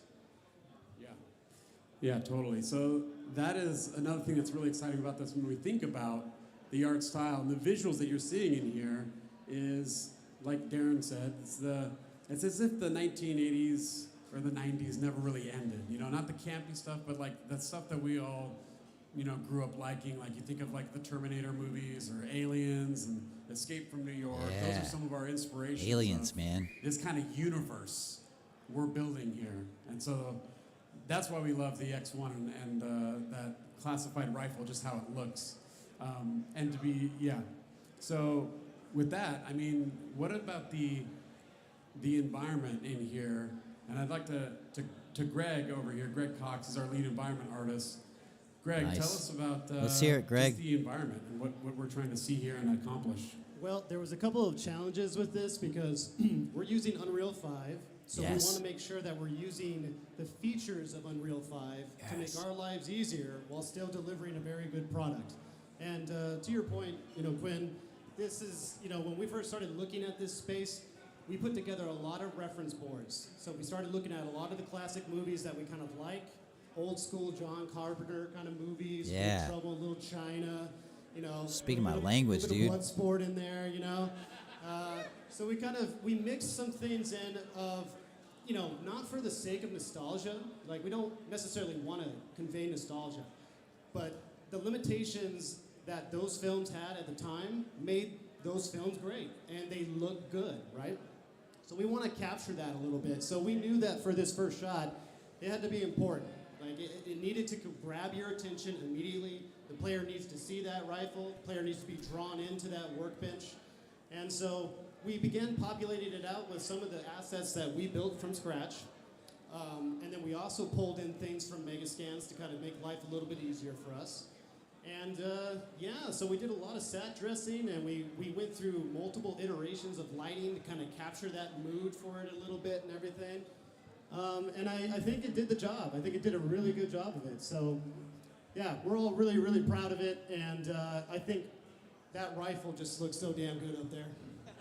So damn good. Nice. Okay. Let's move on to the next area. We'll talk a little bit about that. Yeah, so this is a little bit of that tease that we were telling you about. So this is a concept image of what that door to the right of the weapon bench could be. And so now we're looking at this like, okay, right now we're just calling it like the vault, right? Like, or the armory. What does the player want to put in there? What are the things that are interesting? Kind of gear, what kind of gear do you want to put in there? What kind of weaponry do you want to put in there? Things that you really like that you want to keep safe, things that you want to use for the right moment, the right area in which you're going to go play in. That's Tarkov he's talking. This is just an early concept tease of something that could or could not be coming. So, all right, let's go to the next one. Oh, the cameraman didn't even show it. Oh, okay. Come on, cameraman. So, speaking of teases, speaking of feedback. Come on, and cameraman. teases, Show the damn screen. yeah, so this is another one. In the variant guide, you'll see this as well. This is an image of another concept that is amazing about our garage, right? So we're calling it the garage. Oh, come on, cameraman. And we'll have more to talk about this There another you time. go. As you look through the variant guide and take a look at this image. That's cool. Just is that the soak it Diablo in. VT? No, What are that's the ideas? copyright. They What are the can't things do that. you like? What are the things that you think about this? It's a sick-looking Let car, us though. know. We'll have some conversations about it. That's all I really want to say about that. That looks sick. Let me pose a little question. I don't want an answer now. I'm not saying it is or is not related to the garage, right? I just want to know. Think about it. Get back to us. Hit us up on Discord or Twitter. We know we're in the player hideout. We know we're going to a tower. How do we get to that tower? What does that process look like? Tell me. That's what I'd like you guys to think about. Mull over, right? How are we getting there? How are we choosing where in that tower we're starting? Oh, man. Oh, that's some interesting questions, huh? So I would just simmer on that. Look at your variant guide. Damn, that's a good question. Soak in that artwork and think, what's the best fucking raddest way we can get from the player hideout to the tower? Just let that soak for a little bit. All right, go ahead. Bro. Sorry. Like, I love when Rob chimes in and he tells someone to hold his beer and he just like gets in after it. I'm just asking questions, man. Excellent. Okay, that's so interesting. So this right here, how do we this drop is what in? we're calling our interior range, right? That's pretty cool. The gun range I'll have is to chew on inside the hideout, and we have all sorts of little mini games or firing range experiences. There's 3 to be exact, and this is where we want the player to be tested on different kinds of gunplay with this classified rifle that we have in the experience. So, again, I love the visuals of this. This is all through Unreal Engine 5.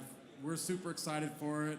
You could look through this. You could see Darren's vision. You could see what Greg has done and what Eric has done and what Steve has done with his concept work. I mean, there's just so much effort poured in through the team on this that we just love to finally get it in your hands Doc's to check it out. either to the left of the screen what I really or want to talk about walking right around, now one of is the the two. firing range experience. And I think the best person to talk about that is our director of gameplay engineering, which is Jim here on the end. So Jim, tell us all about these firing ranges and how it works. Thanks, Quinn. So I was watching people play over here, and I think this first firing range, pretty much everybody understood it right away. So let me kind of contrast this one and the second one. This first one, there's one target active at a time, and so we don't even put that on the, it's not even on the HUD. There's just one target pops up, you shoot it, the next target pops up, and the targets are not moving much. They move a little bit to get out from behind So simple, easy peasy stuff. Kind of barriers. So it's very simple. There's 10 targets and they pop up and they're really relatively close range. You can see the end of the range very easily. Honestly, watching people play over here, I feel like maybe our learning curve was a little too steep on the second target range. A lot of people started the second range, and it's way upstairs. That's not a great picture for it. But it started the second target range, and it pops up and it says, "Oh, there's 2 targets active," and people are like, "Where are they?" And then they go down the elevator, and they're kind of looking around for where are the targets. The truth is, the targets are like a lot farther away, and you really have to. There's a lot of fog and stuff, so to be honest, Quinn and Rob kept telling me and some of the other guys, this is not meant to be an easy game. That's right. It's like we're gonna lean into shadows on this game, and so it should be hard to see your enemies and these targets. So it's totally fine. So people can play that again, I would say, if you only had one chance to play it here. So that's the second one. You want me to tell about the third one? Yeah, sure. I mean, I think the really thing that's important to hear from you, Jim, is This cameraman's what gotta is get it the together, three ranges and what is the skills we're trying to test for the players? Because that was something that you really did a good job of executing with your team on, the interior range, what's the goal there, the goal for the first exterior, and then the goal for the bottom range and the surprises down there. Yeah, the first one is really, the targets are very visible. There's only one choice at a time. So it's really about quick acquisition, target to target to target, and it's really just about very quickly moving from one target to the next. Whereas the second target range, they're farther off, so it's more about scanning the environment and seeing where the targets are, and they're a lot farther off, so it's much more challenging to actually get headshots. So that second firing range is much more difficult. As I say, it might have been wise for us to have another one in between the two to kind of scale up to that. But anyway, we can handle it. You guys like hard games, I'm sure.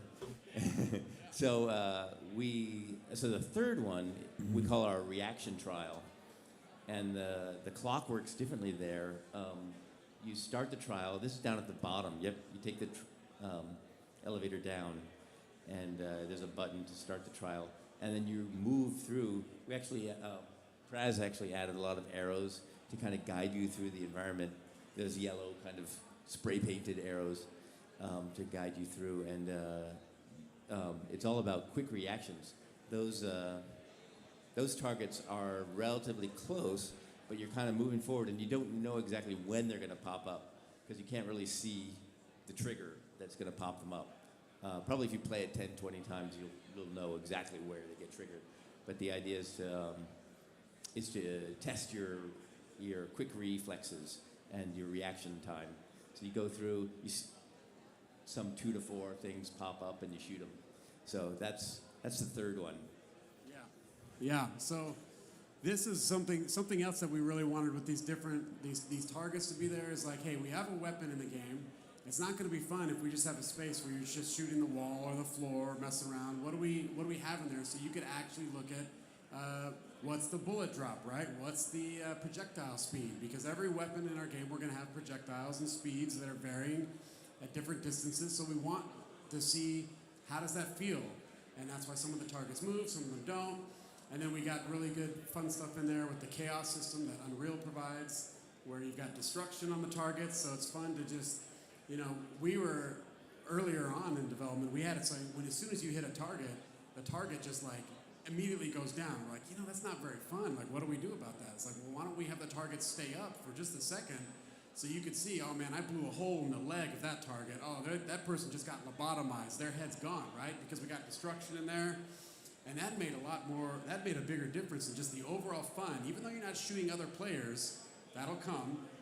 But you're not shooting any other players right now. You're just shooting targets, and you're kind of learning the gunplay of what we're trying to go. That's good. With Dead Drop, and that's just a single weapon, and there'll be more to come as well. So that's the main reason why we got all these targets, these firing ranges, all that, so we can get feedback from you on the spread of the weapon, the recoil, the bullet, the projectile speeds, everything. So yeah, so that's, and that is out here in the exterior range. For me, the second one is a lot of fun because of the ranges and the heights. Because in a game that is a vertical extraction shooter, you're not just going to be shooting everyone. It's going to be that's on the different, same dude. It's plane going to as take some getting you. used to. Looking up, looking down. For sure. The height advantage is going to be a real deal in our game. So those are some of the exciting You things. better about, channel your inner Obi-Wan and get to the high ground, range as well. mofos. So, Hey, Quinn. yeah. I want to jump in a little bit on the Yeah, chaos. One just quick comment is early on we had some discussions about whether we should use the Unreal 4 physics technology, which is called PhysX, or the Unreal 5 physics technology, which is called chaos physics. And we decided, we're leaning into UE5. So we set it up for all the targets, and I think that's pretty much all we did for starters. Is the wooden targets and the cyborg targets are all using chaos physics, but I think it looks great. It looks much better than the older destruction, and we can lean into that even more and bring some really amazing physics simulations. So Hell yeah. I think we made a great choice. Yeah, that's a really good point that I'd like to dive deep on a little bit, right? We've decided that we're fully embracing Unreal Engine 5 and all the bells and whistles that come with it, right? Hell yeah. One of those things that Jim touches on is dynamic destructibility through chaos. Right now, we're using it for the targets, right? If you ran through the range, you see those things getting fucked up, right? They're coming apart. What we need to think about, again, something for us to discuss, is how much do we want to lean in on that in the environment? Dude, do we yes. want walls being fully Yes. destructible? Do we want cover points being destructible? Maybe Yes. not walls, maybe cover points, right? All of it. To what degree do we want that, right? Do we want there Varying. to always be low cover, but we destroy medium to high cover, right? This is the mindset that we all need to be getting into. I wanna blow a because whole these fucking are the wall down. discussions and the hard decisions that we need to make. Because I'll tell you right now, and a lot of you already know, I see you shaking your head. The moment, if we decide to go full destructibility on cover points, that changes the game in a big way.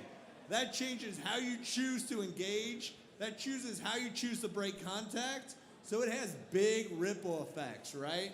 So we've made a decision as a development team to embrace the Chaos Engine and destructibility. Our job as Variants is to figure out to what degree. Yeah. Where do we draw the line, right? Okay.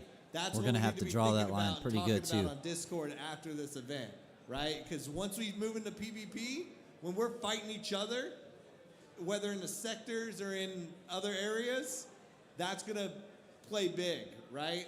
So one of the big things that I know is gonna be a discussion point in the next 6 weeks is like, all right, if we're starting to think about PvP, what does that map look like? What does that map look like when you spawn? What does that map look like 10 minutes into the session, right? So like, I feel like I'm giving people homework, but just think about it. Because we are all about setting the course, right? Setting the course on the tech we're going to use to achieve it and implementing it. The scope, the scale, the direction, all of that stuff is going to come from a collective. But I love Chaos so far. It adds so much to the range. Thanks, Rob, for adding that. That's a big deal. Like, we can't undersell much how much what Unreal Engine 5 does for us. So, okay. Moving on. We got some questions? Okay, let's do it.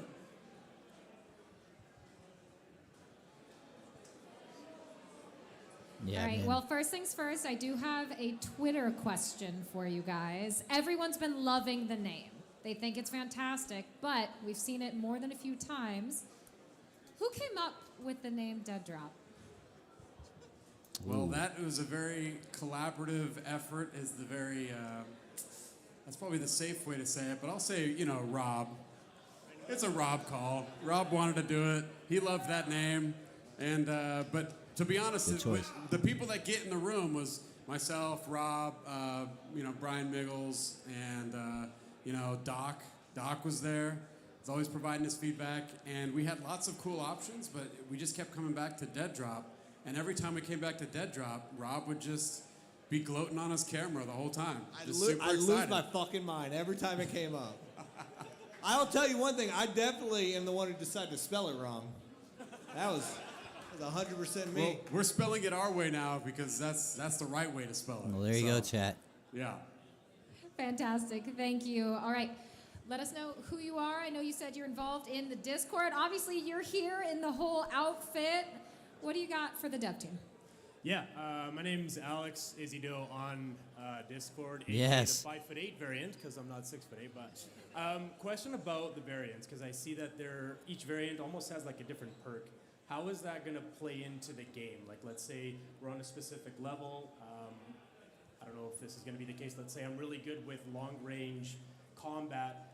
Will that play into how our team is going to get to the next stage? If it's stage-based, where we start from here, we conquer this area, boom, we go on to the next level. Like, how are the variants going to play with proceeding in the levels as it goes through? Yeah, so I've got thoughts about that for sure, but I want to, is anyone else have any thoughts or ideas about that? No? Okay, just making sure everyone has an opportunity. Well, I know Rob will say something. He'll always say something. So I'm sitting back here. Leave me alone. So the variants, all of you are super important to us, and that is something that we'd like to have an open dialogue on. Like, how does that work? Because each and one of you have your own variant, you have your own attributes and categories, to your point. How do we have that manifest itself in the game? And that's something that we're interested in, but right now we're focused on the core foundation of the game, what it's like for people, the majority of the people that are going to be playing this game, because the majority of the people are not. Yeah, it's still early. They're still building it, but it sounds like so they're. what we're trying to do is make sure that the variants are able to stand out or peacock, right? You have that badge of honor, that day zero community that you're here. So when you're in a server, people are like, whoa, check that out. There's a variant right there. That's what I want. But as far as the gameplay goes, that's something that we're going to have to work out that's together what I as a crew want. and see what we want to accomplish. Hell yeah. I have a couple thoughts about that too, if you don't mind. Just throw in there. Okay, cool. Say from on the couch. I think the thing with the variants and like the specific stats that are on there and stuff, that's something we had to create before we had the opportunity to know who you guys were. So if you think about it, like the variants were created before people controlled them, right? So the challenge there is that we didn't really want to commit exactly in a gameplay sense to what's on there, because we had to kind of design those and make those decisions before you guys had a chance to even participate, if that makes sense.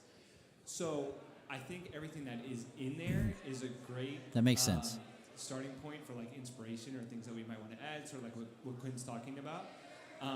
But nothing that we wanted to decide before people had an opportunity to participate in things. Good answer. That makes sense. We're whispering, but we'll be with you in one moment. Yeah, so vertical extraction shooter, like what exactly is that going to look like? Because for me, this is new. I haven't played any games where it's vertically based, so like what's... Fail. Sorry, that Little question's further. no good. What's that going to look like for us? What can we expect? Okay. All right. Again, let's making sure we're all good. We have a voice up here. Okay. So, what's that going to look like? Well, you see on the screen right now, that is the exterior, right? And the main reason we wanted this tower there is we wanted that inspiration. That is the goal. That's where we want to get to. That right there is the place that largely people are going to be playing in Dead Drop. That's where you're going to be going on your runs, okay? That's where you're going to be dropping. That's where you're going to be trying to escape with your life and your things. Runs, dropping, So what's escape that with look life and like? things. We're not going to, we don't want to release or talk about everything that's going on there, because right now we're so focused on Snapshot 1 and what that is. But just to give you a little bit of taste, that's a lot of building. And there's a lot of things in there. So internally, we've already had really fun, interesting conversations about what each area of that building, what that tower is going to look like, from visual thematics, right, to even gameplay. Like, you know, we're even calling them like sectors, right? So not just floors, but like a sector. And this like building city, is going to have multiple sectors inside, and each sector is huge. Oh, man, and that's each cool. sector is going to have different themes in it. You know, like, hey, is this one like a hospital? Okay, cool. Or is this like a whole medical area? Is this a storage area? Where's the sector that is exterior based, so we get a little bit of that cool weather that you see in Snapshot 1 with the rain? Dude, So this sounds so awesome. That's just a little bit of the tease. We'll get more into that, and we have big, high hopes and goals for what the tower gameplay is like. But rest assured, it's going to be crazy and awesome. Yeah, I have a quick question. How? Rob. Take his beer away. I just got a quick question. Rob. Turn his mic off. How many people here completed the ARG that we did? A decent amount, right? And like the ARG we called the CC protocol, which was the Claws Combat Protocol, right? It was a training ground, a simulator to figure out how our variants would think, how they sort of approach this concept of sector-to-sector gameplay, choosing between engaging and extracting, right? That ARG laid a lot of philosophical foundation for how we think about the tower, how it's constructed. Because I think philosophically, and by all means chime in, correct me if I'm wrong or you want to elaborate, I know what we love based on our collective experiences on different franchises is we love like arena map design, right? What we love about that is we love being able to learn a map, master an area, learn sight lines and cover points and the best place to post up, right? But we really enjoy the larger scale of battle royales. But there's some downsides to that, right? And I think what we were looking at with this vertical design was how can we get the sort of map design we love, but with the player counts and scales that we love without the benefits of the other stuff, right? Then sprinkle in a little of that persistent session-to-session gameplay that you get from extraction shooters, and you got something there, right? And I think that is what has led the foundation They need for to where they we're need to going. just let Rob have the But mic, the thing dude. is, we're This not dude's just going killing to it. drop that on you, right? We're going to build towards that. And at any point, when we play it, that could change based on the sentiment, right? We could be moving in that direction full speed ahead, and we're just not feeling it as a group, right? As a collective. And then we augment, we change, we iterate. But the starting point is really looking at how do we capture that arena map design style, scope and scale, verticality and every sort of element to it, and build towards that in a really interesting way. But let's do it one building block at a time. Okay. So I think that about does it for us in this session right here. I want to say, thank you to everyone here. Also, up here on the stage, we got lots of talented game developers working on this game, and we also have Rob. So by all means, come and reach out and talk to all of us. I like to razz Rob. I love him.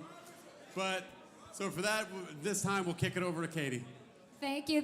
And everyone, thank you for an incredible turnout. We're winding toward the end of the evening. But as we release you, go mingle, grab a drink. Make sure if you haven't, there's a photo booth over here in the corner. Get your pictures, get everything you need. And make sure if you haven't already, get your variant guide. I already got to read through mine. It is incredible. You won't want to miss all the information it has in store. So go relax, talk to the dev team when you see them mingling. Ignore Rob, do whatever you feel is best. But let's give it up, guys. Let's enjoy the rest of the night. Yes. All right. Is that it for the live stream? Probably. Let's see if they cut the feed on us.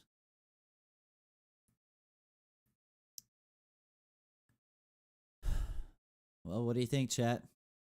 I'm excited, man. I am so freaking excited. I cannot wait. I think they're probably phase scope versus optic hitch. You know what?